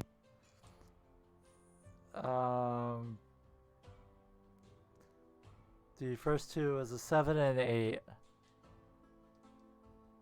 7 and 8. And That 30 is. cold. You said 30 cold? Yeah, then 30 cold. Yeah, the cold alone would just take me out. Well, damn. Fuck. That is a level 8. Tyrus, wake up! Literally a level 8 mage. Like, I was gonna do level 10 because I'm like, oh, they're level 11. But I am not. no, you're level 10. And this I'm thing, level 10. this thing is 2 levels lower than you, and it still just hit you. So he's Yeah. unconscious, he's not dead, right? No, I'll say he's Uh, unconscious. Okay. Okay. Oh, thank God. Yeah, I'll say he's unconscious, mostly just because I don't want to do the math. And that is his action. Well, actually, I could do the temporary HP thing, can't I? Which one? The temporary HP blast. You would hit Brooke, and that's the only thing you'd hit. Okay, then never mind. Yeah. Yeah, Tyrus wouldn't know what to do that. Okay. Oh, I'm just letting you know because it's all that's over there. Oh, I know. Assassin is out of the darkness. So wake up! So yeah, that's the mage's turn. Next is the cleric. No. And it's the mage. Oh, it's the other Second mage. mage. Yeah, the second mage. Does that second does their cleric want to heal my friend here? No. The second mage doesn't know what the fuck's gonna happen, but they are way too close to what's gonna happen. So they're going to cast mage armor on themselves, and that's all they're gonna do. Wait, I had a question. Oh, Ah, Didn't Tyrus have 2 different forms of armor on? I had mage armor, which increases my AC, and I have blade ward, which which gave me resistance to the bludgeoning. Okay. I wasn't sure if that was accounted for or not. It was.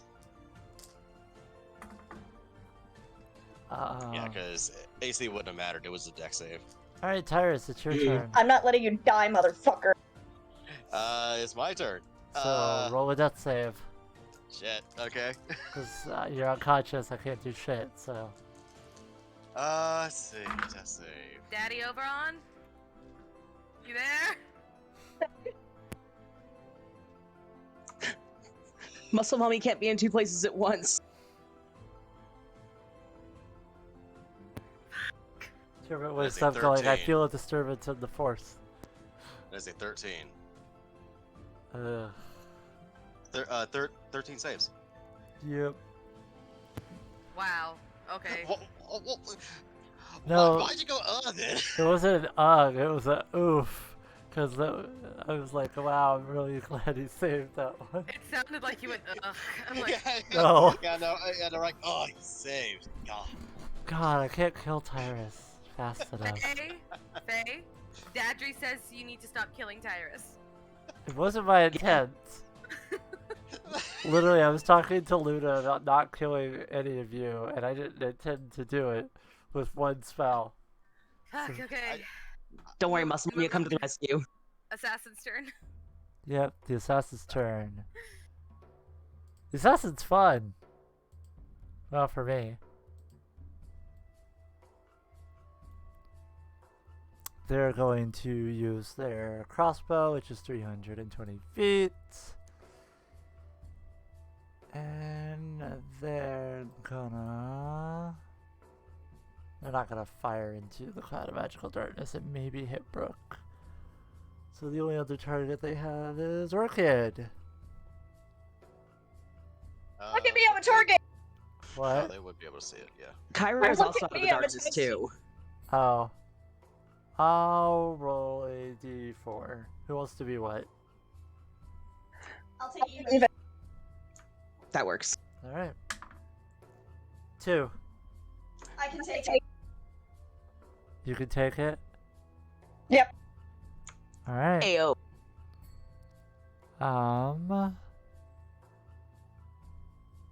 The assassin has it. So the assassin has advantage on attack rolls. And any hit that I score is a critical hit. Interesting. I didn't know that because about she has- assassins. Actually, no, she has taken her turn already, so that's not, that has to happen before she's taken her turn. Ah, okay, cool. Though, I know that I'm just gonna, everyone's gonna be sitting here like, Brooke, shut the fuck up. But if she's engaged with the cat, they do have advantage because of assassin rules. Oh, if I yeah. remember She's- correctly. You're She's right. not. Yeah. She's not because they're not together. They're 10 feet apart. She's engaged with That's another fine. person, though, isn't Yeah. it? She's in She's melee. 10 feet apart. She's not in melee, Oh. She was in melee because she attacked She- with a dagger. and then she backed up. Oh. Yeah, I backed up just slightly. Okay. Well, Oh. alrighty. Let's roll. Either way, I can still flank now. Yeah. And she can take the hit. Brooke over here like, Titus, you got this. We can flank. Titus? Tyrus. Damn Alright. it, he Iris, wake up! So, 16 plus 6 to hit. Oh yeah, that definitely hits. Alright. By the way, Brooke, your mage armor's gone because I'm unconscious. I need. You freaking gave me like one more point. Oh, I need more d8s. Damn it. More D8s? What the I fuck? need more D8s, Faye. I'm not trying to kill any of you. It wasn't. Yeah. Brooke, all I have to say is Muscle Mommy is very disappointed in you right now. Brooke's gotten used to Oh the no, disappointment never mind. look. That's 1d8, not 7d8. Okay, that makes more sense. I was like, wait, that's 7d8 plus 3? What? Say, what fucking level is this? This one is Oh. a class 2. Oh, Or were you challenge looking at the rating poison? 2. What? Were you looking at the poison? No, I was looking at the straight piercing damage. I should have just brought Lumora into this The thing with one, you guys. the 1 and the 1d8 looked like a 7, so I was confused. Anyway, so yeah, that's 1d8 plus 3, and then the Constitution saving throw, please. Con save? Okay. Yes. Natural 20. Nice. Cool, that saves. Natural 20 plus, well, I know it's saved, but plus 2, so 22. Alright, so that is My 11. lucky pink die. So 11 piercing damage, I can handle. and then 24 poison damage, halved. So 12. So 12. That's its first attack. What? Oh, it also gets sneak attack. So You're not flanking, though. I don't need. It's hidden. Yeah. Me running then. Huh? Well, fuck me running then. Well, I was gonna say I could do it. I could do it standing. I was explaining the sneak attack thing isn't just flanking, and that was where she was like, "Are you kidding me?" Oh. Yeah, it's when you're hidden, have advantage. Yeah, I'm used to I get- Pathfinder Rogue. You're Yeah. fine. hide gives you advantage, and you also get advantage if you have a allied air within 5 feet. Alright, that is 5, 4, 2, 2, so 4, 4, 8. That's 13 sneak attack damage. This is interesting. Oh. On who? You Orchid. 13? Yep. Christ. Do what? Jesus Christ. Alright. Y'all have already knocked down like half my HP. Alright, that is it for him. Cat Druid. Cat Druid. It is no longer a cat, so it could do things. Do do do.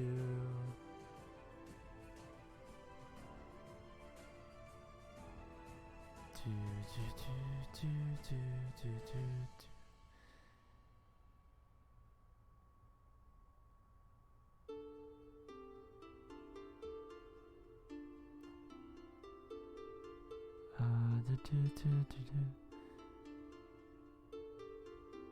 Sorry, I was reading how Shillelagh worked. Never used it. Not gonna start. I'm good. It is going to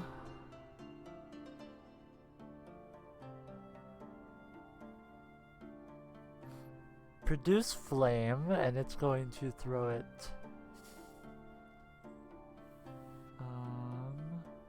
5, 10, 15, 20, 30 feet and aim at Brooke.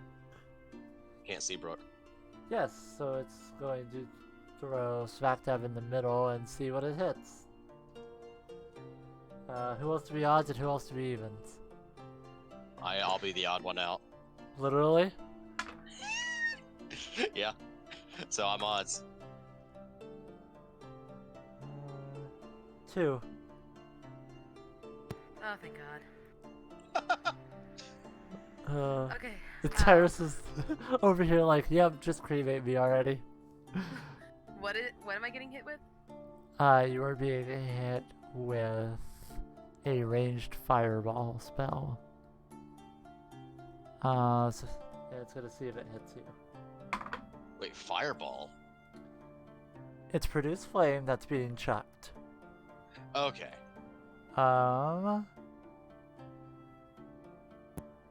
15 to hit. Yep. All right. Was that a disadvantage? It was. Uh, Because the other That's one was 19. I just threw a d8. Wow, out of the room. I'm gonna have to fetch that soon. It slipped out of my hand and just went out the room. So that's why I don't roll. Yeet. 7 fire damage. Okay. That's fine. And he cast it at.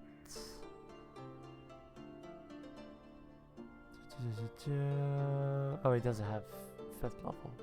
So, nope. Okay. Yep, that's it for the druid. No multi-attack for them. Brooke, you're up. Okay, one, low-key annoyed that someone just fucking hit her with fire. Yes. And ice. Oh, yeah. Someone tried to shoot her with ice. Yeah. She hears the thump on the ground and goes, Tylus?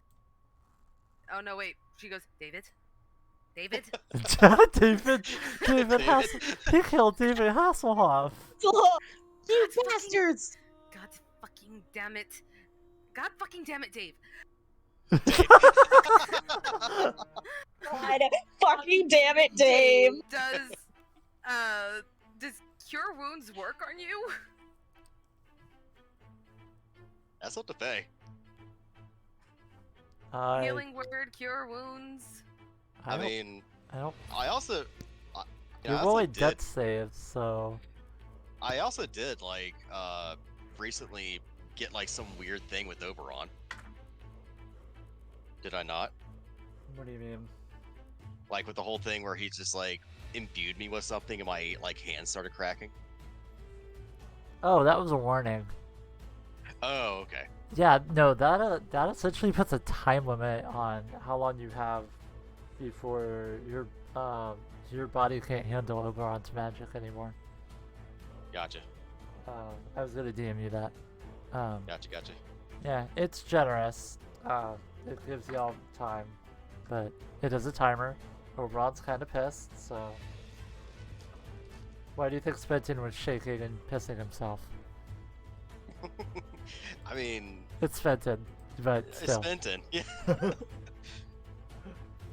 Alright. My question yeah. still stands. I don't think you're able to heal him when he's rolling death saves like that. I mean, So how the hell do we bring him back up? normally yes, you can. Healing actually, on a normal person, when you heal, you basically are healed up and you're brought Oh back yeah, to but you're on 10 consciousness. HP. Yeah. That's why I'm like, how the hell do we heal him if we can't use healing spells?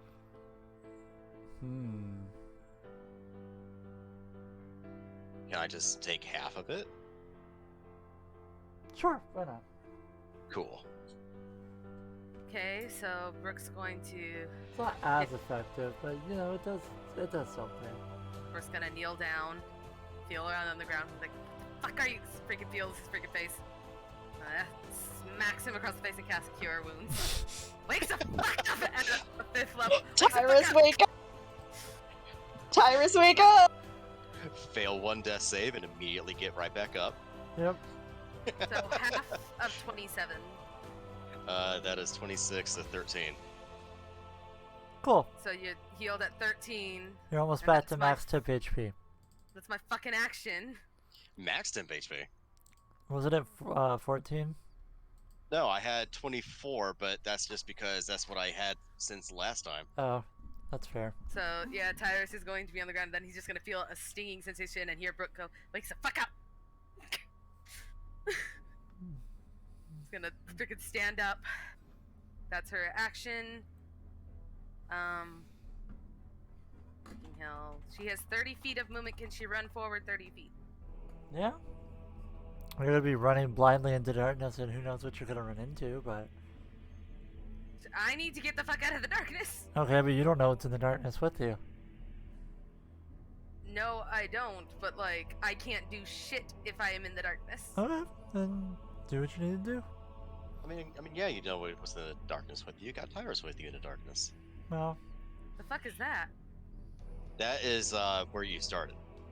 Oh, I'm freaking confused as fuck. I'm like, why is there a gray version of me? Pestery is not out.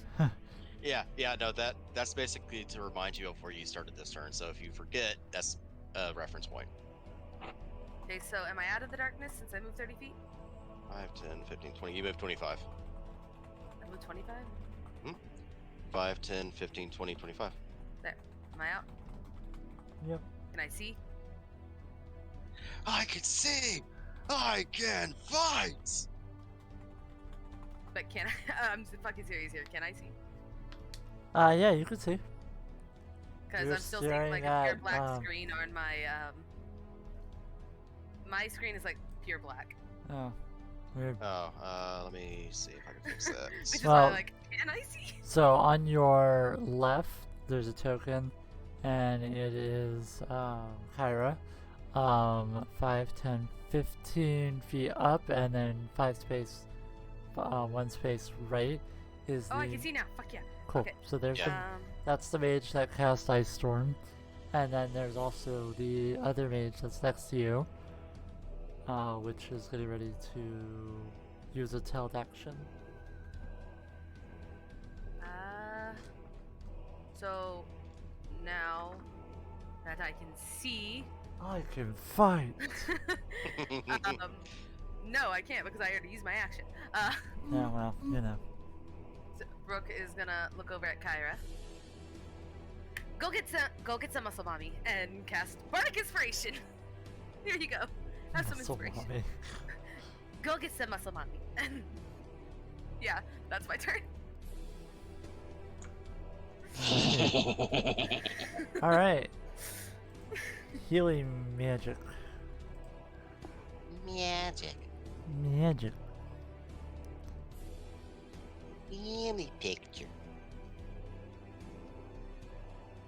Do.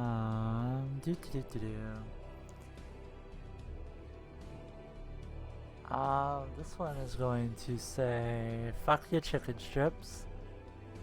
It's gonna it needs to move here-ish. And Kyra, it is going to cast banishment on you. Oh, shit. Carissa, saving throw, please. Oh, fuck.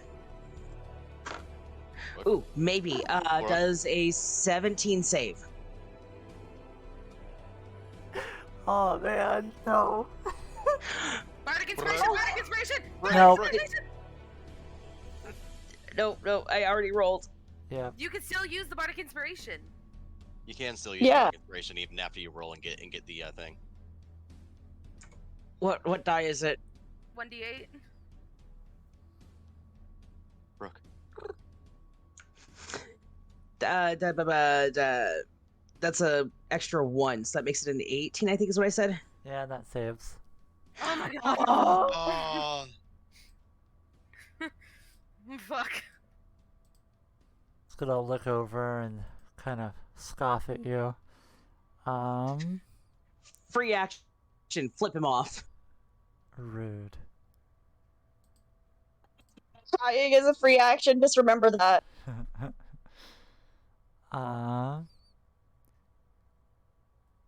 Let's see. It's going to is the wonderful number. it's gonna wear a tutu. And no. It is in fact not. It's going to use its bonus But he feels action. pretty.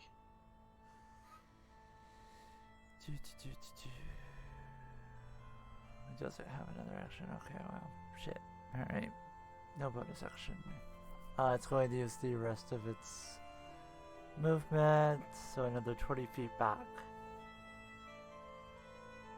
First gonna look at that cleric like, I'm coming for you, bitch. You can try. Not the That's its muscle turn. me. So it is now Kyra's turn. Okay, so I am royally pissed off, full pun intended. Yeah, you have to use your goddamn. I'm gonna art 5 shift. And I have this wonderful thing where I get 3 attacks. Okay.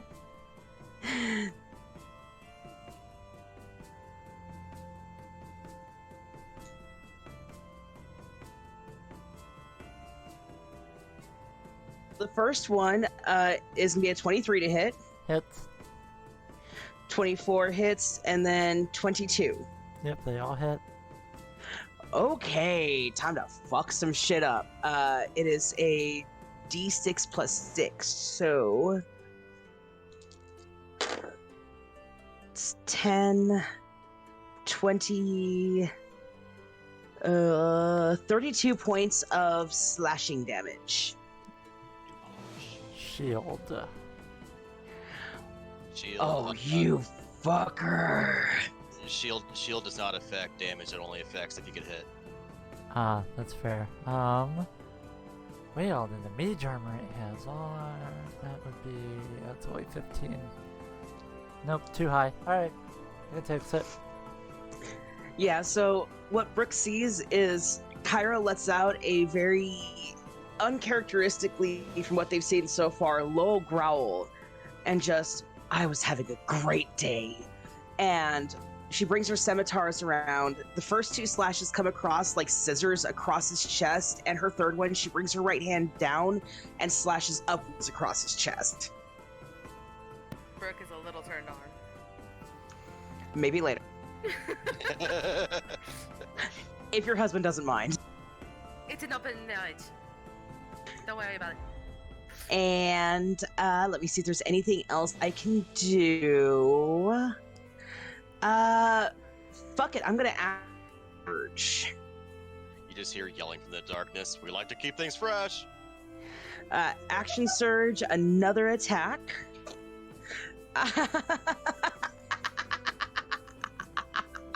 That is a critical, a nat 20. Nice. How do you want to do this? Fuck yeah! I have to know what damage Everybody would have been. It would have been max damage. Ooh, double too. So, Everybody hide behind muscle mummies. It'll be fine. So, with a final deep breath, she just lets out the loudest, most vulgar, "Fuck you!" and takes her scimitar and basically brings it down and scissors it across his chest, down through his chest cavity, and bifurcates diagonally his shoulder from his torso. You just got scissored. Nice. And that's my turn. Okay.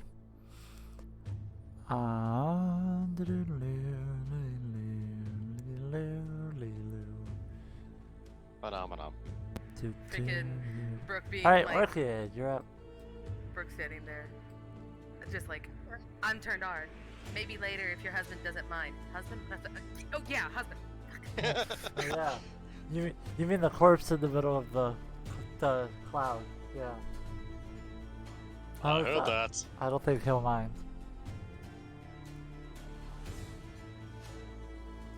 All right. So let me check my. I'm gonna take out my short sword because that does more damage, Yeah. and I'm gonna attack Attack the what? the fucking druid. Okay. Sounds good. Go right ahead. Natural 20 You for know, a y'all were worried 25. Y'all were worried about Miko and y'all. I mean, Natural 20 for a 25, Yeah. Go ahead. and double damage. Let me go to D6.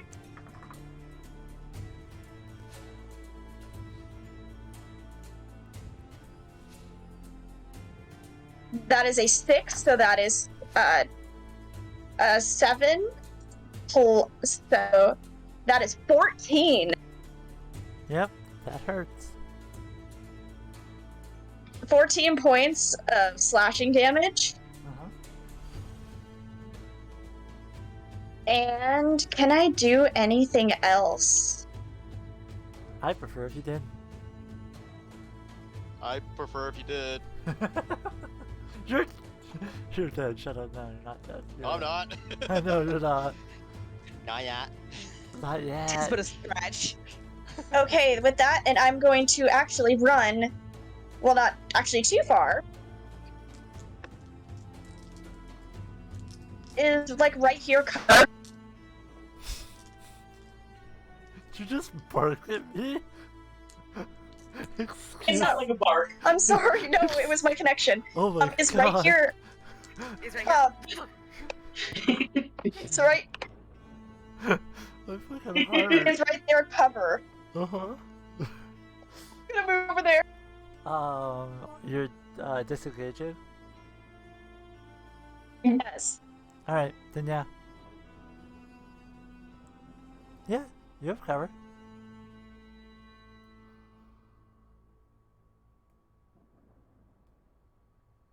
I'm actually going to work on scaling this rooftop. Okay. You do have movement. I do have move. So yeah, or could you know? Would that Yeah. be? Yeah, hop Would up. that be? And oh, I can just do it without a roll. No, go ahead and roll. It's athletics. That is a dirty 20. Ooh. Yeah, with these, you. You're good. I will let you know that there is a little bit of cover, but if you're straight on top of the roof, it's gonna kind of be difficult. You're also within line of sight of the assassin. Yeah, because I'm gonna use my How much more movement do I have? Oh, how much did you move? Technically, I moved up. Oh, okay. I would say those are probably about 20 feet tall. Okay, so I'm good. I'm gonna withhold that for now, and then I will run my later. I will do my other thing. Okay. Luna just looks down at the druid and just goes, "It's over, kitty cat. I have the high ground." The high ground. Oh my god, it's the worst. Alright, so that's your turn?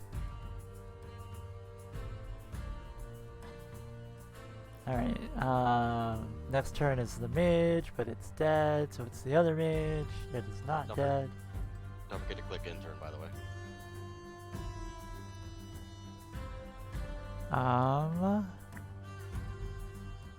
What is it going to do? Not attack me. Don't attack the darkness. The darkness.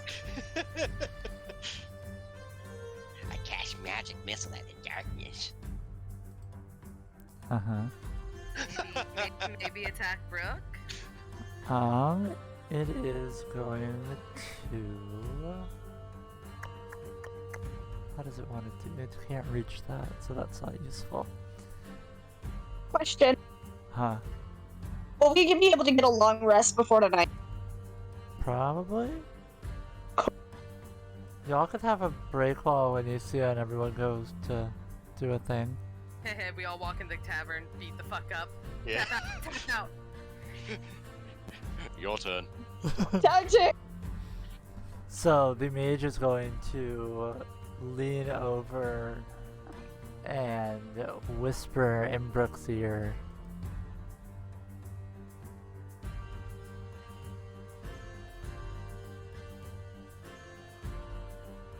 We just all return to the tavern. Timbrook looks over to the guys. The fuck happened to you all? I know I can't see, but I can sense that you guys are fucked up. So Time. yeah. Tyus over here. We got fucked up. By the way, my name's David now. Okay, here we go. I can do this. So with 5 words, the mage is going to whisper into Brooke's ear. I suggest you restrain her. And it's going to cast suggestion. And what is that? Well, because Gadri's not here, it's a charm. That's Fuck. wisdom. It's a wisdom saving throw. I feel like this is an important lesson that we're all going to be learning. Never leave home without your paladin. I mean, with the suggestion spell, you think you would have learned, Skelly. Yeah. Huh. So, quick question for the DM. Yeah. What does the mage look like? Right now it looks like a mass of robes, You haven't.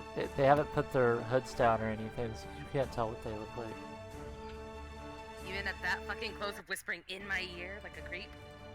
I mean, if you want to look at them while they whisper in your ear, you'll probably have to make a perception check, but it's not your turn.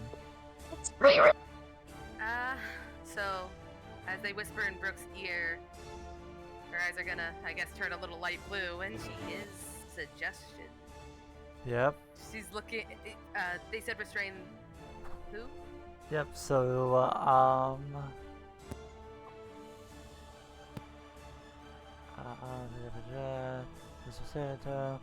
Yep, so you must pursue that course of action to the best of your ability. And the duration is for 8 hours that you are suggested. Or until the concentration... Is it concentration? It should say next to the name, it has a C.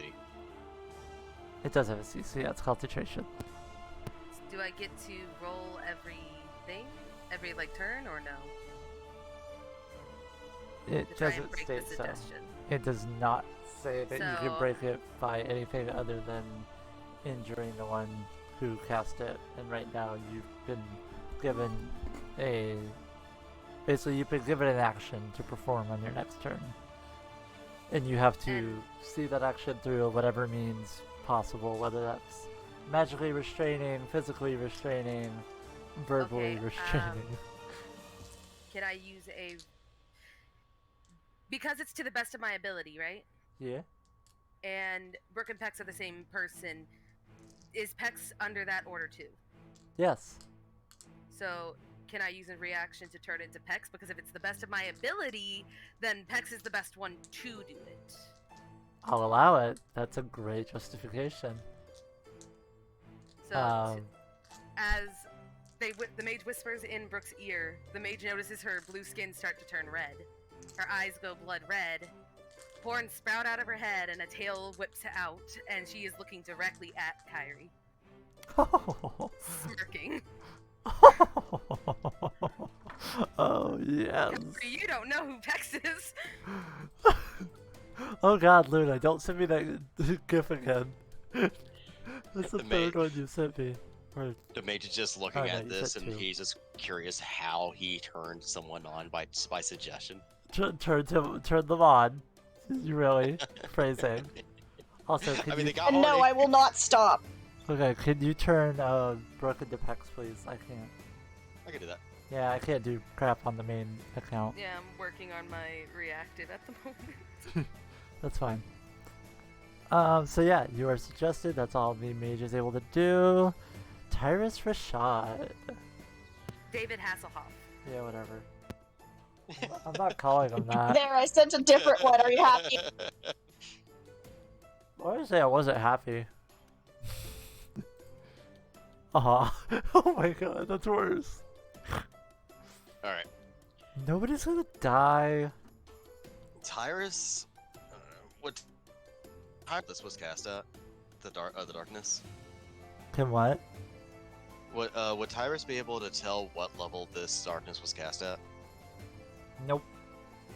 Alright. You are up though, so you're not dead. I am up. Yeah, so I'm gonna go ahead and dispel the darkness at level 5. 5th level? By using dispel magic. This is a 6th level darkness. Alright. Then I will need to need a roll. Yep. I have a question about this darkness. Sure.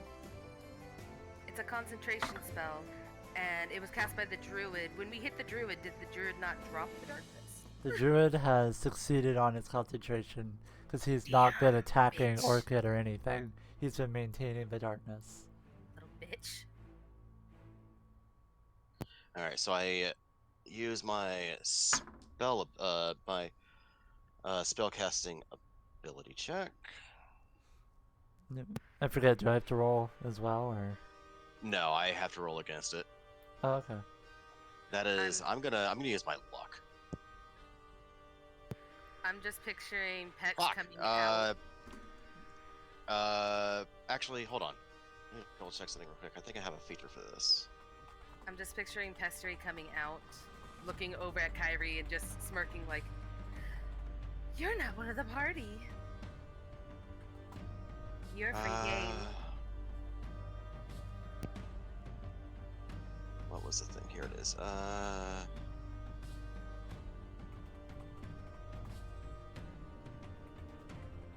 That's not what I was thinking of. Okay, yeah. Magical guidance.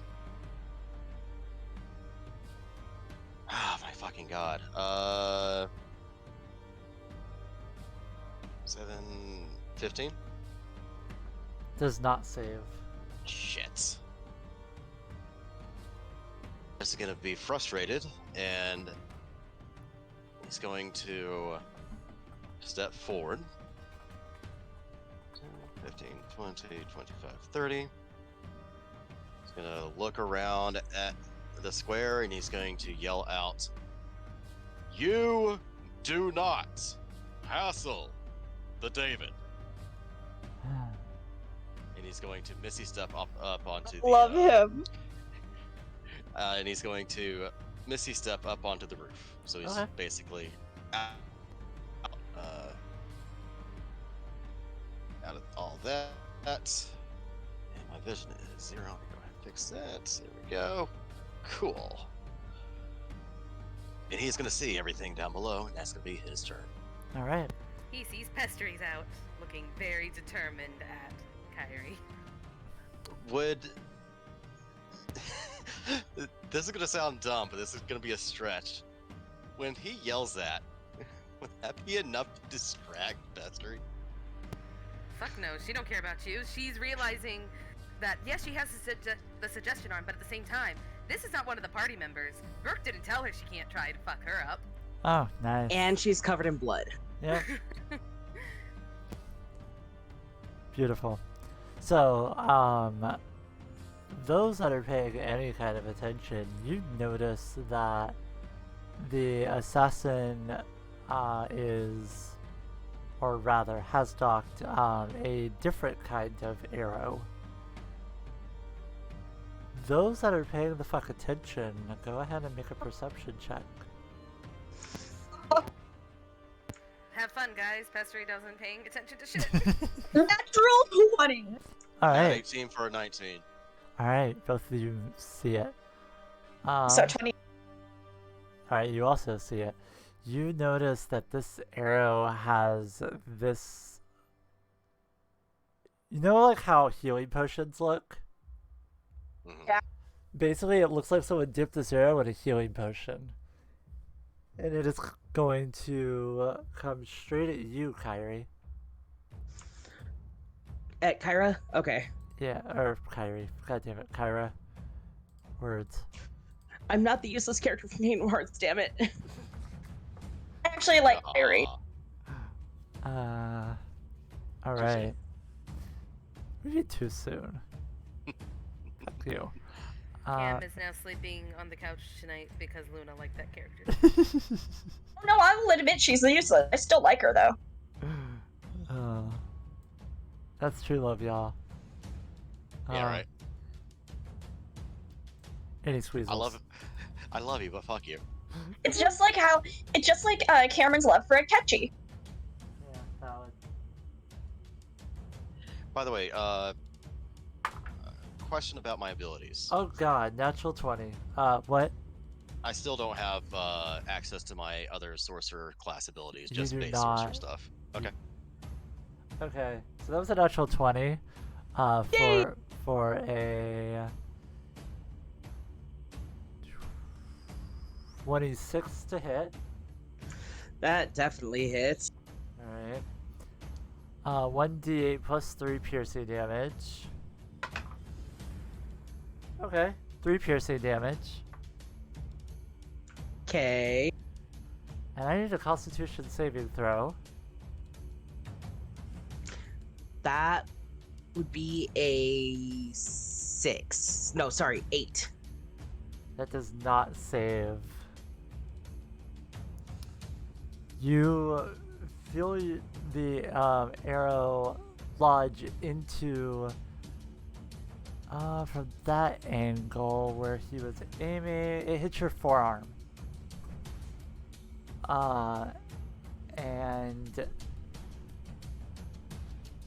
you almost, let me see how it's worded. Do do do do do.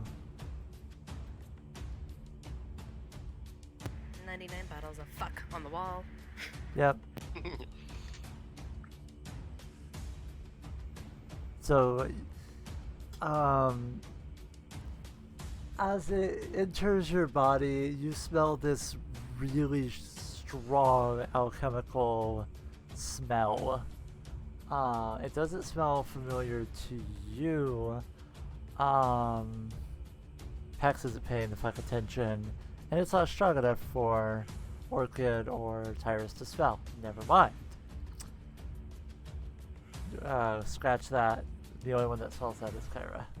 All right. Yep. But you are poisoned. Yay. Where's Lamora when you need her? Sleep, I believe. Yeah. So, does the poison do any immediate damage? It does not. I will send you what it does, but you cannot share with the party. They have to figure it out. Okay. Everyone's just wondering, where's Lamora? She's in bed, snuggling Soldio like a body pillow. Alright, that is the one attack that he did, and he's going to hide. And Cisco, he's going to move his happy ass over here to hide. Danku. And he got a 21 to hide, so very, very hidden. Can I roll perception to see? Or you said 21, right? Yeah? Yeah, I think I have a chance to get that. Yeah, I got a +1 to perception, so if I roll a nat 20, I should be able to see him, right? Yeah. But he's using the shadow from the... Oof. Sorry. Nope. Sorry, Fred. Alright, it is the druid's turn. Well, since there is nobody left in the darkness, he's probably going to drop his darkness and instead cast a different concentration spell. Skibbity bop. Doop-a-doo-a-doo-a-doo.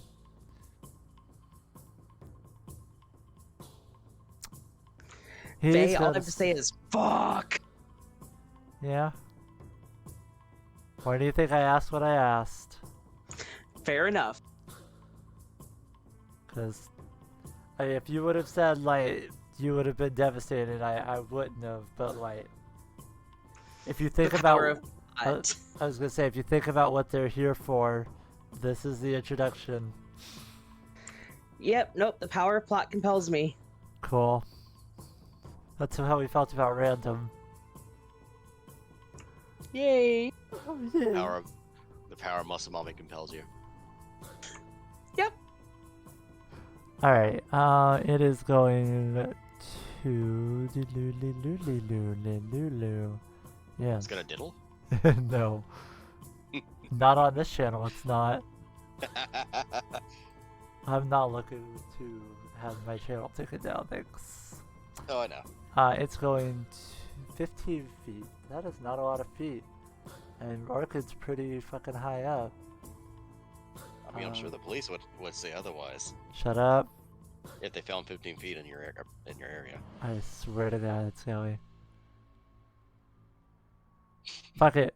Produce flame. We're going to make a yeet at Orchid. Because I don't think he can reach Tyrus. I don't know if I want to hit Tyrus. I'm kind of afraid to hit Tyrus. I am very squishy. Yeah, and your healer is kind of occupied. Let's see. Yeah. Yeah. Nope, that is not what I wanted. I wanted the other one. You need to check out our list. With amazing new music added daily and one simple license. Alright, Tyrus is 70 fucking feet away. So definitely not going to... Well, 75 feet across and 20 feet up, so further. Yeah, Orchid is 15 feet across, 25 up. Let's see, it's being launched up, so technically 25 up. It could Yeah, he could hit Orchid. Last but not least, 50. Yeah, Orchid's really the only target. Alright, I was trying to make it fair, because like, he would have had another option. Not with roll, he's not. So yeah, he makes a fire orb and hits the side of the building.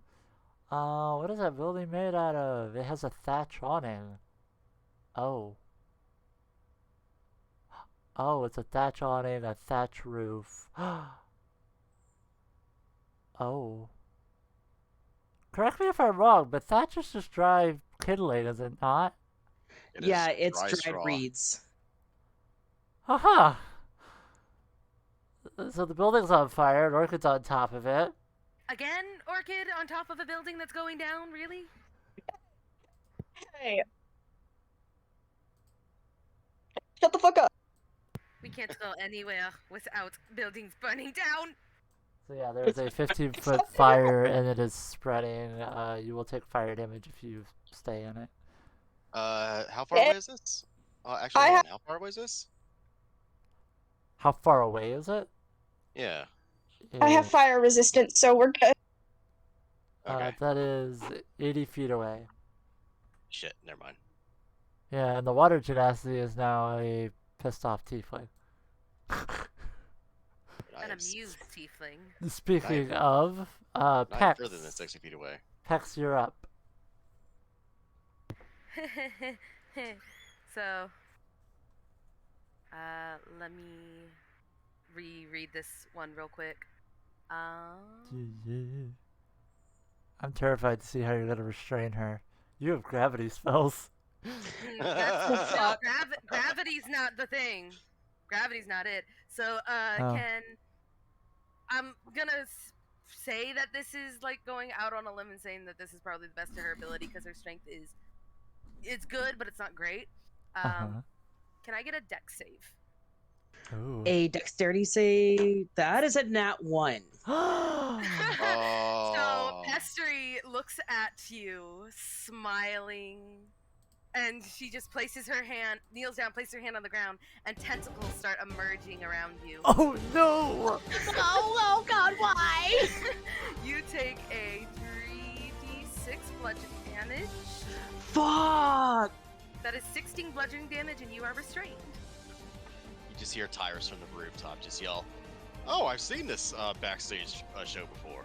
Also, as the tentacles wrap around, you notice that Kyra puts up no resistance.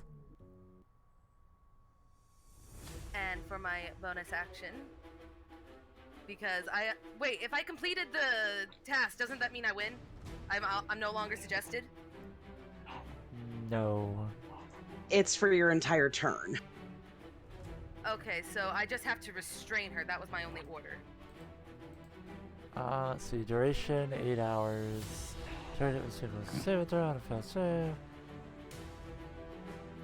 The spell ends when the subject finishes what it was asked to do. Course of action continues for the entire duration of the turn. Okay.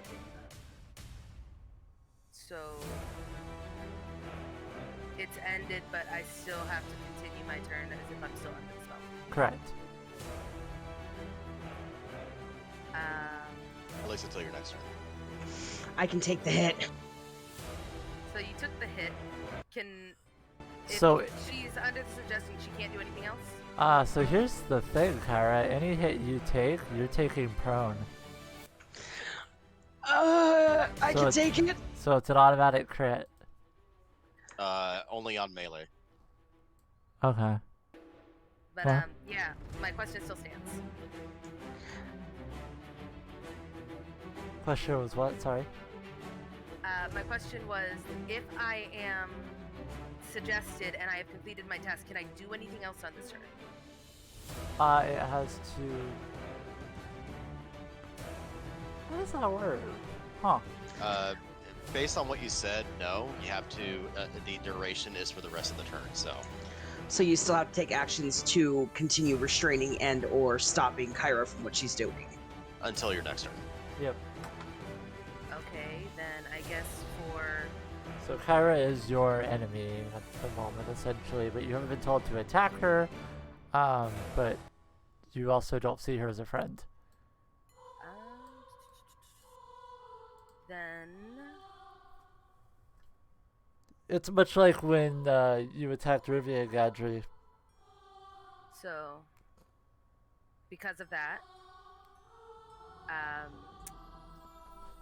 she is going to use one of her gravity wells. Is it a gravity well? Hold on. Is No, it not an gravity action? well. I'm looking. That's what I'm trying to see. I haven't actually used Peck's shit for a while. Because isn't grapple an action? Or restrain an action? Well, I didn't grapple her. I used a spell, which is why I'm trying to see if I have any bonus actions that I can do to her. Do you not have Warcaster? I don't think so. I don't remember what feats you took. I don't keep track of everyone's feet. That's what I'm trying to figure out because I haven't looked at her feet in a hot minute. I don't think she has feet at the moment. I was gonna say she has feet. She has 2. Hush. She has action surge, which is one additional action. Yep. So you can bonus action surge and then have an additional action. The benefits of fighter. Okay, so action surge. Yep. Sorry, Cam, I love you. You are not your character. I love you. Pester, he doesn't know you. So, action surge. She is going. Fuck. Where is it? So yeah, it is the gravity magic. So she is going to cast. It's not really cast or anything, but it's an ability. Adjust destiny. Density. Sorry, adjust density, and she is going to make you heavy. Yep. You know what? Counterspell it. Can you counterspell it? It's an ability, not a spell. Oh, is it? It is an ability? Yep. Yeah, It's it's like an ability. It's an Brooke's, ability. it's like Brooke's time stop power. So you botch Okay. as Your weight is doubled for 1 minute. It's a concentration. No, it's not a concentration. It says it can be. While doubled, the creature speed is reduced by 10. It has advantage on strength checks. It does have advantage on strength throws. Yeah, strength checks and throws, but your movement is lowered, and you feel your body heavy as fuck. Noted. Ooh. Actually, I could half your thing. Yeah, because that makes no sense to give you advantage on strength saving check. Your weight is halved. Your speed increases by 10. You can jump twice as far as normal, but you have disadvantage on all your strength saving throws and checks. Noted. But you feel light as a feather while being restrained. There you go. That is Fester's turn. I love Alright. you, Cam. it is the cleric mage's turn, and this one says, "Fuck this shit, I'm out." And what it and do You gave life to is and always will. what the fuck? That's so annoying.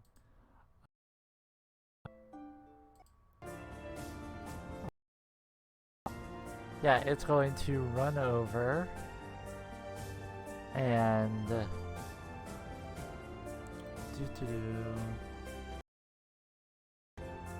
It's going to run over and do. Sorry, hold on.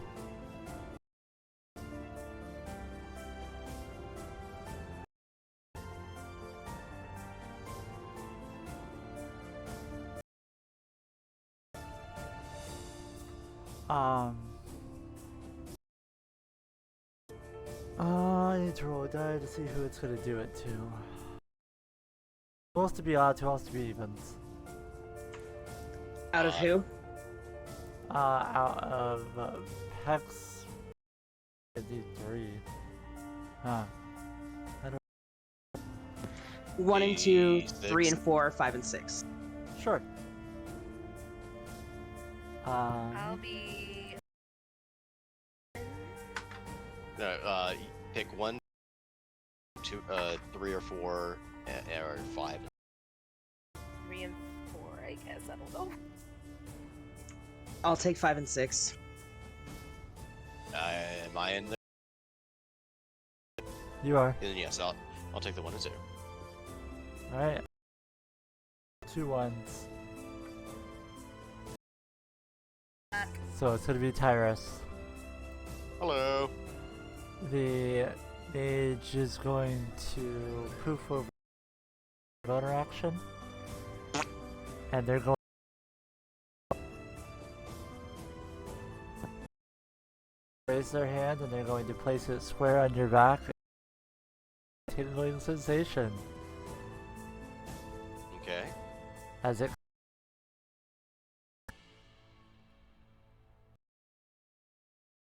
remaining movement to nope the fuck out of combat. That's weird. He's just gonna turn to him and go, thank you for not hassling the David.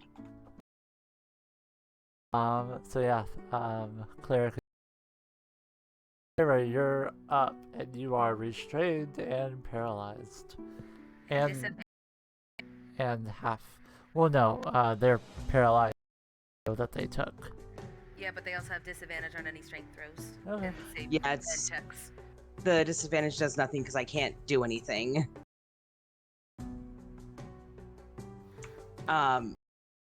So yeah, I can't make any attack rolls or anything. You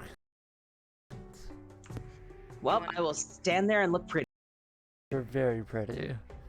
Orchid, you're up. Pex is smiling at you.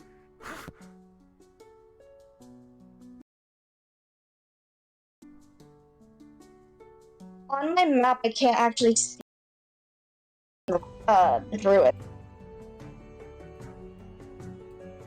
And this is all on fire, so Yeah. Fire. actually, I'm gonna run to that, jump to the other rooftop. Go ahead and make it athletics. Fuck yeah, let's. Also, all of these are thatch apparently, because I looked it up. This is not the town that actually has materials for shit. They have a fire brigade at least. Going to have a stroke. That is in. Okay, so yeah, you jump over to the next building and you are safe from the fire. Just hear tires from across the street. That was hot. Hey, folks.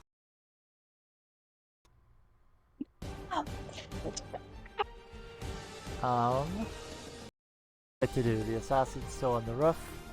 That was weird. Okay, and from here, I would have advantage. Technically hidden.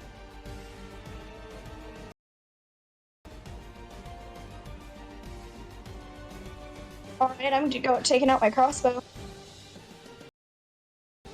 Doodly doo doo. Doo doo doo. Doodly doo doo. 23. That hits, roll damage.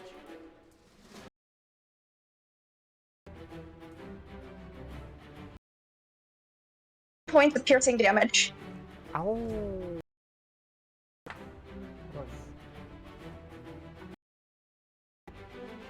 Yeah, you just doesn't make a sound now. But right into right. Yep, the arrow goes right in the assassin. Sound comes from it. And that's all I can. Cool. Mage is dead. Next mage. That one is going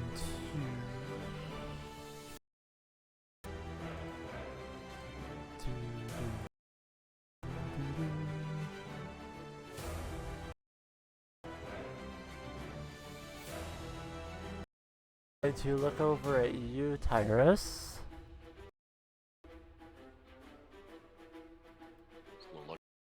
Your wisdom saving throw.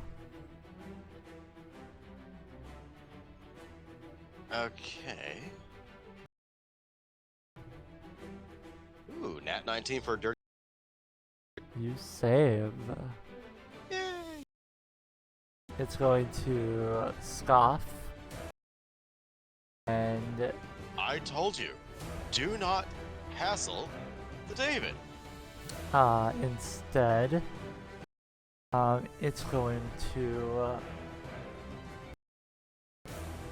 let's see, bonus action that it's going to pull a bead of its from around its neck, and it's going to throw it at and completely remove your foot. Counterspell. I know exactly what that is. I don't believe you can. It is basically casting firespell or a fireball, is it not? Oh, then. Oh, he's just tossing a bead. It's not a magic bead. Well, it is, but it's not using a spell. It is just a bead of force. Yeah, there's no spell imbued on. Yeah, okay, I was reading it. So it's going to explode on impact. Dexterity saving throw. You're great Wait, at hold this, on. right? Wait, hold on. Did you just do 2 actions, or was that a bonus action? The first. Okay. Then, The bonus action, and that's why he's doing this action. Gotcha. Alright. Magical guidance. Natural 20. Cool. Well, you have not been trapped. You'll take 5d4 force damage, though. But you were not trapped inside the.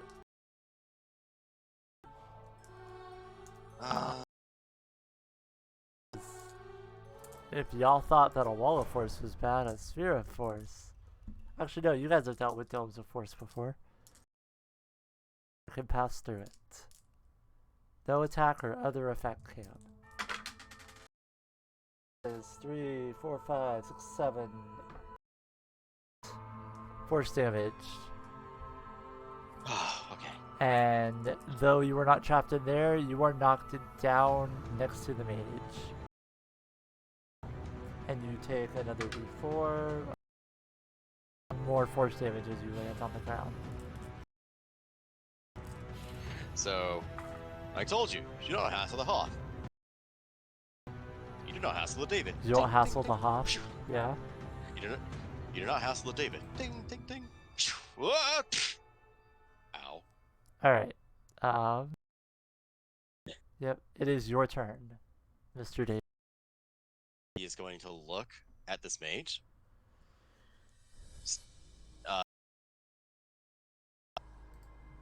Tyrus. Is the fall. Yep.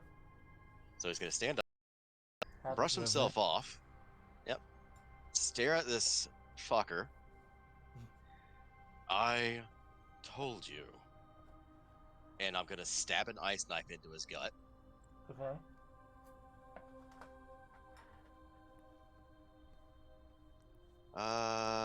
You know what? I'm going to cast this at 4th level. Okay, go for it. I'm going to assume 14 does not hit, so magical guidance. Yeah. No, 14 Natural hits. 20. Nope. Well, okay. I'll give you the crit. That's fine. Because you already rolled it, so.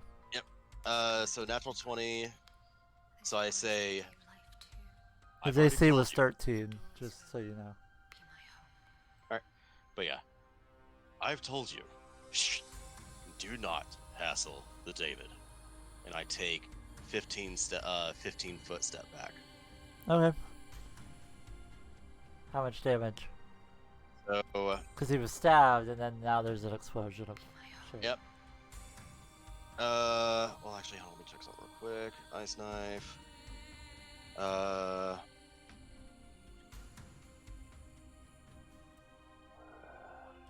look at that. I've been impaled. Yep. 8 points of piercing damage. Ow. And let's see, ice knife starts at level 1, so that is 4d6. Uh-huh. But you casted it 4th? I did. Oh, look at all those dice. An additional 16 points of cold damage as he walks away, not even looking back. How do you want to do this? Exactly as I described it. Okay. Basically, he just looks at the dude in the face, his shaded face. You do not hassle the David. Stab him in the gut, leave it there, turns away, walks away, doesn't even look back. Yep, so you look at this mage gets stabbed, freezes, and then explodes, and there's mage pieces everywhere. It's gross. I'm gonna say that definitely breaks concentration. Yeah. Oh, absolutely. Man, I don't know who could concentrate after that. Pex is gonna blink. Because they don't know what the fuck's going on. I basically just pulled a one of those things that you can do in the war movies, which is basically pull a pin on the grenade on the soldier's vest and walk away. Basically. Alright, that's your turn? That's my turn. Alright, it is the assassin's turn. It's going to... Pex, did you see that? You see that, Pex? Pex, you weren't even looking! It's gonna get the fuck out of dodge. With a 19. So, 25 to hide. Yeah, none of y'all were seeing that shit. Orchid, though, you are watching what you see as a silvery black shadow that is just gone. Fuck. Also, I just realized that ice damage was not doubled.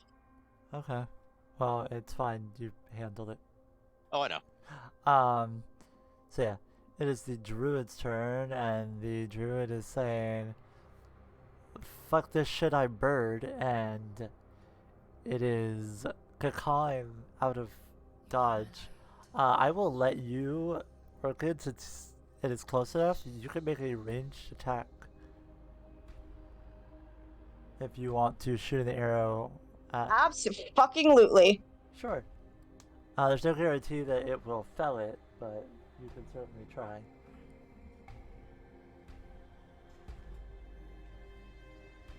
The natural 19 plus 5. Yep, that hits. Roll damage. Fuck. 7 points of piercing damage.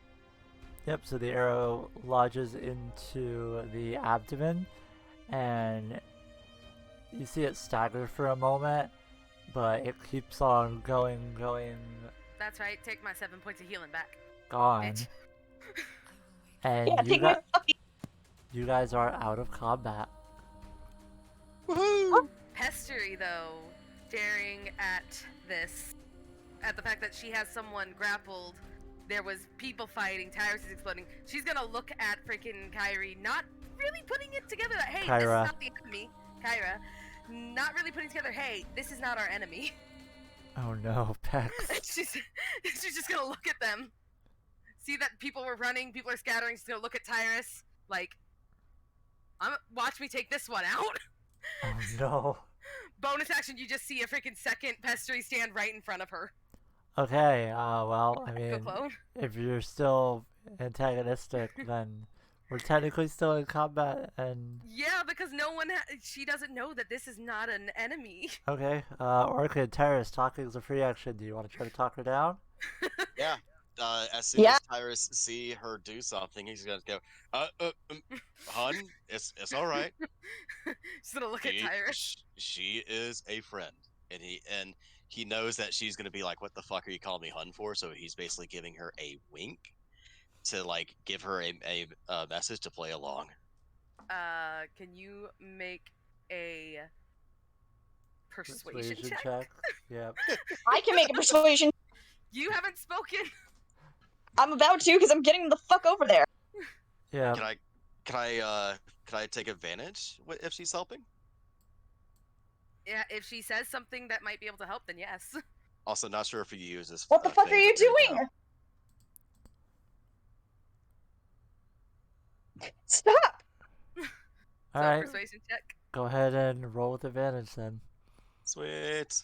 I will give this the AC of, because she hasn't killed in a while. It's a 13 So it would be a DC, but I know what you mean. DC, whatever. Yep, and it was a 14 and a 16.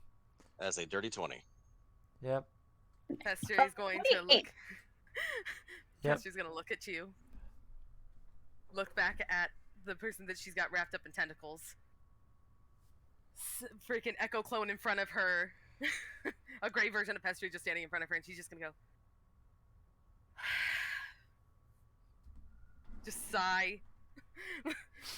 No one will let me have any fun. I know. No one ever lets freaking Pestery fight. She's gonna sigh. Stand up straight. I will explain later. Look at him. Snap her fingers. Her freaking echo clone's gone. Much appreciated.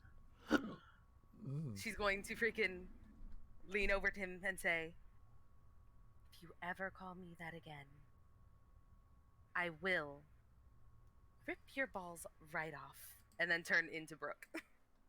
Like, fucking hell, I'm pissed off. I'm leaving. Duly noted. I'm gonna have to have a talk with her about that later. Actually, I don't think I have to, but that's alright. Tentacles drop. And Brooke is now blinking, confused, looking around like, did we win? Tyrus is gonna come over and offer a hand down. Well, that was something. Offer a hand down. Yeah, to I keep Orchid? No. Cam's character. She's paralyzed. She's not on anything. She's literally just kind of holding still. Oh, well, I know Tyrus knows she's prone. He doesn't know what happened to her. So he's just looked down, offers a hand, he's like, dispel the magic. It's not magic. Brooke walks over, looks at this display, and she's gonna make a medicine check. Arcana Actually, check. I don't know how this works. I think I have something for this. Yeah, lesser restoration. Real quick, DM, with the time limit and everything, would that have been cast in time? It would not have been, unfortunately. Can I make the medicine check? You can, as this is happening. So, while she's making the medicine check, Kyra just looks up, like, doesn't look up, but her eyes shift. And let me see, 5 words. 16? You notice that Kyra's skin is turning gray. Oh. Then I'm gonna do a greater restoration then. It's too late. This imbue a creature you touch with positive energy, undoing a debilitating effect. You can reduce the target's exhaustion level by 1, or end one of the following effects on a target. One effect that charmed or petrified the target. It's not petrification, and I've already talked to Faye about it. There's not. It's not a spell. It's a poison and shit. It's not. Yeah. This isn't undoing a spell. This is doing an effect. Unfortunately, again, I talked to Faye with it while you guys were doing the combat and everything, since I couldn't do much, and unfortunately with the time limit and everything, it's not going to work. Shit. So, Kyra takes one final breath, tries to move her hand, but she can't, and just, this is why I quit. And you watch as her entire body turns to... It's stone-ish, and In what pose is Kyra in currently? In her final pose, even though she's prone, her swords are still in her hand, and she's holding herself like a warrior ready to leap up and take the final strike. A majestic pose for a majestic woman. So standing in the middle of this dark alley, you guys have witnessed the end of Kyra. With that, Brooke is going to cast Sending. She's going to send a message to their host. I forgot her name. Oh, Cyril? Yeah. And she's I don't know how to word it, so the gist of it is giving her the location. Something happened, Kyra's gone. Send help. Come quick, or whatever. So what is this exactly? Well, on that note, since that's probably going to lead into how Sunday starts, we're gonna end tonight's minisode here. Well, I'm gonna do one more thing. I'm gonna toss an ice knife into the burning building to put out the fire. Yeah, Brooke Okay. can go ahead and Yeah. use water shit. Yeah, y'all can definitely do Don't that. want to burn the city down. Fire up, put it out. Good job. I don't know. I do not know if they have a fire brigade, so we're it. Nice. All right. Brooke wanted that drink. Damn. Why does everything she wants to sleep with die? Oh my god. And Orchid thought she was cursed. Aw. Poor Orchid. Give me 1 second. Guys. Also, ow, low blow. Oof. Who are we rating? Who are we rating? That is a spectacular. I'm just. Also, we are number 4 in the live channels for D&D again. Woo! I have just accepted I'm not going to have a one-shot character that ever lives. All my one-shot characters are cursed. I'm sorry. Oh no, last time it was Tyrus. Now it's just like every time somebody else DMs, if I have a one-shot character, I'm just be like, okay, yep, they're going to be dying. That's just how it is. Yeah, once again, thank you for popping that cherry for me. At least it was a seasoned player and not a newbie. Yeah, right. Thank you all for watching. Can't wait for you to see what happens Sunday. We're gonna. The current party is gonna go take a long rest. Not yet. Not just yet. What will lead into the thing is them coming. I guess Orchid can go back if she wants to, but Yeah, we just are need doing that another fucking half mini-sode. hit points. So we're gonna go raid Lava Man GYT. They are playing a Pokemon D&D session. Nice. Ooh, be sure to give them lots of love, viewers. Give them all the Faded Fables love. Faded raid, and we will see you guys pretty For the next soon for mini-sode. another minisode. Yay! Mass time. Bye.